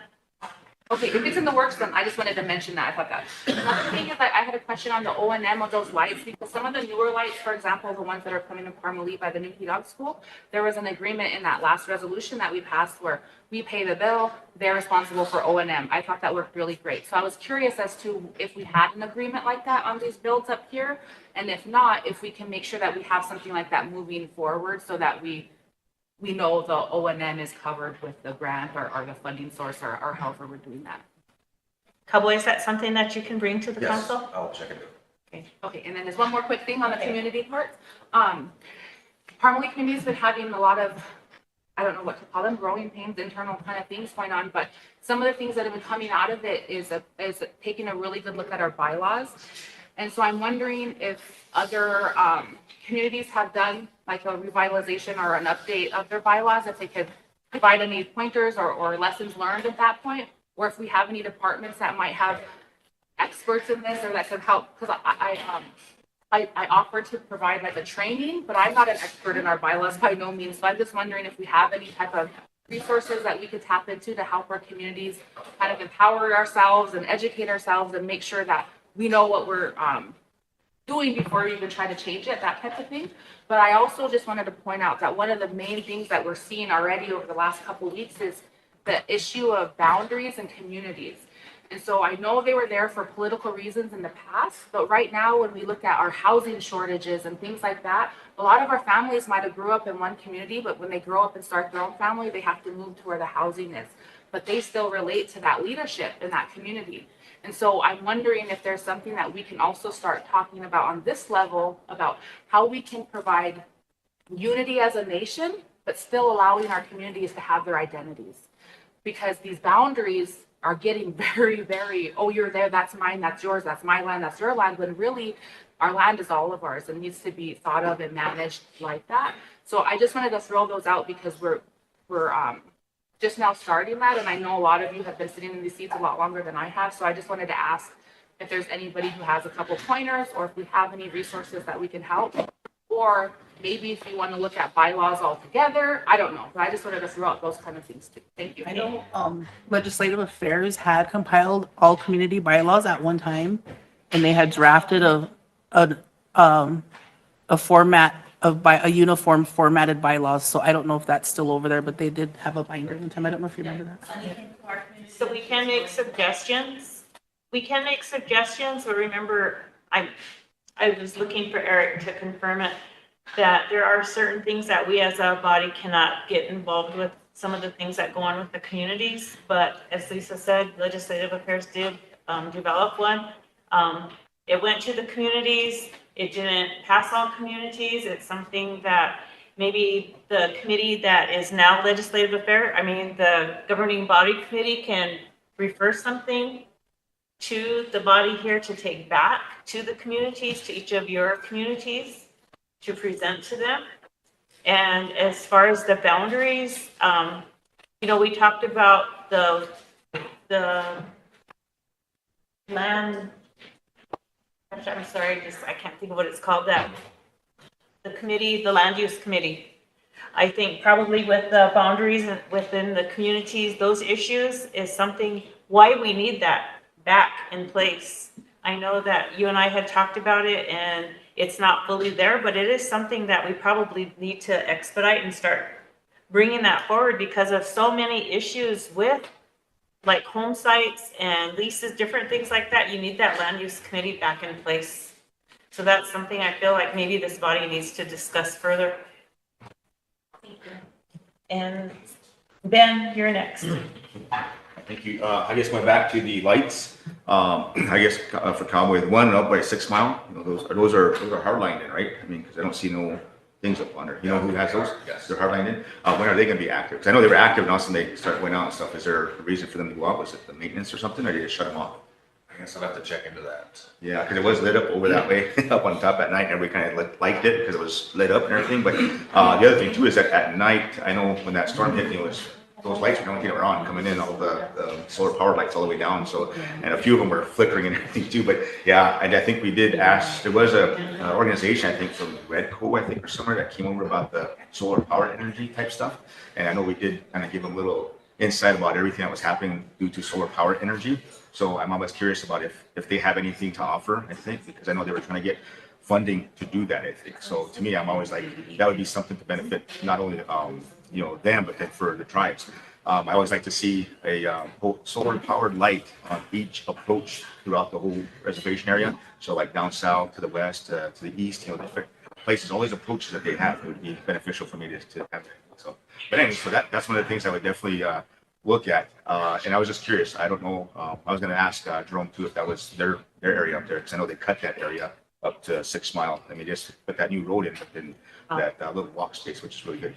And the other thing too is I just wanted to comment that I know Sherry said this when we came on council last year, was, you know, a lot of information that we wanted and we were looking at. You know, they said they did tell the previous council on that too. So you're in our same boat, so I feel the same thing as you were doing, because I felt that same way about law enforcement, about, you know, getting these reports out and everything. So, and it does take time. So the time that we've done in this past year, again, improving, not improving, but at least getting these suggestions to law enforcement. So letting that report out. So we did get the report from Rosebud Fair about all the, you know, crimes and traffic stops and things to that effect. So we do have that, and that should have been put out there anyways. I know Bobby sent it to us, and we wanted to make sure that was out to the public and let the council know about it. So we're always making sure that we're up to par. Everybody should be up to par. We should have no secrets about, you know, oh, we're just privileged to this information. I'd like to have everybody privileged to this information no matter what. So that way we know what's going on. So again, during a blackout or anything else, because I mean, you know, Facebook knows it before everybody else. You know, when they said, you know, they were trying to go creep up on somebody over in Palm Lane, and everybody was telling them on Facebook, this is there they go, they're gonna pick up so and so, you know. I mean, that's exactly what I'm talking about. There's no secrets, you know. So why are you trying to keep a secret, you know? And that's where I guess the public statements come into play too. You know, you have to have a statement out there. So all these things that come about, you know, whether it's a shooting, you know, whatever, there should be a public statement that comes out, and no matter what, because again, you know, the public's going to find out about it anyway. And of course, I don't want to hear gossip. I'd rather hear facts. You know, so these are the things that I want to make sure that our public is aware of, that we know what is going on, and we're aware of it, and we're doing the best we can to try to help, I guess. So those are some of the things that I had as far as our letting people know, making sure people are aware of what's happening on the reservation area. So those are just the comments I had, though. But thank you, Mr. Chair. I have Cowboy, Stan, and Bob. No? Okay. Yes, Stan and Bob. Just want to report that had a election of officers last Monday night. And then we're going to have a regular meeting tomorrow night at 6:30. One of the things that we need to do in our community is update our bylaws. So that's something that's going to happen, and I've been trying to do some community use of land so we can get an income. I've been working on this for about 3 years with TLE. Nothing's been happening. So I invited the TLE director tomorrow evening to that meeting. So see if we can get some results. So that's all I have. Thank you. Bob and then Totes. You said you were gonna ask somebody information regarding those lights here in Rosebud, who are you gonna ask? He's gonna, Who's, He's who's, a- he who's sits on in the charge of committee. those lights? that's why, It's transportation, I believe. yeah. What about those, not only Rosebud, but what I'm speaking about is those lights up in White River? Them are through the DOT, transportation out of Winter. Doug Sherman's the one, they're to do the maintenance. We have to pay the electricity on it, but they'll do the maintenance. Okay, the reason why I'm saying that is Doug Sherman is complaining about an O&M that we did about 4 years ago. And one of the O&M's criteria is that they were going to take care of the lights, the poles, the construction, surveying, and all that good stuff. And then the tribe was responsible for the maintenance, snow shoveling, mowing, and picking up the trash, paying electricity. And the reason, one of the state employees just told me that Doug Sherman is complaining because the state is mowing the highway along the sidewalk there. And that was not their responsibility according to the O&M that was passed 4 years ago. So all this other O&M that you guys are talking about, as long as you don't comply with them, they're never going to work. Yeah. What I'll do, Bob, with your concerns, I'll talk with Linda and Luanda, because I believe at that time they were the ones that we worked with. Yeah. And I'll find out from them exactly whose responsibility it was, what they have documented for us, so that we see it in black and white and we know whose responsibility it is. Okay, about 3 years ago, I was using my own four-wheeler with a snow blade on there, keeping that pathway cleared in a summertime. And myself and another gentleman has been busy keeping the road picked up with trash and stuff. And at that time, I came in front of the council and I requested some type of system used to mow that. And some type of tractor or a 4x4 with a blade or anything to keep that snow cleared so we could keep the general public off the highway. That was 4 years ago. Yeah. And I haven't even heard anything on that. And we still don't have nothing, and the state has been mowing that, and then Doug Sherman told him not to do that anymore, because that's the tribe's responsibility. I have the same concerns as you, because not only in your area or up here, but when you're going out to the casino, the housing out that way, you still see people kind of going to the highway down in Soldier Creek. There's still people on the highway, and I know that all those sidewalks were put there to prevent the hit and runs that were occurring, the deaths that were occurring, and that's why the funding came forward, was for the safety of the people. But that's always my concern, is who's supposed to be taking care of this? Yeah. And so when I can meet with these two, I can find out on any walkway that we have established, what was the agreement, whose responsibility was it after it was built? Yeah, I think you guys have the same problem on Antelope too, isn't it? Totes. And it really behoves me to learn after 3 years, you guys are talking about the same situation that we faced 4 years ago. I mean, if we're not going to get nothing done, don't talk about it. You guys are just wasting time spinning your wheels. That we talked about a street light up at the hospital turn off there 4 years ago. And here we are to bringing it up again. Have to follow up. If you guys ain't gonna do it, shut up. We're talking about being proactive. Right now, we're a reactionary government. Every time something happens, we react to it. We should have been proactive and done something to prevent that thing from happening. So Sherry's got some concerns about some streetlights here in Rosebud. We got concerns in White River about the streetlights too. Who's managing those? Who's paying electricity? Who in the hell is going to be crawling up those poles to install lights? So that was my concern, is that after 3 years coming back, we're still in the same boat. We haven't even crawled out of that. If we could talk and get things done, it'll be something else. But we talk and we don't do nothing. So, I guess those are my concerns there, Madam Chairman. So at our next meeting, I'll have a response for you. Thank you. And the next one is Totes and then Cherry. Madam Chair, this is just a recommendation where some of the communities are talking about the bylaws. Some communities have them set up. Maybe the chairs can have a meeting and go with what they have in their communities, and whoever helped you guys, Michelle, in your community, maybe they could all get together with the chairs and then come up with something and take it back into their communities. Some of them are working on, because Antelope has a pretty good bylaw in place. She's not there. Oh, That's something dear. that you could probably bring up at the CPA. We can have somebody meet with the CPA on that, get the CPA's opinion on what they want, so that it's universally that it's all the communities that are wanting to do this. We don't want to overstep our boundaries with the communities. It is a good suggestion that they all be uniform with their bylaws, but I think that was the issue when it came to the council, probably.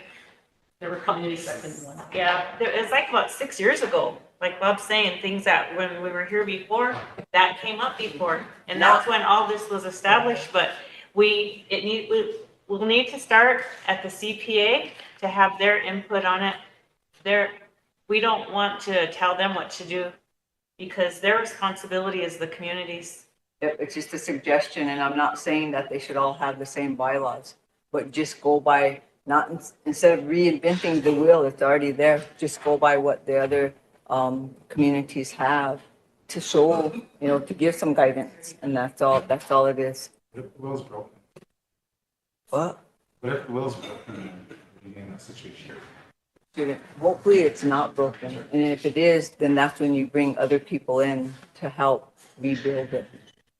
The people you bring in have to be the right people to make it be rebuilt, otherwise it's not going to be worth it. Totes, what I suggest is that we can offer to the community, we can offer the what are they called? CPA, we can offer them that service to help them. Okay. And we'll go from there. Next is Sherry. Thank you.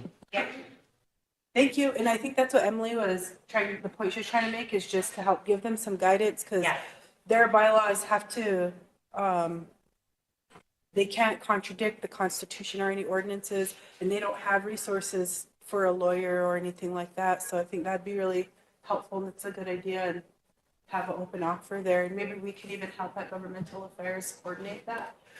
I'm not acting on my behalf. I was asked by their motion to follow up on that. Yeah, I figured. And then just for the maintenance on the roads, when we did the last contract for the build in Ports Creek, that's when Councilman Rattling Leaf was in his last year of his last term. The contract did say we completed the contract after you exited. So it did say that the tribe is responsible for the maintenance and plowing of those roads. I do remember that specifically being in the contract, and last year Treasurer Boyd brought up that we do need to allocate some funding for some of the repairs. That's why the road at the lights at the Rosebud Junction haven't been fixed, is because the tribe has to put the money up for those repairs, correct? Mm-hmm. Okay, just trying to share what information I know. And if that's contradictory, then please let us know. And just so the council knows, map 21 changed its name to transportation, and transportation changed its name to transit. So just so you guys know, so we don't get confused thinking when we say transportation, we're talking about Director Arpa. We're not. We're talking about Director DeVille. Thank you. Okay, next is Charles. I just had to add to the Rosebud lighting. I think Jerome said it was 680,000 to replace them all. They applied for grants, but that wasn't going to cover all of it. And then And the whole thing has to be redone? for Rosebud, all the lighting, to replace all the solar powered lights. Okay. 680,000. Lila and then Cowboy. Thank you, Madam Chair. I'm glad we're having this discussion, council, because, I think safety is really important we have a lot of relatives who walk, community to community.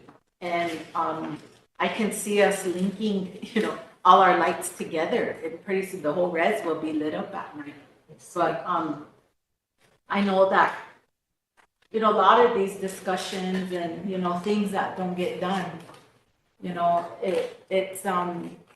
it's really frustrating. Because in 2015, this is what we talked about. But what's happening? There was I can't remember what happened. I know the treasurer probably remembers, but that Kilgore Road, it should be getting worked on. And there was something that they didn't have a director.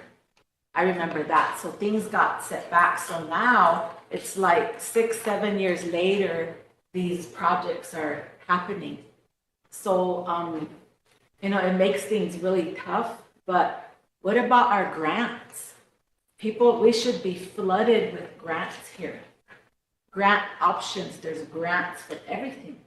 And maybe we can get in touch, Madam Chair, with the, is it SRD?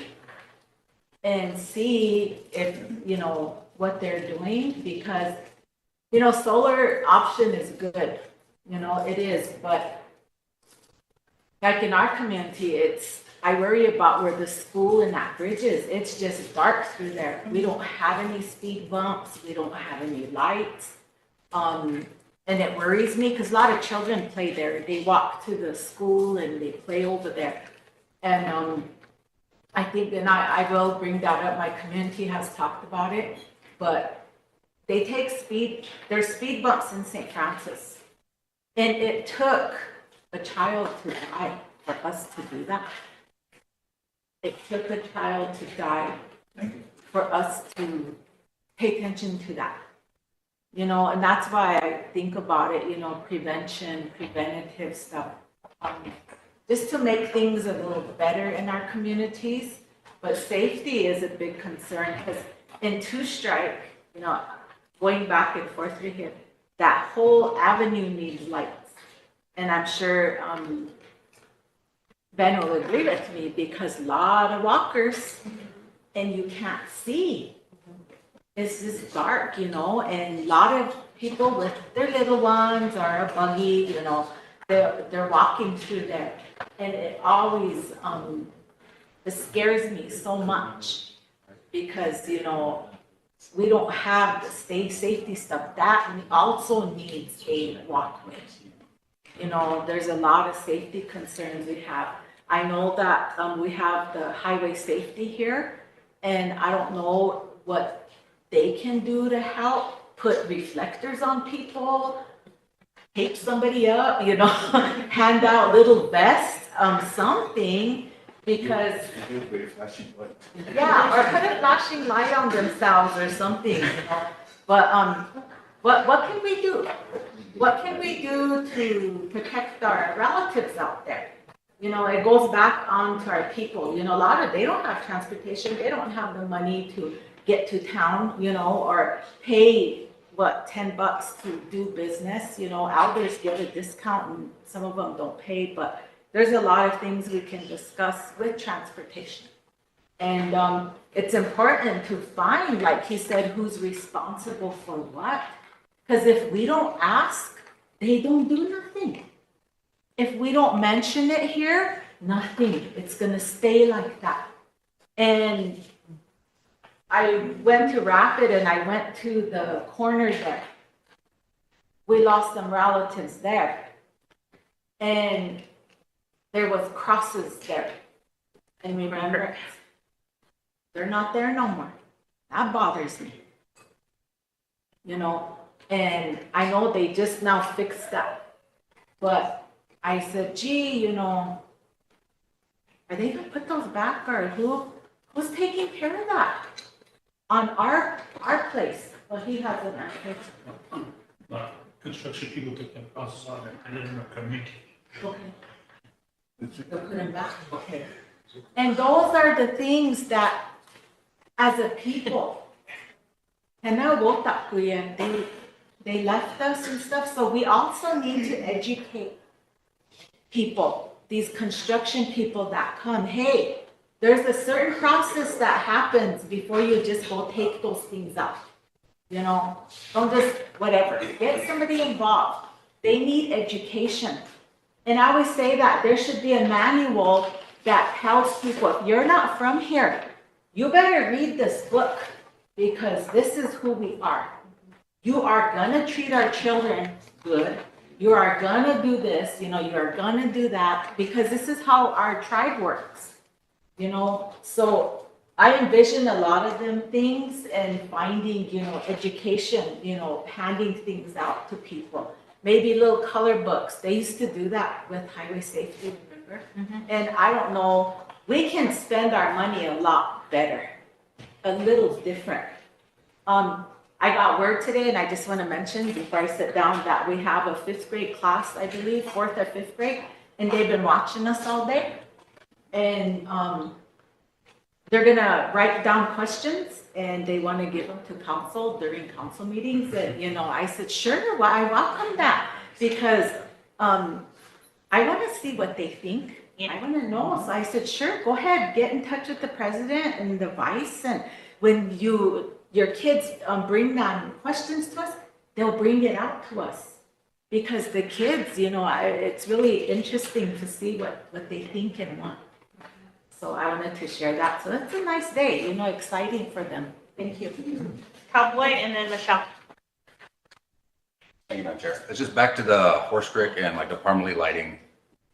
DLT, Mr.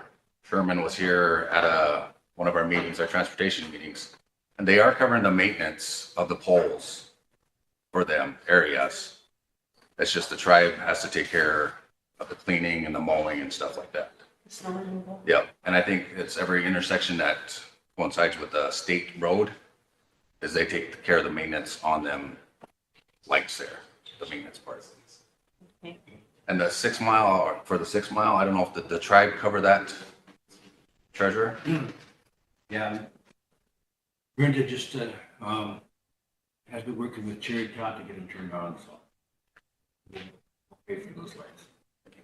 Is there something that you could get from your committees or something that you could get from that department to provide to the communities that do have sidewalks so that the communities have it in writing that what their responsibility is? Sure, and going with that, I think they have something set up with roads and sand and gravel, who covers which areas of where they maintain. Yeah, because it'd be good, because just like with here, you know, we switch out every so often with new council, new administration. Same with the communities, they switch out. Maybe information is not always shared. And so the ones going out may take that information with them. The ones coming in may not have shared it, so they don't know themselves. And so then it creates this misunderstanding of whose responsibility it is. So if the program could actually develop just like a little brief note or policy or something to give to the communities, a copy of what the agreement was at that time so that they know what their individual communities are responsible for when the construction of these sidewalks and lighting areas were put in place. And then before you sit down, I have a question for you. I had a complaint about some gravel trucks flying through Hedog, Farmley area. I don't know who's doing construction that way. I don't travel that direction very often, but they're going in really excessive speeds and they're worried about kids, you know, traffic, car accidents or kids getting hit. Chris and Sherry, if you can find out and let me know so that we can talk to whoever it is and have them slow down, especially when they're near community areas, community housing areas.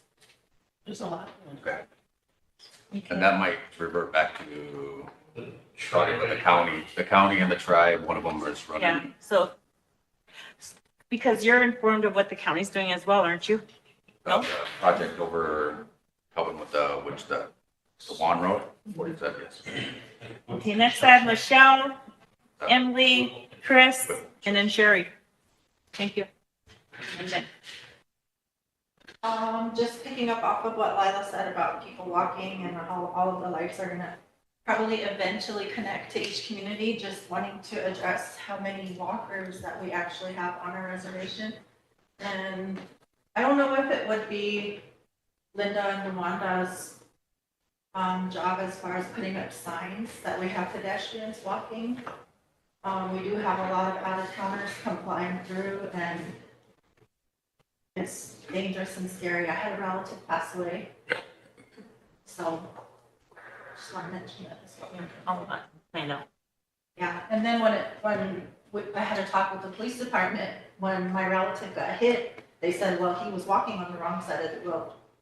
Pedestrians don't get manuals on which side of the road you're supposed to walk on. They're gonna walk wherever they want to walk, and it's just not safe. Thank you. Emily, and then Chris.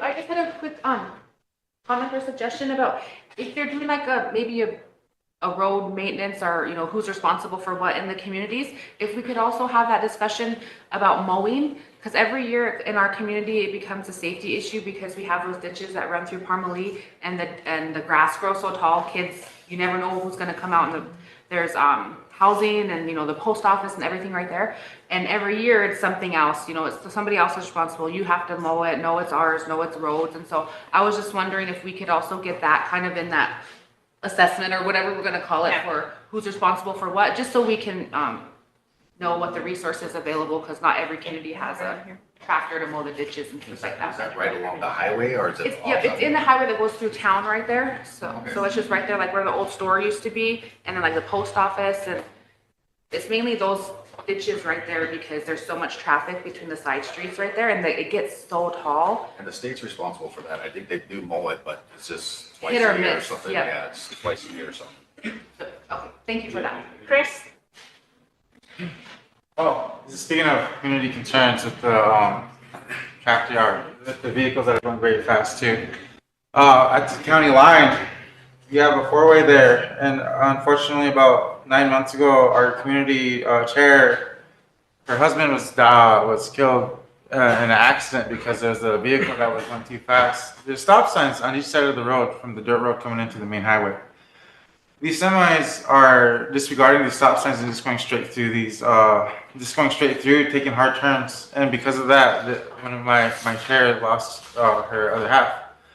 And even just recently, about a week ago, the same thing happened to, almost the same thing happened to her. She was on her way home, but then there was this vehicle a big semi truck that did the same thing. So, when you look at that, because in our area, we have a lot of ranchers too. We have a lot of people that do that. So, it's a community, it's a reservation county dispute too, because we won't know who it is at the end. And then Norris is pitch black too. Yeah. And there's jurisdiction of Sherry? Yeah. On our road needs help. I think everybody here has great ideas, and I'm glad we're addressing this.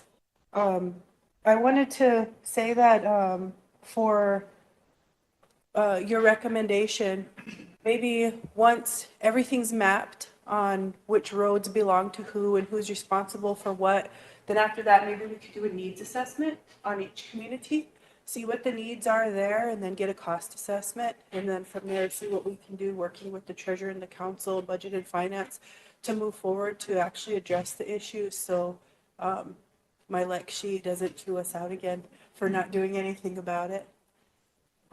Okay, thank you, Sherry. Ben?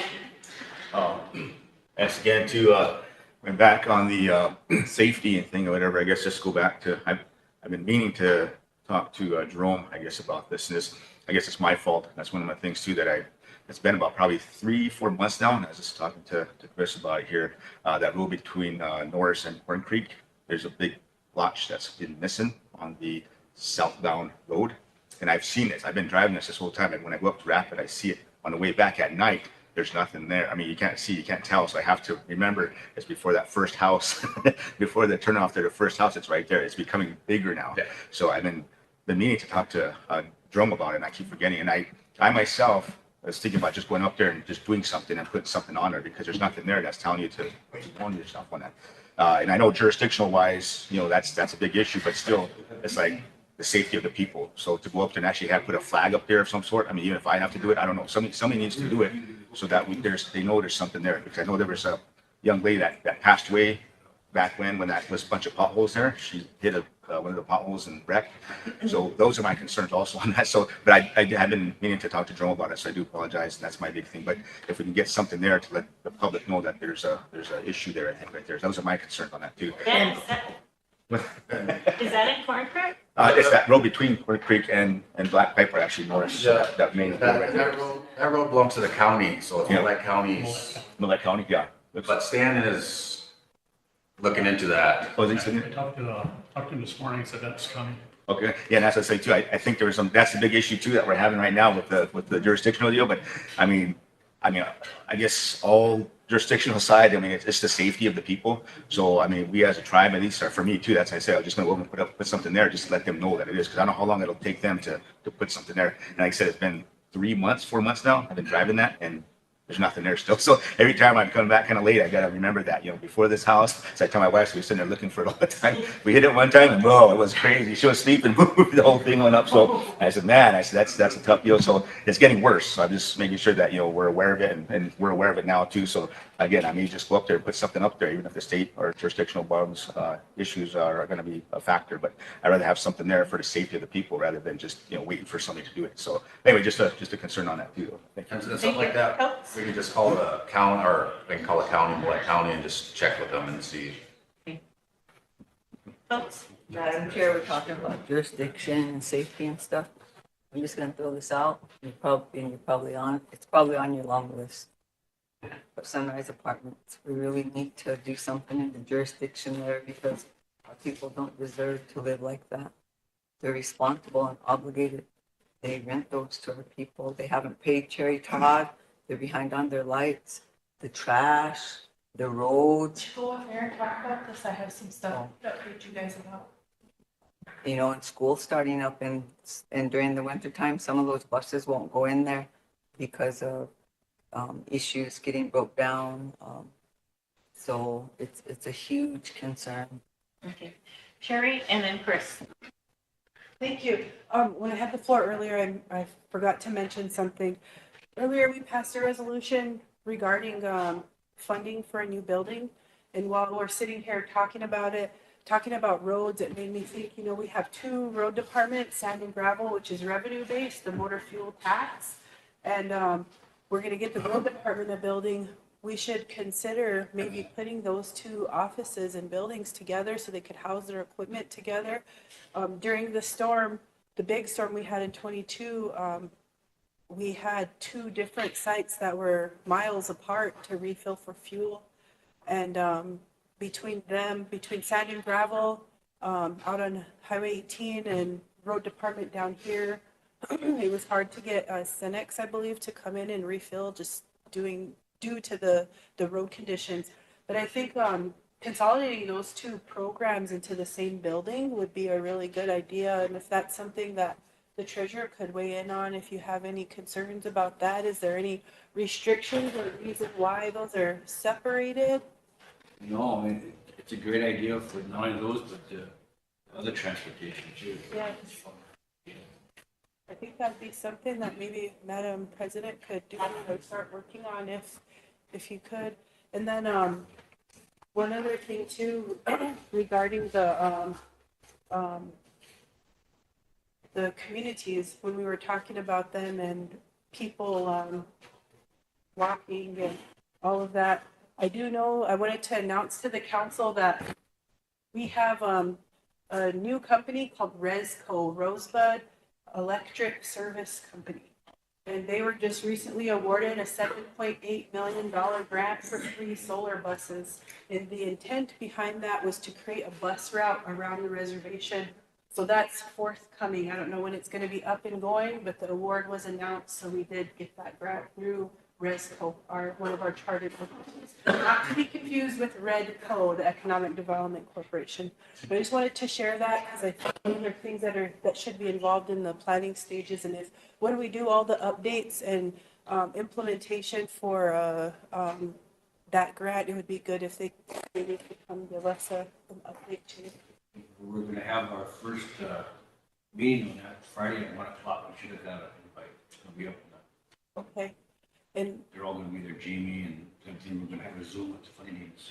okay, and maybe they could help assist with some of the solar lights. I know that we have a good resource there who has experience in fixing solar lights and training people, and that's gonna be included in that grant, so maybe we should really bring that to get all together. Thank you. Chris and then Emily. Yeah, with the thank you. With the road between Norris and Country. I mean, it's still a fairly new road. Historically, it was a pothole. Like that's how people in Norris learned how to drive, was through that way. And just like Lila here said, you know, unfortunately, someone had to die before we had to do something about that. And I know that the tribe has been trying to do something about that for a very long time prior to that situation. But then the jurisdiction part of it, the county, even then, even after that happened and the previous rep from Black Pie pushed for it, there was still a lot of pushback from the county itself. And I know that this one small part, like I see it every day when I drive through town, and so it gets bigger and bigger now. It's on the whole side of the west side of the road now, from line to yellow line to the white line. And anyways, what's tough about that though is our road's historically known for being a pothole heaven. And with the way the ground is over there, it's gonna be like that. It's gonna, if you don't do something now, it's gonna go back to how it used to be 10, 15 years ago. And you don't wanna, you know, you have kids, you have a bus that picks up kids to go to White River every day. That goes to kids that come from Crazy Horse. You don't want them to hit that and do something bad to the school bus with all those children, or even our elders that are going to that's the main route to go to Rapid City. And so, I mean, maybe we could start. I'll have to ask the previous rep what avenues to go through too. But at the same time, maybe we could start having meetings with Millett County, and you know, trying to get, I guess, support, or trying to get their just trying to ask them to start working on this road before it becomes a bigger issue. Because right now, we can work with something that's as big as this rug, but if it becomes as big as this room, then we're in a different conversation. All right, Chris, we'll follow up with that on that. Okay. Next is Emily. Thank you. Sorry, I forgot my question. I know it's early, we've had a lot going, and it's only our first kind of week here. But when I got on term last year, I made a few motions. Actually, I made the same motion several times. But I'm wondering, I'm not gonna make a motion, but I'm wondering if I can address that with you now to see if you have any plans to address it before I take action. But regarding the relationship between council and our directors and all of our departments, and I know I've been called a micromanager repeatedly, but that is not my intention. My intention is to understand how all of our programs are working together, so that we can find out what's working, what isn't, so that we can identify the gaps and then fill them. Because in my mind, my goal is to always be here for our people and provide those services for our people. But if I don't have an avenue of communication or even something to read about what departments and what services they offer to our people, it kind of takes my legs from underneath me as I do my job to make those connections and be that bridge between our people and our tribe. So I guess what I'm asking is, we've been talking a lot about buildings and departments and name changes, and what I'm interested in is in the organization, or maybe even reorganization, because I don't understand why or how we can effectively manage, for example, our roads. When we have transportation, we have transit, we have all of these different things spread all over. Land, same way, TLE, solo, BIA, all over. You have the environment, you have the hunting, you have nobody with, you know, surface water, but there's all of these disconnections. And so I don't know if there's a way, I've been asking for about a year now, if we could even have some official monthly meetings where we're not dictating, we're not telling anybody what to do, but that we could have these open discussions about what is the current status. We have so many directors and employees that have years and years of experience in our departments that don't often get to be heard. And so I'm just wondering, is there a mechanism or is there a way that we can start bringing our nation together to work and operate and function like a nation, rather than little pots of funding sources. You know what I mean? In my mind, we should have transportation, and then we have these funding pots, but it's still for the school. Or we have housing, and then you have low income, home ownership, all of these different things, but it's still housed under an umbrella. Same thing with land, law. I mean, I was just looking up our constitution, but it specifically says, you know, having these law departments and things like that I don't see really. And so I know I have a question here somewhere, but it's directed at you. If you have any plans before I revisit some of those old motions that I made. Thank you. Yes, Emily, I do. And I want to be redundant and go back to what I said earlier. It's only been a week, and those are part of the plans. For me, myself, I am about accountability, organization, and structure. So part of my plan coming in was to start doing some reorganizing, because we do have duplication of services, and we are, as Representative Kilsensite stated, programs are all over. When our people who don't have a means of transportation have to come here to do business, they have to pay someone or catch a ride to go just to get their business done for a day.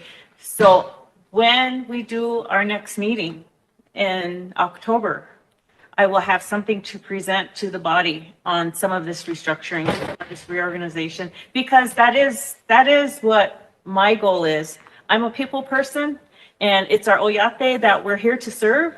And I would like to see us start to focus on what services we provide to them, what we're doing for them. Because it's like you said, if we're sitting here and we're talking about the hard structural part of the tribe, but not the people part of the tribe, we're failing, because that's who put us here and that's who we're supposed to be working for.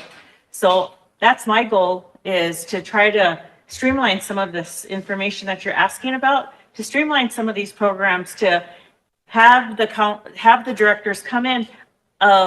Anyone that's been here a long time ago will remember that the directors used to come to the council and give a report. They shouldn't be afraid to come here to give a report, to feel like they're going to be ostracized or they're going to be scolded about anything. They need to feel welcome to come here and give you all a report on their programs, to let them know, to let you all know what they're doing. So some of these questions that you're asking, that everyone's asking, who can answer those better than our directors? Not just our committees, but our directors themselves are boots on the ground. They're the ones doing the work. They should be allowed to come here and give all of you a report. And so that's part of my plan. Like I mentioned earlier when we started today, I am going to be going and doing a meet and greet in each program, so that I know who works for which department, and so they know who I am. I really believe that we need to make that connection. For all of us to be unified, to work together, we have to not just be paper and pen, computer. We have to be face-to-face people, so that everybody knows what's going on. So yes, I do have a plan. So I'm glad that you asked me. I didn't bring all this up because it's the first, it's the first meeting, and I have a lot of plans that I came in with that we are working on, that I will bring forward in our October meeting. So I hope that answers your question. I'll wait for October. Thank you. Okay. And Chris is next. Okay. Sorry about that too. I know we probably want to move on. Just for some insight too, a lot of programs, they have to take leave when they come here too, they're taking time out of their schedules to be here and give us a report. Sometimes they'll be sitting here for hours on end, and we won't even meet with them. We see that in committees, we see that in a lot of other avenues. So we're taking away their working hours so that they can just sit here and be here, not present, because we take so much time. We take so much time because like today, when the BAA was doing their thing, the BAA was going good, but then we had to go somewhere else. Then that led to somewhere else, and that led to somewhere else, because we go off topic. These directors they're the backbone of this whole tribe. They're the ones that are working full time. How come they have to come to us? Nothing against anyone, but I've taken it upon myself I kind of started already by meeting directors, going to their business, the place of work, and trying to understand their scope of work and what they do and what they need. And I've only seen a handful, like 5 or 6 so far. But that's another avenue we can do too, to meet them halfway, to show that we care about them. They don't have to come to us, but we can come to them. But of course, it's kind of different for me though, because I don't have children. I don't have that much responsibilities outside of my workspace. So I know I have that time. But I know that this is a full schedule, but I know that a lot of us aren't on all these committees either though. So I know that we have time, but sometimes we have to self-care too though. Because I know I get burnt out. But I know our directors don't get the opportunity because they're working from day in and day out, Monday through Friday, 8 to 5, every single day, holidays, the essential workers, holidays. You know, like example, sorry to go off, but I remember this at the beginning of this year, we had a big storm, so the tribe called off work. And then the day after that storm, we had a good day. It was like 60, 50 degrees out. We had a meeting that day, but some of our reps called in because they wanted to take advantage of the nice day so they can work on their house and everything else going on. But yeah, our directors, they don't get that same opportunity. They don't get that same opportunity to take care of their personal life, take care of their house. And so for us to try to, I mean, I get it. You know, we made a motion and the previous administration said that we'll have it and we never did. But that doesn't mean that we can't meet them either though. That doesn't mean that we can't go out of our way and go meet them at their programs. Because I'm pretty sure a lot of them, I want that. It's been a long time since the programs that I visited, it's been a long time since the council went to go visit them to hear what they have to do, what they have to say. And, yeah, what on? Oh, no, I just, when you're done, I just wanted to respond. Okay, and then another thing too, the last thing is you threw me off. I forgot what I was going I'm to say. so sorry, Chris.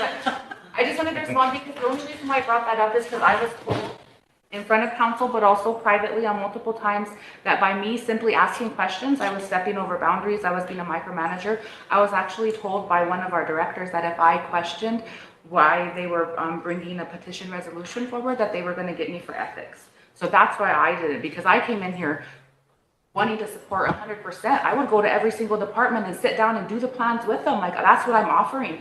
But once you get told you're a micromanager by your president and by multiple people, and then you get threatened by a department director that by me asking what the chain of command between what committee they should report to versus having a petition resolution, and be told if I ask that question, they're going to get me for ethics. I mean, it puts that fire out quick. So I just wanted to respond to that because not everybody has that privilege to be able to go to department and not be challenged. So I just wanted to state that.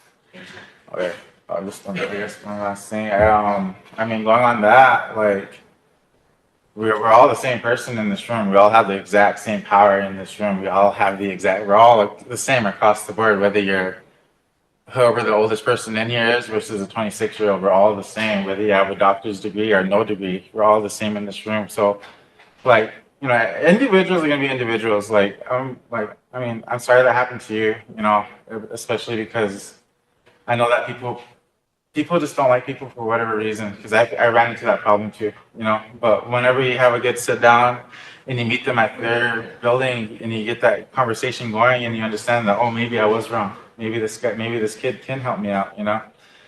That does help both of us out because it builds this trust that we're all trying to build. It builds this unity that we're all going after. And like, you know, maybe sometimes we do come off strong. Maybe sometimes we do come off, you know, a certain way that someone else might think of it as a personal attack, when our intentions aren't that at all. But that just goes back to a disease of the mind. That just goes back to all these things that make us who we are today, to boarding schools, to all this stuff that the oppressor put us on many years ago, and we still that still affect us today. You know, it's no one's fault, and it's no one's, you know, it's not personal either. But I understand that with this seat,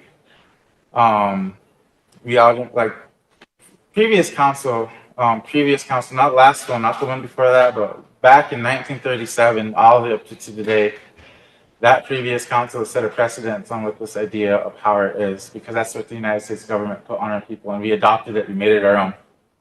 And with that, you know, there have been people that have been trying to change that, trying to change the avenue of it.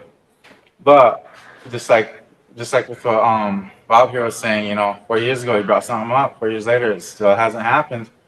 50 years ago we bring something up, 50 years later we're still trying to have the same conversations today, you know, like, I strongly believe that conversations are a way to start planting that seed in each individual's mind.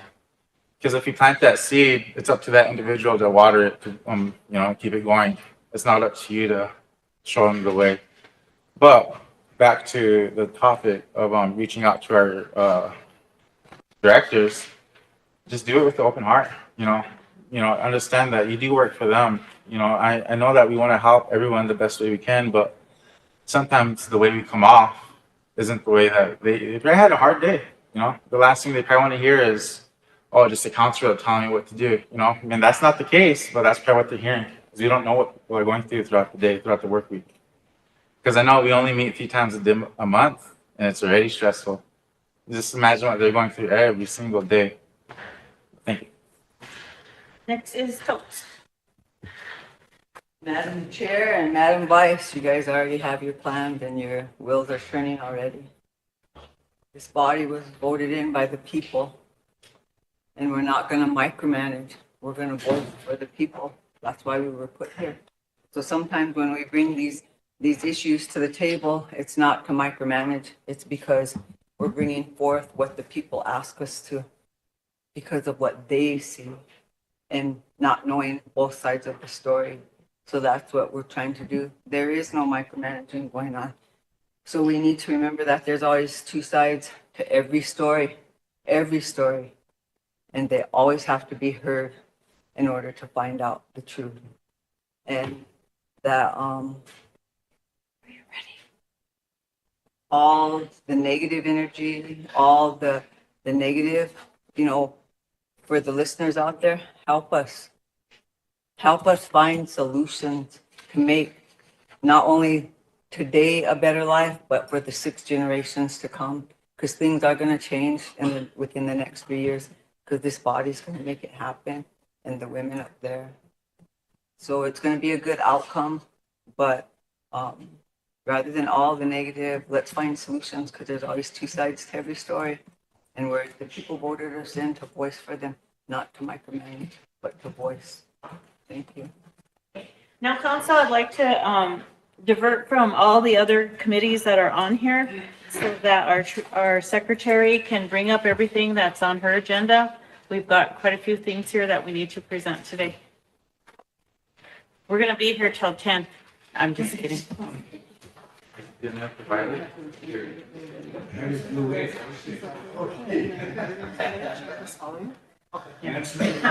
They'll bring them around. You want to take a really quick breather before we get started on these? Yes. 5 minutes. Take 5-minute break while they pass these out. My plan is to start giving us breaks during our meetings, not just sit. I got you here, really. I got you still here. Okay. I'll be back in. Okay. Tomorrow, we still have to do. Only 1 page.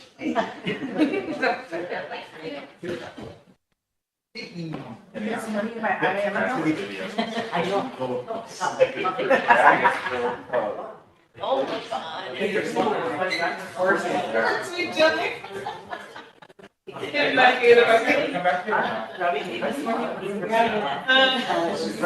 Yeah, it's bad. And he had to put it down. You know what that means? She's I'm there 2 days. Yeah, I am. Oh, you're Whenever someone comes in, I asked her to hold. Oh, yeah. So I could ask. I don't even know. It's just negative. You think it's just like, are you going to have a picture of it? Just so I could just read it. That way when it comes up and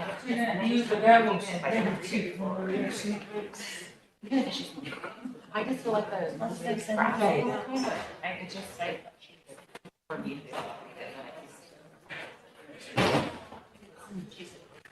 Yeah, got it.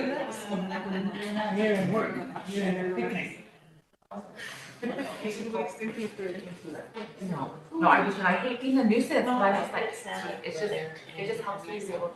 I just gotta remember off of the note. I just wanted to bring it up for everybody.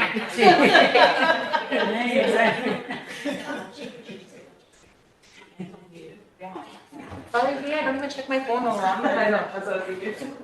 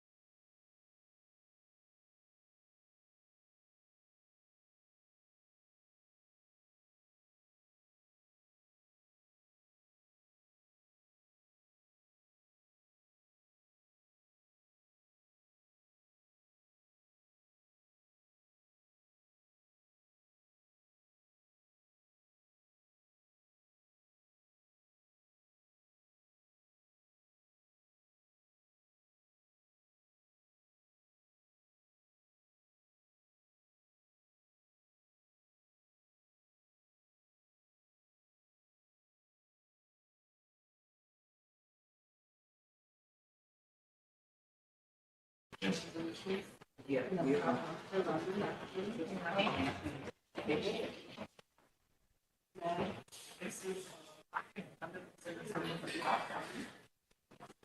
that on here? No. It's not. Okay. It's time sensitive? Why is it time sensitive? What is this? Okay.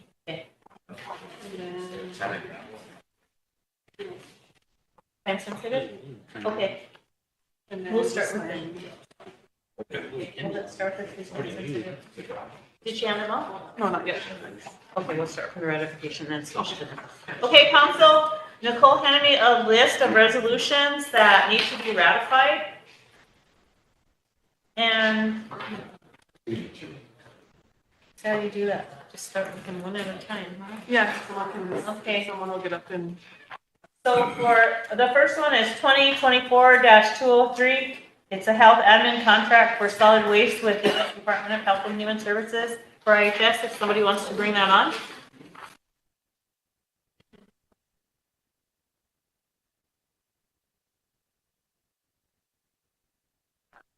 Okay, so we'll need a motion to ratify this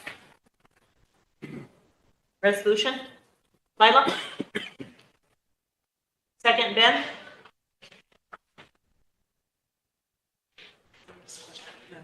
Okay, I need a question and then we can vote on it. Bill?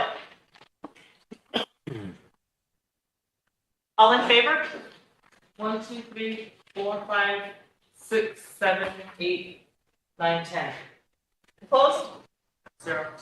Not voting? 4. How many times? I thought there was 11 in here. Yeah, there's 11 in here. What was the count? 3, 4, 5, 6, 7, 8, 9, 10. There's 11 in here. Tina. Well. 11. You're not voting? Yeah. I didn't vote and I was in the room, so I just wanted to make sure that. Oh, that's why she Yeah. didn't count you. So are you not voting? Yeah, I didn't sign the thing, so I'm not voting on it. Okay. I didn't have a chance to review it. Okay, thank you. The next one is 2024-206, TLE drawdown of 3,000 for general operations. I need a motion for ratification. 3 million. Pardon? You said 3,000, isn't that 3 million? Oh, sorry, I missed up. Thank you, Bill. For 3 million for general operations. Need a motion? Bill, second. Charles? Question? Ben? Okay, all in favor? 1, 2, 3, 4, 5, 6, 7, 8, 9, 10, 11, 12. Opposed? 0. Not voting? Okay, the next one is 2024-210. Health admin enter into contractual agreement with AB Staffing with purpose of hiring healthcare employee. Need a motion to approve? Bill? Second? Lila? Question? Dan? All in favor? 1, 2, 3, 4, 5, 6, 7, 8, 9, 10, 11. Opposed? 0. Not voting? 3. I'm sorry, it's going kind of fast, so I'll slow down so you guys can finish reading what you have in front of you. The next one, if you review it, it is 2024-211. Health admin acceptance of Thomas Haas Foundation funding, $1,189,355 for specialty care infusion center.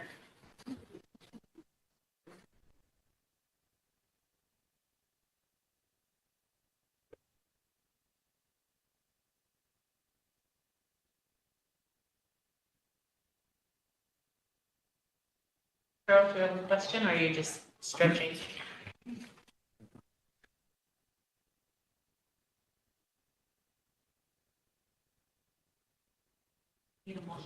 Yeah, we need a motion. Motion by Lila. Need a second? Marion, question? Stan? All in favor? 1, 2, 3, 4, 5, 6, 7, 8, 9, 10, 11, 12. Opposed? 0. Not voting? 3. The next one is 2024-212. Health Admin accepts funds for Native Public Health Resilience Program. I'll give you a few minutes to review it.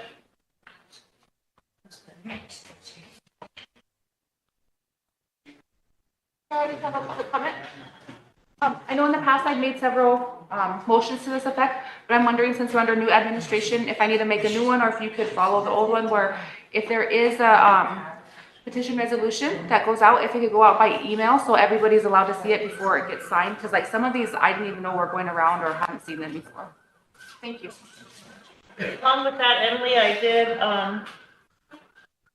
let my staff know and the Secretary's office that I won't be signing off and authorizing any resolutions unless they are for a grant deadline or for funding. All these other resolutions, I am anticipating and I am encouraged that this body will have enough sitting in this circle to have a quorum. If they have something that they need to present, that they get it to the Secretary's office to get to you so we can approve them in a meeting, not through resolution. Because if you have questions and it's a petition resolution, the paper that you're reading is not going to answer those questions for you. So my personal preference is I oppose petition resolutions unless they are for funding or a grant deadline.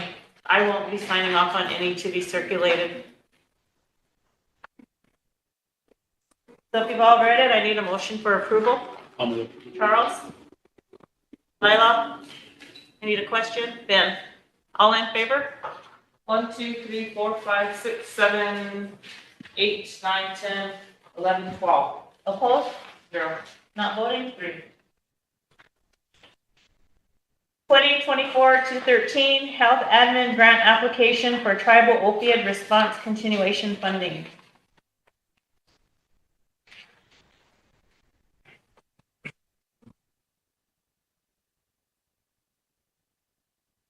Is that your motion for approval? Yes. Okay. So it's motion for approval. I need a second. Marion? Charles, question? All in favor? 1, 2, 3, 4, 5, 6, 7, 8, 9, 10, 11, 12, 13. Opposed? 0. Not voting?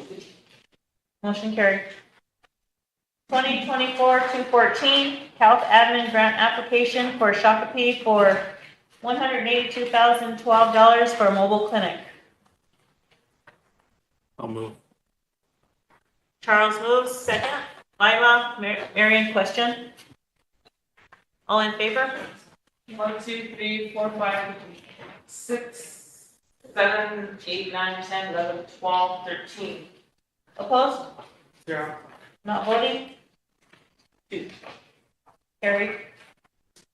2024-215 Health Admin to enter into $182,012 contract with Tesco Specialty Vehicle for mobile clinic.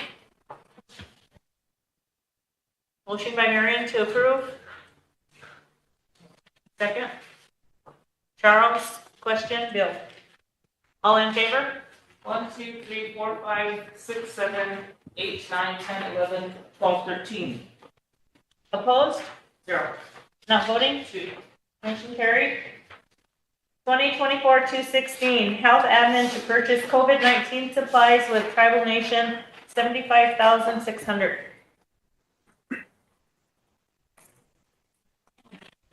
Motion by Lila, second by Marion. Need a question. Ben? All in favor? If you look, at yours says 75,600 and on the resolution it says 76,600. I don't have it in front of me. It says it both. One says 76 and then the next line says 75.6. So there's just a typo. So I'm not sure which Just one. correct to make sure we have the right amount on there. To be honest, I get to the last whereas. I don't have it in front of me, that's why I don't know. Just make sure that we. I'll change this to 75. Okay, Nicole confirmed that it's 75, so she'll change that.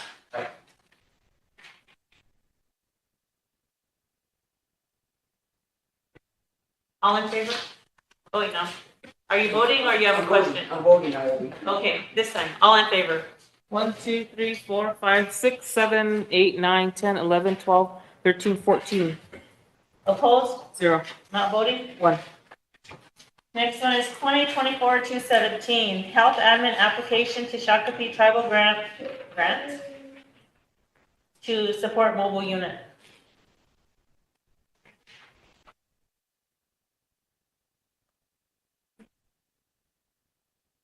Sarah, can I just ask a question?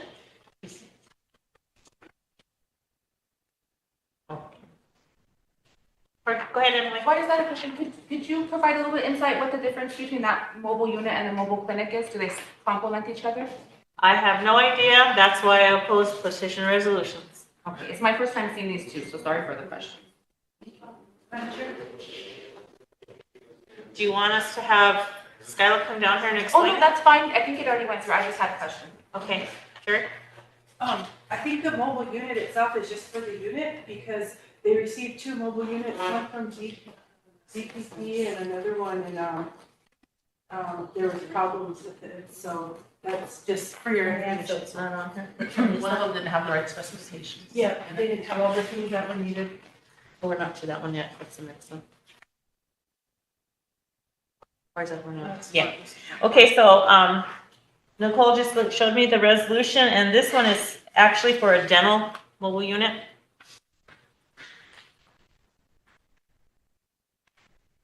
Your motion? Charles, second, Lila. Question? Votes? All in favor?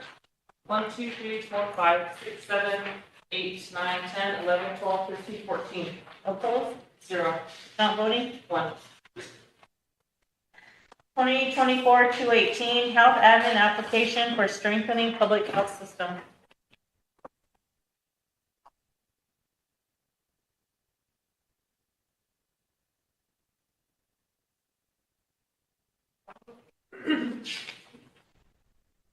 I'll move. Sherry moves. Marion second. Need a question? Charles? All in favor? 1, 2, 3, 4, 5, 6, 7, 8, 9, 10, 11, 12. Opposed? 0. Not voting? 3. Next one is 2024-221. Madam MOU. Chair? What? In our packet, the next one is resolution 2024-219. I don't have that on my list. Sorry, Emily, I'm reading off of the list and it's not on my list. Well, that's okay. I was just following along in the packet, and that's the next one in the packet, so I wasn't sure. Sorry. Okay. Maybe it's not supposed to go in there because there's no signatures. Maybe that was just extra. That wasn't a petition. Okay, all right. Don't mind me then. Sorry about that.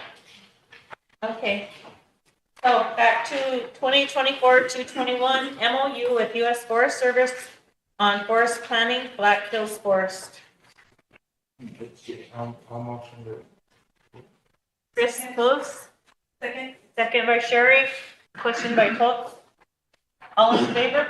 1, 2, 3, 4, 5, 6, 7, 8, 9, 10, 11, 12, 13, 14. Opposed? 0. Not voting? 1. 2024-222. Health admin to purchase COVID-19 supplies from GF Buoys at $93,396.42. I have a question. Did it go through committee or did it follow procurement processes? I know she had some quotes on there, and that was the lowest quote, but the majority, she wanted to purchase those because of the food cards. That she can, the food cards that she gives to COVID patients. Is that our only option? I mean, they're really not good quality over there in the food, and they're not, I'm just wondering why we continue to get business. Votes? That's what I was wondering. Please. You know, we want to promote our own here. And if we want to continue giving him things like this, then let's write him a letter. He should have paid for our clothing orders. So we didn't have to get him from. We over the last 3 years or more of COVID, this individual has received a lot of money from our tribe, and we should have been giving it to to all stop and to Turtle Creek our own. So I just wanted to bring that out, but I suggest if we need money help in our communities this winter, let's write a letter and request some of those funds back from our. So all these motions, I mean, all these resolutions that you're ratifying, remember, they're already all done. Yeah. And you're just, putting it at the next level. And this is exactly why, again, I reiterate that I don't agree with petition resolutions, because you can't have this discussion you're having right now, which takes us to the fact that it's very, very important that we make our committee meetings, because if we have our quorums, we won't be having to go through this process. The next one is 2024-235 Airport Improvement Grant Agreement. Okay.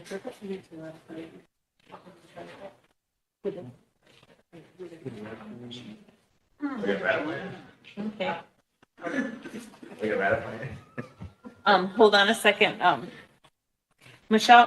Nicole said that one We need to ratify. has to be ratified.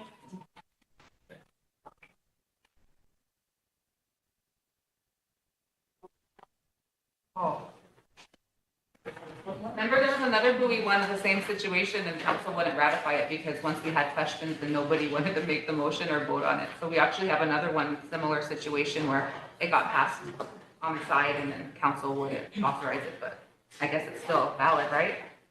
It's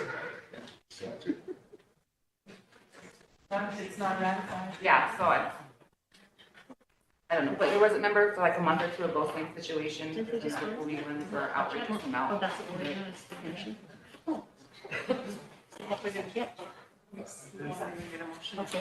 Oh, sorry. Go ahead, Michelle.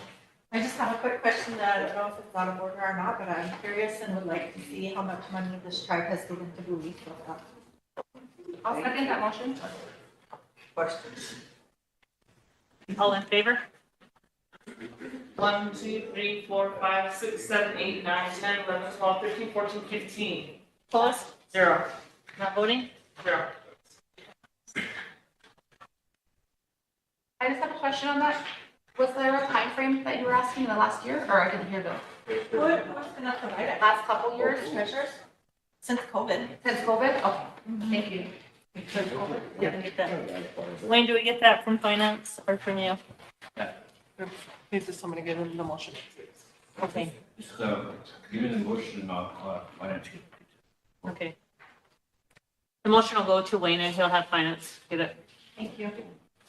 Madam Chair? Yes, ma'am.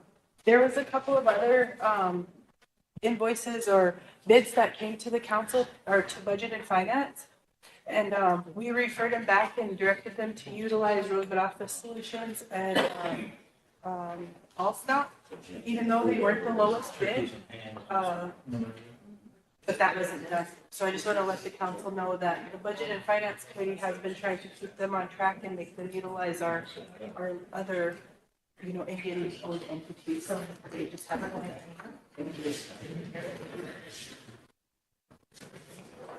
Okay. Do we need a motion to approve? Council on the one for 2024-222, we'll get a legal opinion from Eric on how we handle that since it's a resolution that's already gone through. So we'll find out from Eric how we can handle that one. We don't want to do something that we're not supposed to be doing. You're supposed to get the money back, I think, or? Pardon? Get the money back. We get credit. Yeah. See something. Yeah. Yeah. It's paid already, but if nobody makes a motion to ratify it, that's what I want Eric to give us a legal opinion on which direction we go with a situation like this. Because he just mentioned it's not the first one where the body didn't approve it and it just sat there. So we'll get a legal opinion on that one. Okay.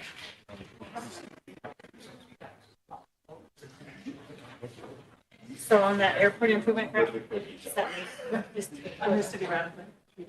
okay, Pardon, 325? yeah. So we'll move on to 2024-235 airport improvement grant agreement. I'll move to approve. Emily moves to approve, Tote second. Question by Sherry. All in favor? 1, 2, 3, 4, 5, 6, 7, 8, 9, 10, 11, 12, 13, 14, 16. Opposed? 0. Not voting? 0. Okay, the next one is Land and Natural Committee, 2024-236. It is 2024 Fall Cleanup, Community Cleanup. Martina. Comment? Oh, it's coming. Oh, thank you. I got it.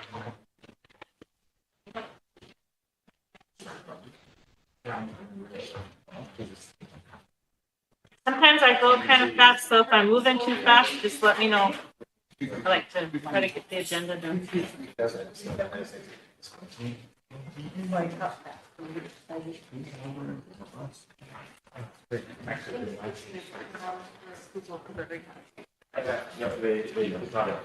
The one that she's handing out now, 224-236, it just needs an approval because it's already got a number.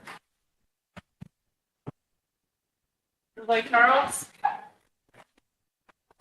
Second by Michelle. Question by Ben. Oh, Charles has to read it in. Yes, please. Okay, Charles, you have to read it in. Wording it, therefore be it resolved. Start at the third whereas. The Rosebud Sioux Tribe Land and Natural Committee is established pursuant to ordinance 80-07 as amended in 1995. And whereas the Rosebud Sioux Tribal Council, having met August 20th, 2024, did approve the 2024 Fall Community Cleanup in the amount of $292,320. And whereas the Rosebud Sioux Tribal Council approving the three-way split between TLE, SWA, and the Rosebud Sioux Tribe an amount of $97,440 each, totaling $292,320 for the 2024 Fall Community Cleanup. Now therefore be it resolved, the Rosebud Sioux Tribal Council approves the 2024 Fall Community Cleanup and authorizes the treasurer to sign any and all documents pertaining to this action.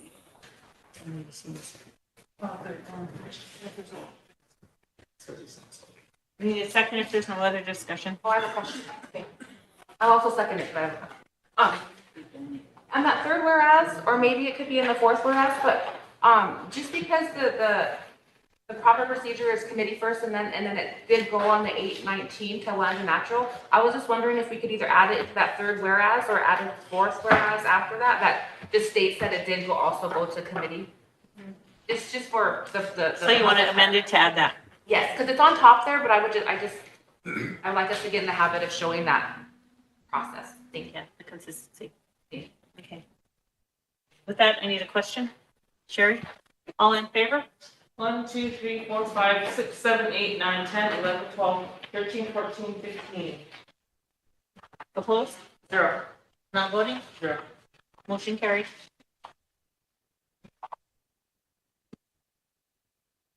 The next one, emergency legislation. Next one coming around to you is for emergency legislation.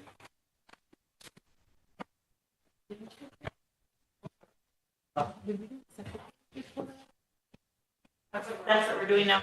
Are we going to address the TECRO? The TECRO?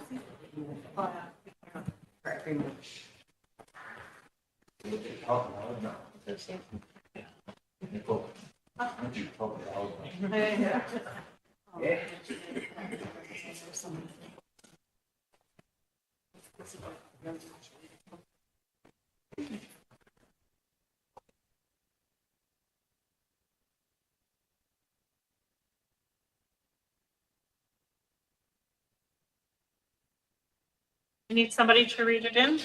Needs emergency legislation?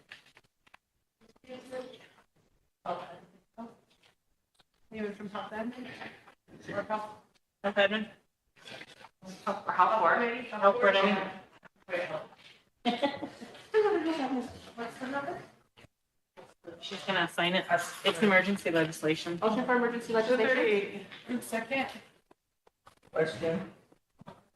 All in favor? 1, 2, 3, 4, 5, 6, 7, 8, 9, 10, 11, 12, 13, 14, 15. Motion to approve. Motion to approve resolution number 2024-238. Second. We need a second. Sherry? You good? Yep. Okay, I'll start with the fourth whereas. Whereas the Rosebud Sioux Tribe has established a tribal budget and finance committee pursuant to RST ordinance number 8007 to operate with input from the directors of tribal programs and tribal council members to develop and coordinate all aspects of tribal budget activities in accordance with the Rosebud Sioux Tribal Council, Rosebud Sioux Tribe's constitution and bylaws. I have a question there. Usually when we cite that, we put a date that they went. If they didn't go, should we strike that? Strike it, okay. Sorry about that. Okay, so next whereas. Whereas the Rosebud Sioux Tribe Ambulance Service will excuse a purchase agreement for a 2025 Can-Am Defender Max Limited from No Limit Power of Valentine, Nebraska on a sole source basis with a total cost of $46,987.83. This purchase will be made from the third-party revenue account. Be it further resolved, the president of the Rosebud Sioux Tribe is authorized and directed to sign and execute the purchase agreement from No Limit Power Sports of Valentine, Nebraska. Questions? Lila? I have a question. Just making sure that all procurement processes are followed. Were they? So doesn't sole source usually have to have a justification?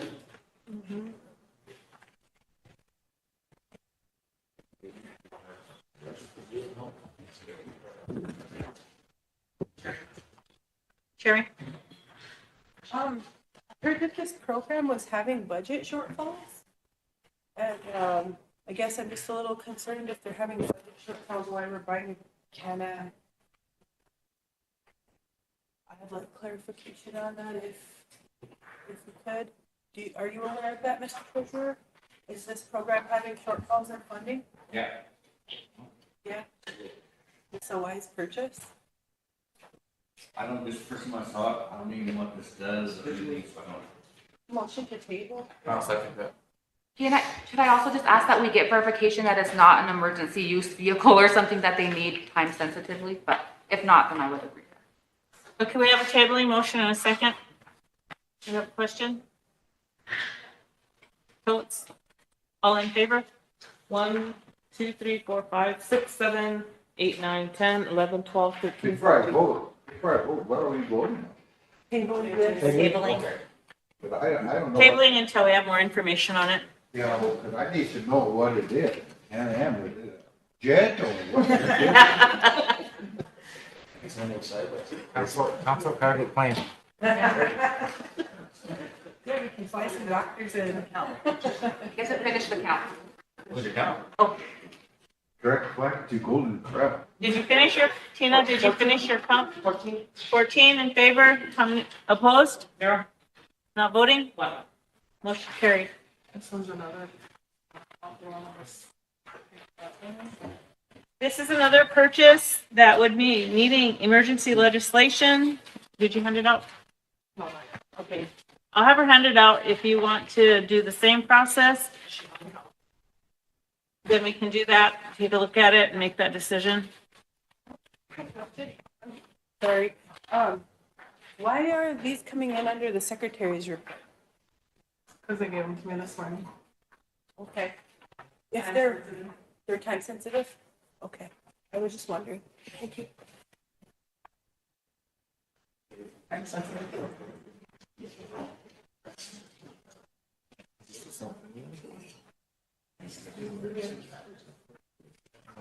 Oh, he was taking.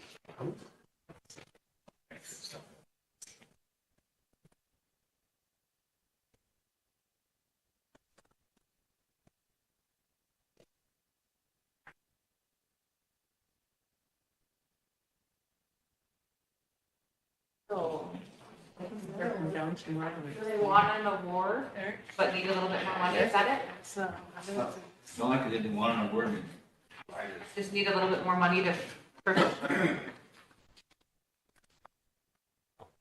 $2,000 sounds pretty reasonable.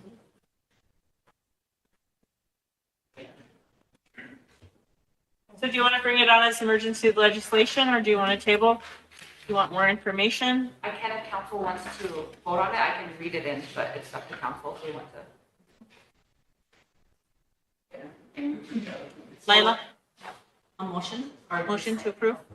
I mean, for emergency legislation? Emily, do you want to read it in? We need a second. Second by Chris. I have a question. That number on that tabled one, does that stay there? So Yeah. it'll be, okay.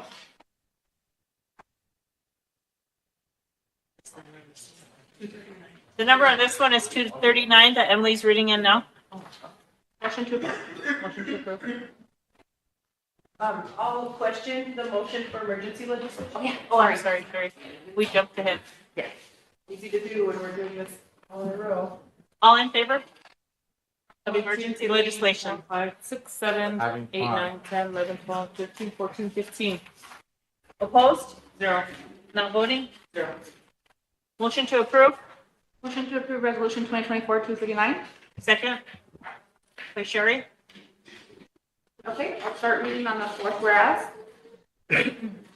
Whereas the Rosebud Sioux tribe has established the tribe. Did they go to budget and finance? No, we'll strike that one, sorry. Whereas the Rosebud Sioux tribe ambulance service entered a contest to win a Stryker Life Pack 35 cardiac defibrillator from Savick Buying Group. On July 31st, 2024, it was announced that the Rosebud Ambulance Service won the contest and was awarded $29,624 towards purchasing the Life Pack 35 cardiac defibrillator. Whereas the Rosebud Sioux Tribe Ambulance Service received a quote from Stryker Medical for $32,500.14. Stryker Medical is the sole manufacturer of the Life Pack 35. Therefore, a sole source will be required for Stryker Medical. With the $29,624 from Savick Buying Group, the remaining balance is $2,876.14. The remaining balance will be paid from the third-party revenue account. Be it further resolved, the president of the Rosebud Tribe is authorized and directed to sign and execute the purchase agreement with Stryker Medical. I have a question. Chris? All in favor? 1, 2, 3, 4, 5, 6, 7, 8, 9, 10, 11, 12, 13, 14. Not voting? 1. Opposed? Yeah. Oops, I did it backwards, but yeah, you know what I mean. About you. Yeah, you got me. Just a minute. Approval of minutes. For August 20th and 28th. Okay. Next one. Or did I get it on my screen? The last thing for the secretary is the approval of minutes for August 20th and 28th. I gave them a lot. Y'all have them? Are they not provided? No, I gave them, I passed them all out. Oh, okay.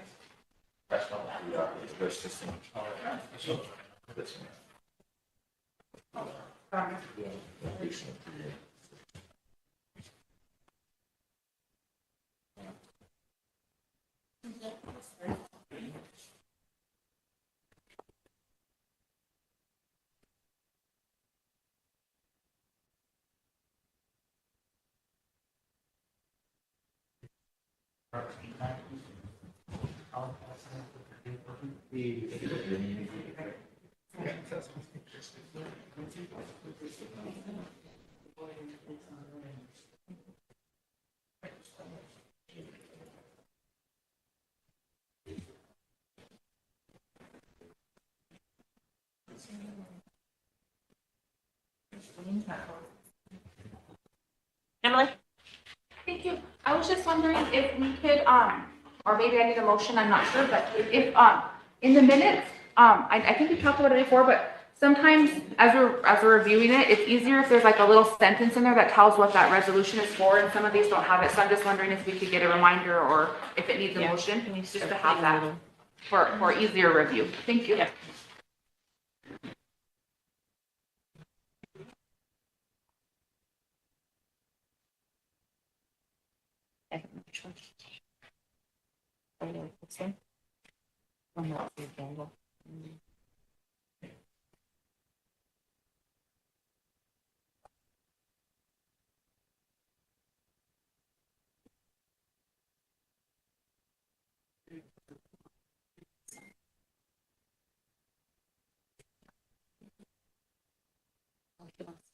like this.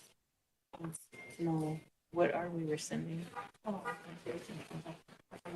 Yeah, yeah, you could start doing little explanation. Kind of like on that Yeah, other sheet. yeah, we just discussed it. Your motion to approve? Yeah. Okay. Michelle makes motion to approve August 20. Need a second? Bill? Question? Ben? All in favor? 1, 2, 3, 4, 5, 6, 7, 8, 9, 10, 11. Opposed? Yeah. Not voting? 4. Next is the August 28th.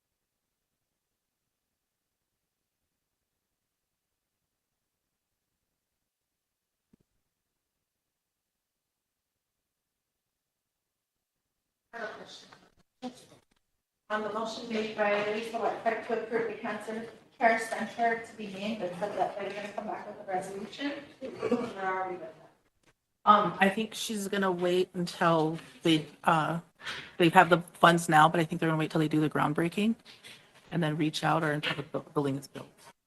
Then And then she's gonna reach out to the family and then because I don't know how they would want that named, or so it'd be up to the family to, how they would want Valerie's name on it. It'll be forthcoming. Emily? Also, Madam Secretary, my, I think I was late on the 28th, if you want to amend that after my roll call name. Last minute. Okay, Emily? I just had a quick question. I'm not sure if this is the right meeting minutes, but I was asked to get,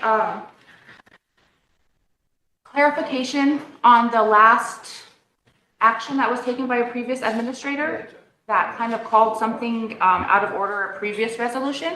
And I didn't see it in the minutes, so I was wondering where that would have been recorded at, so we can, I can get a copy to the person asking. What was it in regard to? It had to do with that, SU land and antelope. And remember, we had this whole discussion and nothing was going. So then the previous administrator ruled the previous resolution out of order. But I don't see it on the minutes anywhere, so I was just wondering how. She said it was in July, so she's. Well, it wasn't, I'm pretty sure it was the last meeting It was the last meeting of July. of July, not. July. Okay, so we already approved those ones? Since I already asked, Nicole, when you find those, could you email them to me? Yeah, because I did a motion action already. You already have it in there? Okay, I'll look for it. Thank you. I missed that one. Thank you.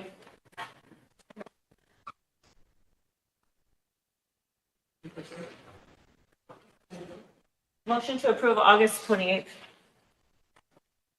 Bill, second.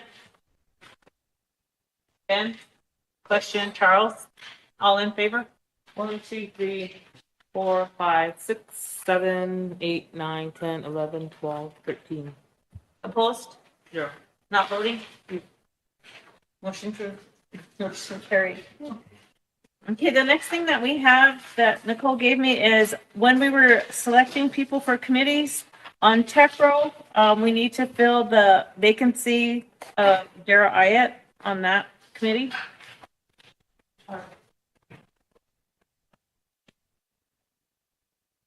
We have some CDs. I got a question too. I was saying that too. I know yesterday I took the deal to get onto the enrollment. So I'm like to step down from the governmental affairs. No. It's too late. It's too late. But yeah. But yeah, I like to Next withdraw. two vacancies. Government affairs. We need a motion to accept his resignation from governmental affairs. By Chris, second. By Sherry. Bill, question, all in favor? 1, 2, 3, 4, 5, 6, 7, 8, 9, 10, 11, 12, 13, 14, 15. Are we gonna put them up on the Kathy, screen again? Kathy, I have been on council before when there wasn't a motion made, so that rep had to stay on there. Do you remember that happened a couple times? So. Really? They let it off and council wouldn't let it? Because there was no motion to follow. Oh, you have to stay on there. You should have said that before. That's why she's making it. You have to go once.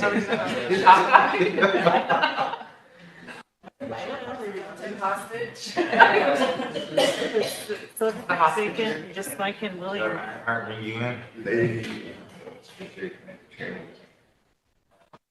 So do we need Do nominations? you wanna do, we can do it now or we can do it in the morning.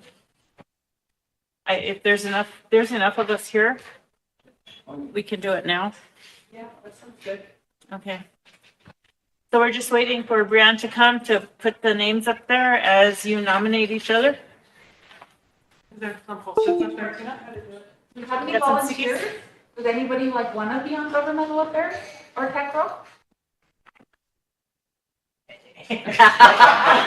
We're gonna have to get I nominations. just wanted to start. Nobody made eye contact there.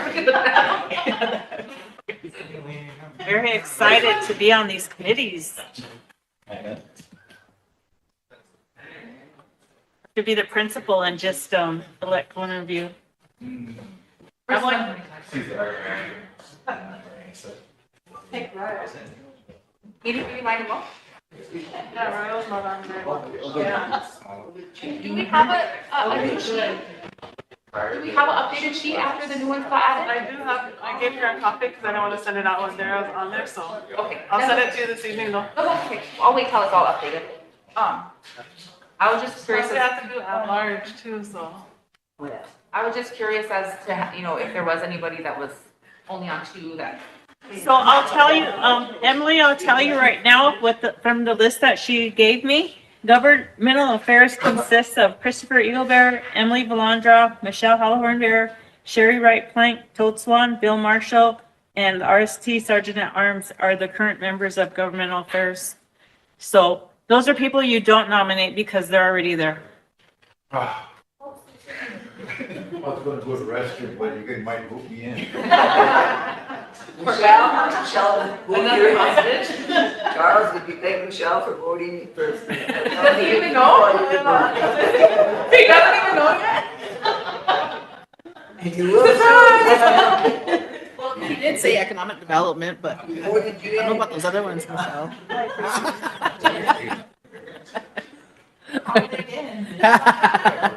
Wayne isn't here. You could always put Wayne on. There you go. Or Mike Bolts. Or Willie. Todd. That your ass isn't paid as a. I don't know these. Yeah, Todd was nominated for like 2 or 3 yesterday, and he only got on 1. Health board. They don't meet on Fridays? You Yeah. said they can't. When's governmental affairs meet? Monday. You can't. One. Yes, you can. He's out to that funeral at Minnesota. Great to nominate him if he doesn't want it. Yeah. If he doesn't want it, he could step down. And then, He would just have to resign it. he might just switch out with the Silver Creek rep too. They want to be on committees. How many are they on now? Did you assign them some? We filled them, I think. Reach it. Walter Creek's only on one.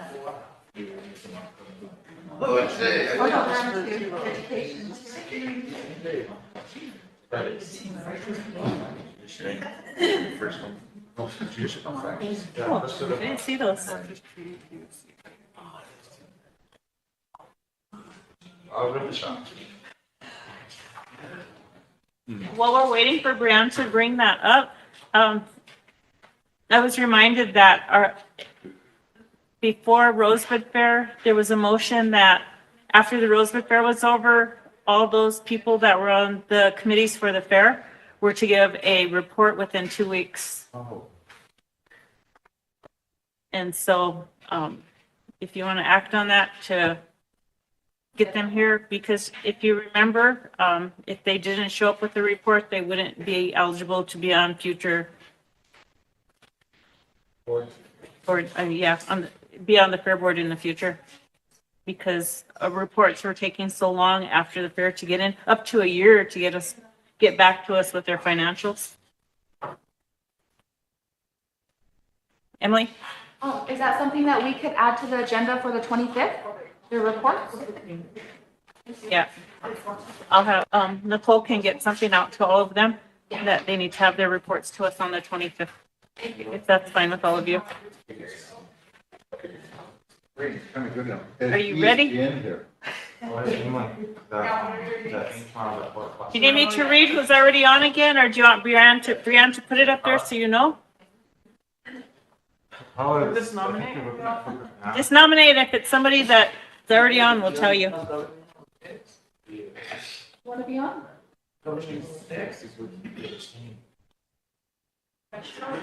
On there, I really want to. Yeah.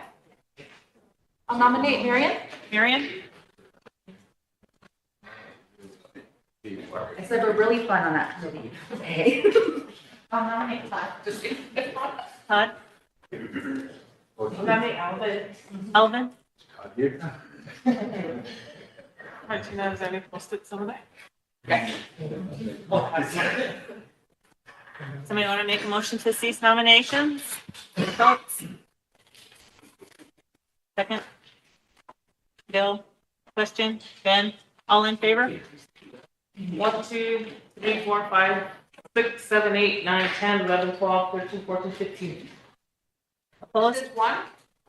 Yeah. Pick one. Opposed? 0. Not voting? 0. Motion carried. Yep, governmental affairs. Marion wants it.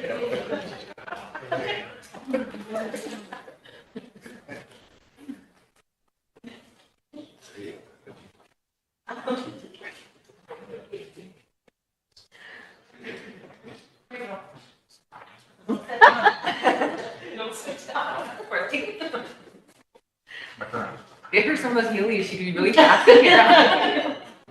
Flying around.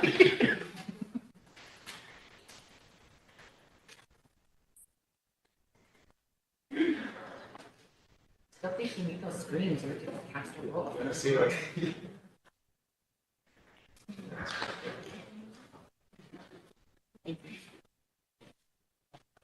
Marion? Marion? Alvin? Marion? Marion? Todd? Marion? Marion? Oh, heck, Marion's got it. Just kidding. Marion? Marion? Todd?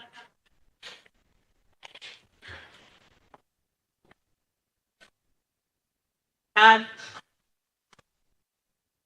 Marion? Marion?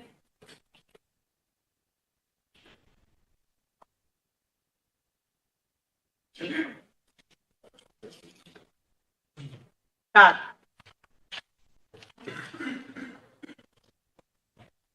Motion to seat Marion?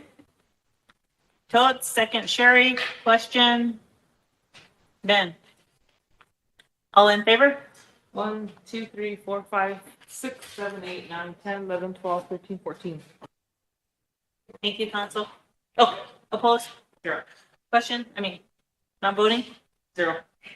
Motion carried. The next one is for Techro Board. And that would be replacing Dara. Is there just the one council seat on that one? Yeah. Can I take it? Is it for the term of their Or their term, the length of their term? Yeah, it'll be the same. I'm on plenty, I don't. Thank you. Are you interested?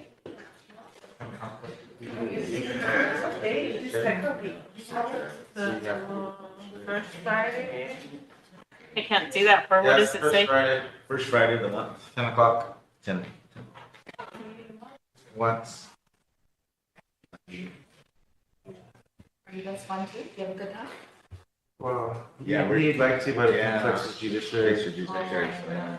I wouldn't mind it, 'cause, yeah, it's a one-time deal, but judiciary is the same day.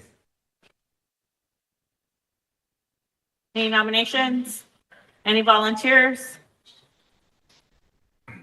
Yeah, I was thinking about it, but this conflicts with judiciary on Friday too. So I wouldn't mind it, but it's a one-time Friday. If I need to, but I'm already on eight. And we're gonna do a lot of work. Please stop. Content and priorities. What Charles? Oh, yeah, Willie, will he do it? How about Willie? Steve. He's not here. How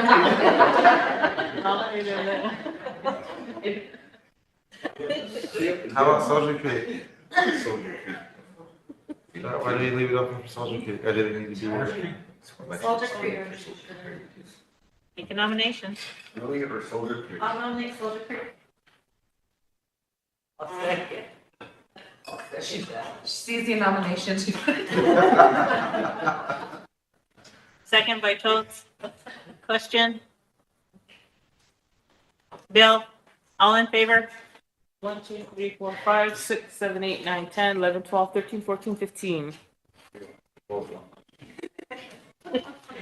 Thank you, council. Do you have anything else to report? No. I'm done. So it's done. The next thing on.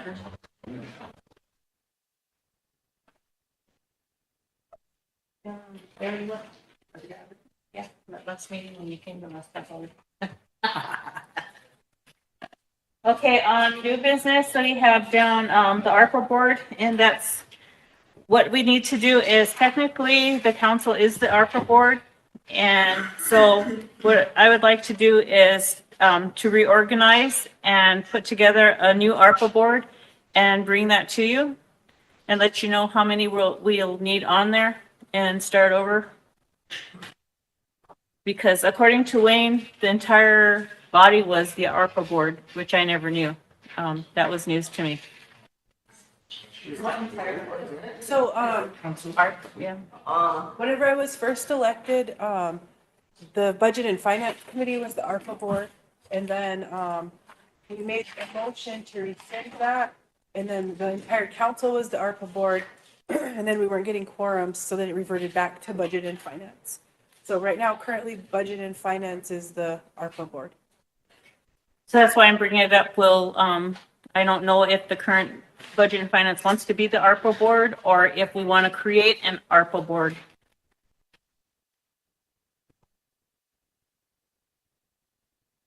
Lila? Thank you, Madam Chair. Thank you for the explanation. I think it'd be best to create one because it's out of fairness and there'll be different opinions and different people working on it. This is my point of view. Okay, I would like to suggest that myself, the treasurer, the chair of Budget and Finance, and 2 council members sit on that committee. So we'll wait until the Budget and Finance Committee does select their chair, and then we'll put that new board in place, if that's okay with the council. And also, we would probably have to rescind the motion that was made seating the resolution, seating the current Budget and Finance Committee as our. Okay. Well, first you said motion, now you're saying resolution. Yeah. What is it? Resolution, sorry. Yeah, because I got my information from Wayne and we just got done talking and he said it was this body, so I'm not aware that there was a resolution. Are you? Remember there was a resolution and then we rescinded it and then made it the entire council and then we weren't getting quorums for that. So then they brought it back and reverted it back to, Madam Secretary, do you think you could do the, research on that to see if it was a motion or a resolution? Just so it's not an outstanding resolution, we can rescind it the day that, after Budget and Finance meets. Thank you. So do you want to rescind and recommend that we do develop one after her research? You want to make that a motion? Motion by Lila, Ben, second. What are we rescinding? Question. For rescinding motion. the Potential resolution. Well, we don't even know if it's a motion or resolution, so how can we? Well, rescind it? Sherry said there's a resolution. Nicole is gonna research it because, first she said motion and then she said resolution. So if it's a resolution, Lila's motion is to rescind and recommend a new board be put in place. She's gonna see if there is a resolution. Do we need to wait for that first? Like, can we It's a address it in recommendation. the morning? It's a recommendation. I asked her to do it as a recommendation, so it's in place. So when she's done, that motion will be rescinded, and then we can put the new board into place. Okay, so the motion's not to rescind anything, right? Because we don't have anything to rescind in front of us? Recommend. Because I don't understand how we can rescind something if we don't even know what we're rescinding. So I understand making a recommendation, but then we still have to. Motion to recommend. What we're rescinding.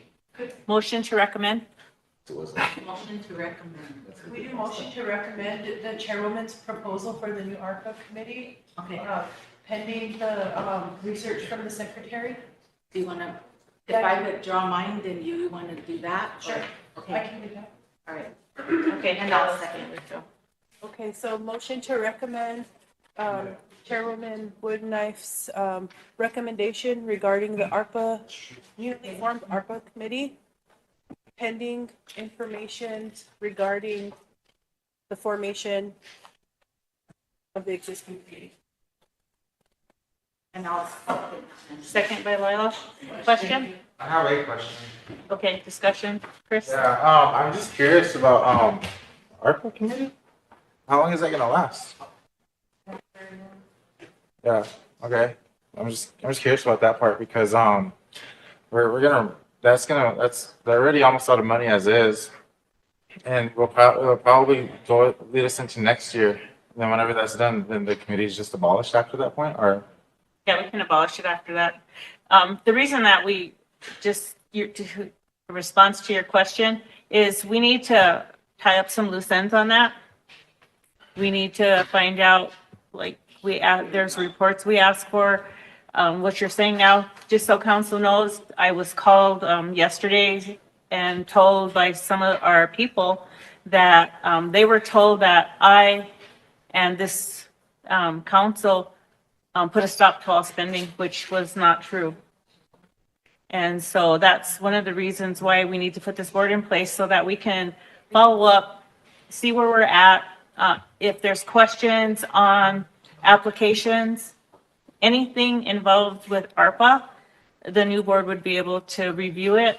And if we have funding left, which we do, there is funding left. And that's why I made this recommendation that we create a different board. And so we can move forward with that and have that transparency so we can all discuss it and bring a report back to this body. Good. Lila? Thank you, Madam Chair. I'd like to make a motion for, our next. Lila, can we finish this motion first? Oh, okay, sorry. And then you can, because we're at a question when Okay. Chris had a question. I'll call for the question. All in favor? 1, 2, 3, 4, 5, 6, 7, 8, 9, 10, 11, 12, 13. Opposed? 0. Not voting? 2. Motion carried. Okay, Lila. Okay, sorry, been late in the day. Yeah. I'd like to make a motion that the oncoming council review the ARPA report that was presented to council at the soonest council meeting. So maybe or it can be done in October. Or we can do it on the, what is that date? Oh, the 25th. Yeah, we can do it on the Yeah, 25th. because we need to have them review that report that was given to us by the finance office.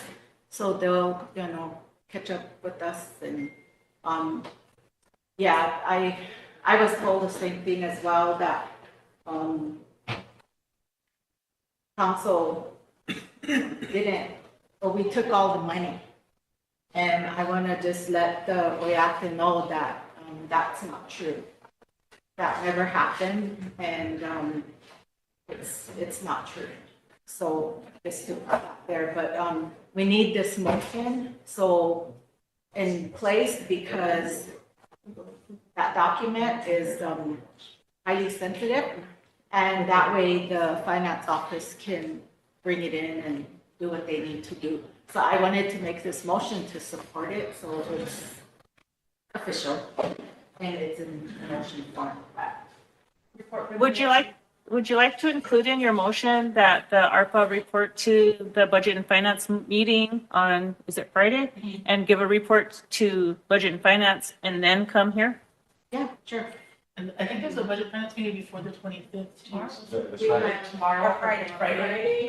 The 24th. and then the 24th. So either one. Yeah, either one we can do. So you guys are familiar with. Yes. Yeah. Thank you for doing that. And then I also, like Lila, I got calls too from people stating that ARPA told them that we have their money. And I'm wondering, Oh, no, she doesn't. are they? Can I interrupt you just for a second? Could we have a second to our motion or it's gonna die? Yeah, I can second it. Okay, Michelle second. Okay, continue please. Thank you. Can we let the public know what is happening, because they're misinformed, saying that we took all the money and they're waiting for council to give them money. So we have a lot of outers and winter's coming fast.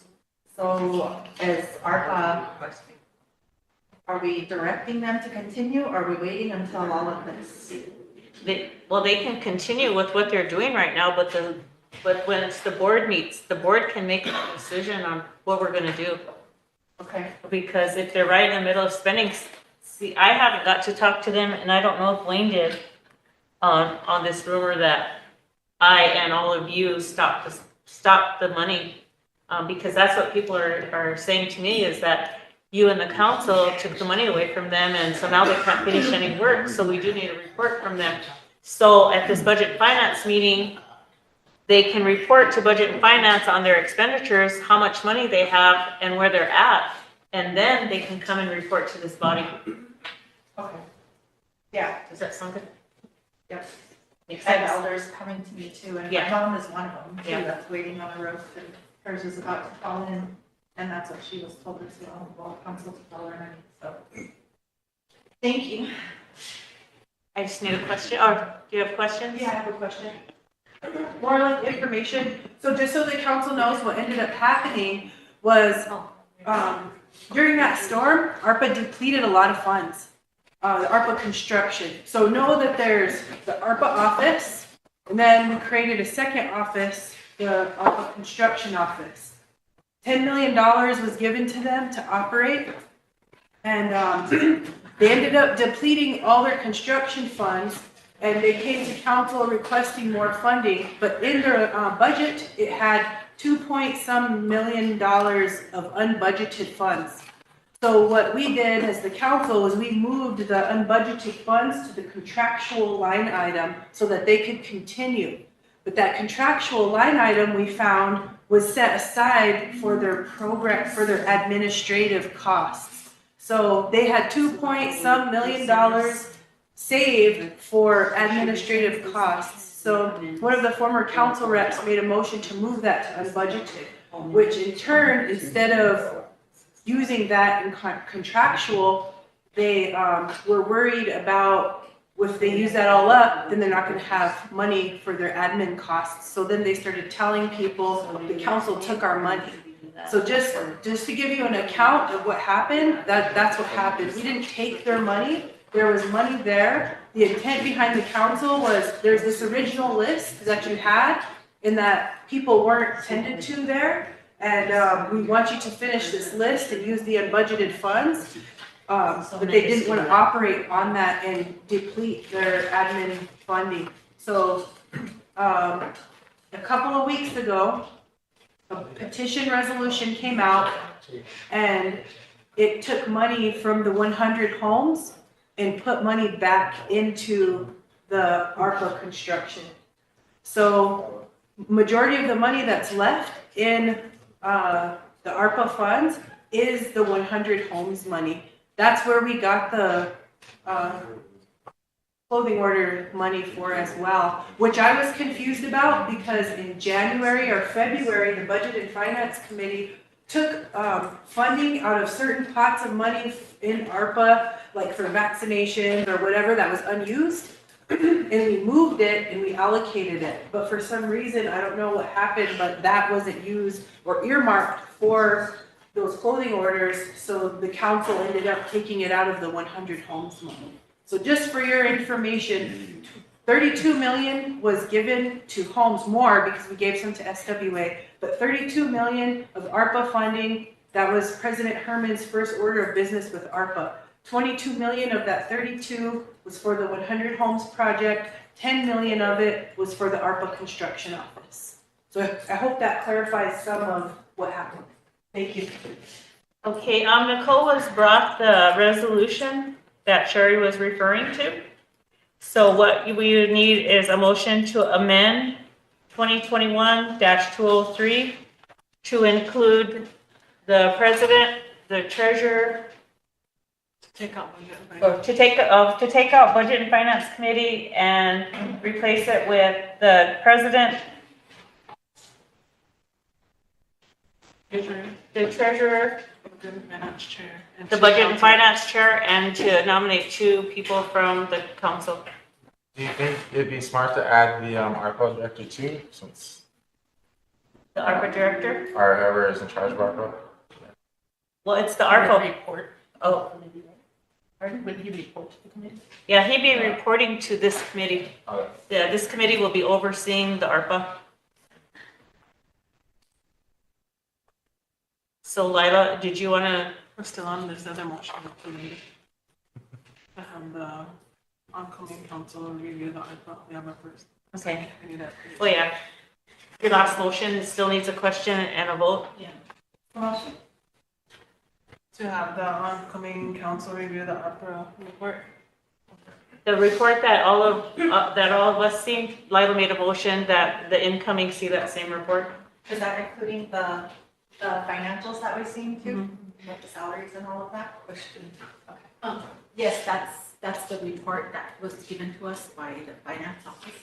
And if we need this motion, so they can have the proper authorization to get it to the.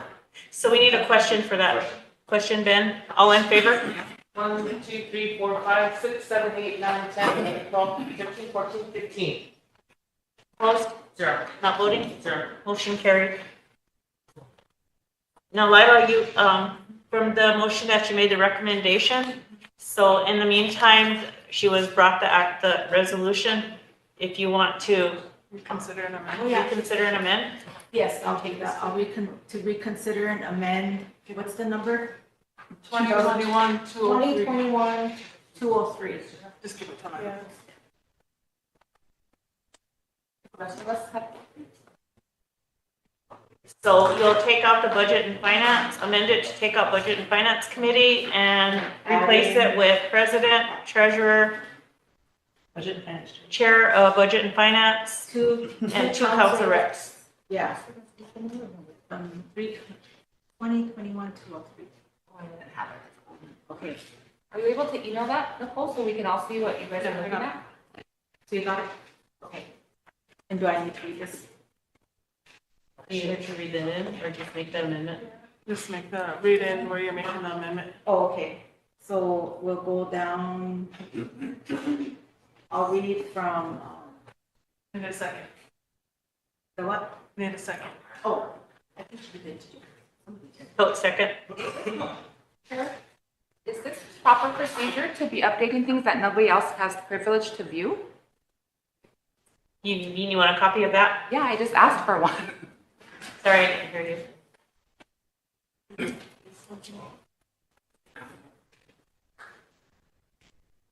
But it came to, oh, it was passed in 2023. So yeah, she'll get a copy and you guys can all review it. Thank you. 5-minute break, Madam Chair? Yeah. We'll take a 5-minute break.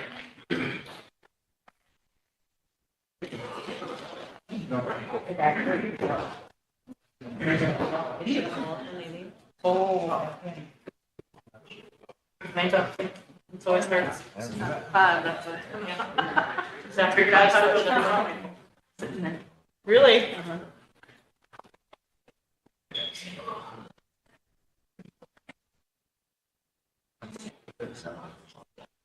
Oh yeah, they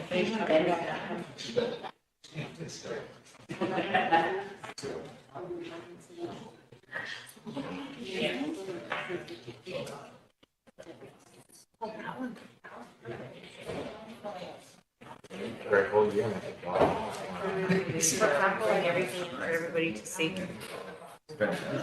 I didn't see it. Yeah. Just like a little bit, yeah. So whenever. The last thing on our agenda after the break is that the 100 homes, I don't know if you guys wanna save that till tomorrow because it's already after 5, or if you wanna continue going. And I'll send them all to you. Because everybody incoming are not aware of the 100 homes.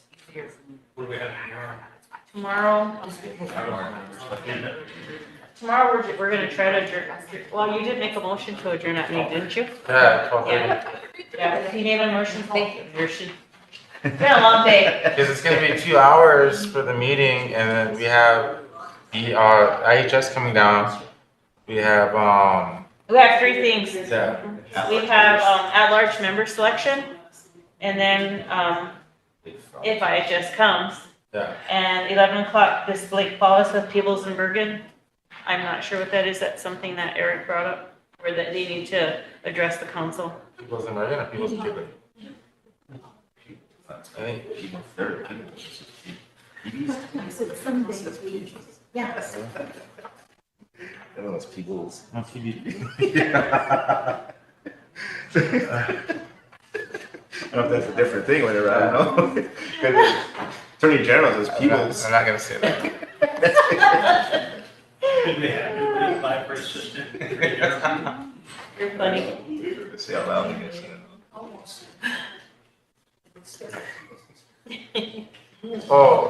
President, since you got time, I found some of the resolutions that state with the road between us and they're tribal. The tribe owns it, and the tribe is supposed to be the ones to take care of it. They couldn't find the agreement, but this is the resolution that push work for the agreement. So any work that goes on that road is from our road department. Yeah. A long, this is from when I was on here before. 2015. Yeah, that's what I thought, so we'll have to. Yeah, as a freshman in high school. Flashbacks. Yeah. Well, whenever I get that other information from Cowboy, we have to bring this all up. Let's do it all at once. Okay, can I hang on to this?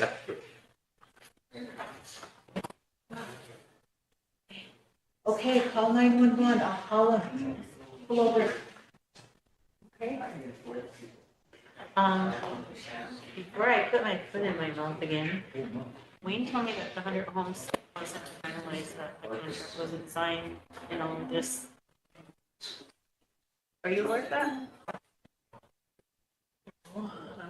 That it came through a resolution with the actual contract and stuff. I'm not sure it's still here.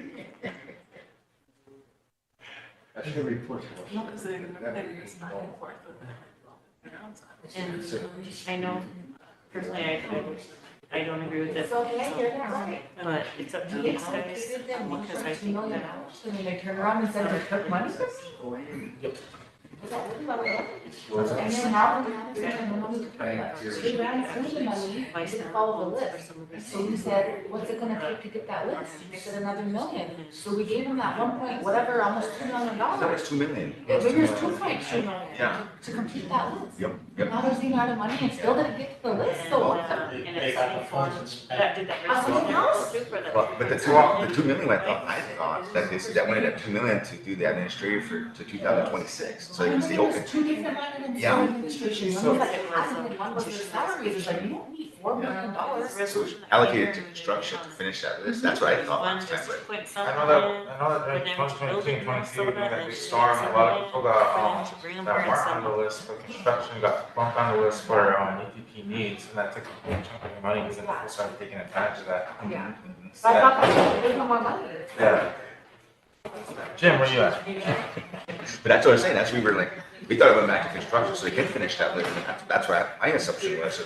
I didn't know that. So we gave them more money and now we still didn't get to the whole. Remember, you're gonna stop taking out. No, that's what that report was to come into play. So Or 9? You said 9 in it. I guess I if just we, keep on thinking. So after you stop. How can I help you? Okay. yeah, for amending that, what's sent to add the. So shall we just chairman, do this the treasurer, tomorrow too then? chairman, Okay, to add to the don't leave it. 1, 2, 3, 4, 6, 7, 8, 9, 10. 11. Council will go ahead and hold off on this until tomorrow morning and adjourn for today, or recess for today. I have to have a motion for that. Okay, I'll say recess for today and we'll finish up tomorrow. Yeah, me too. I gotta feed my chickens. Thank you. Yep. Yep.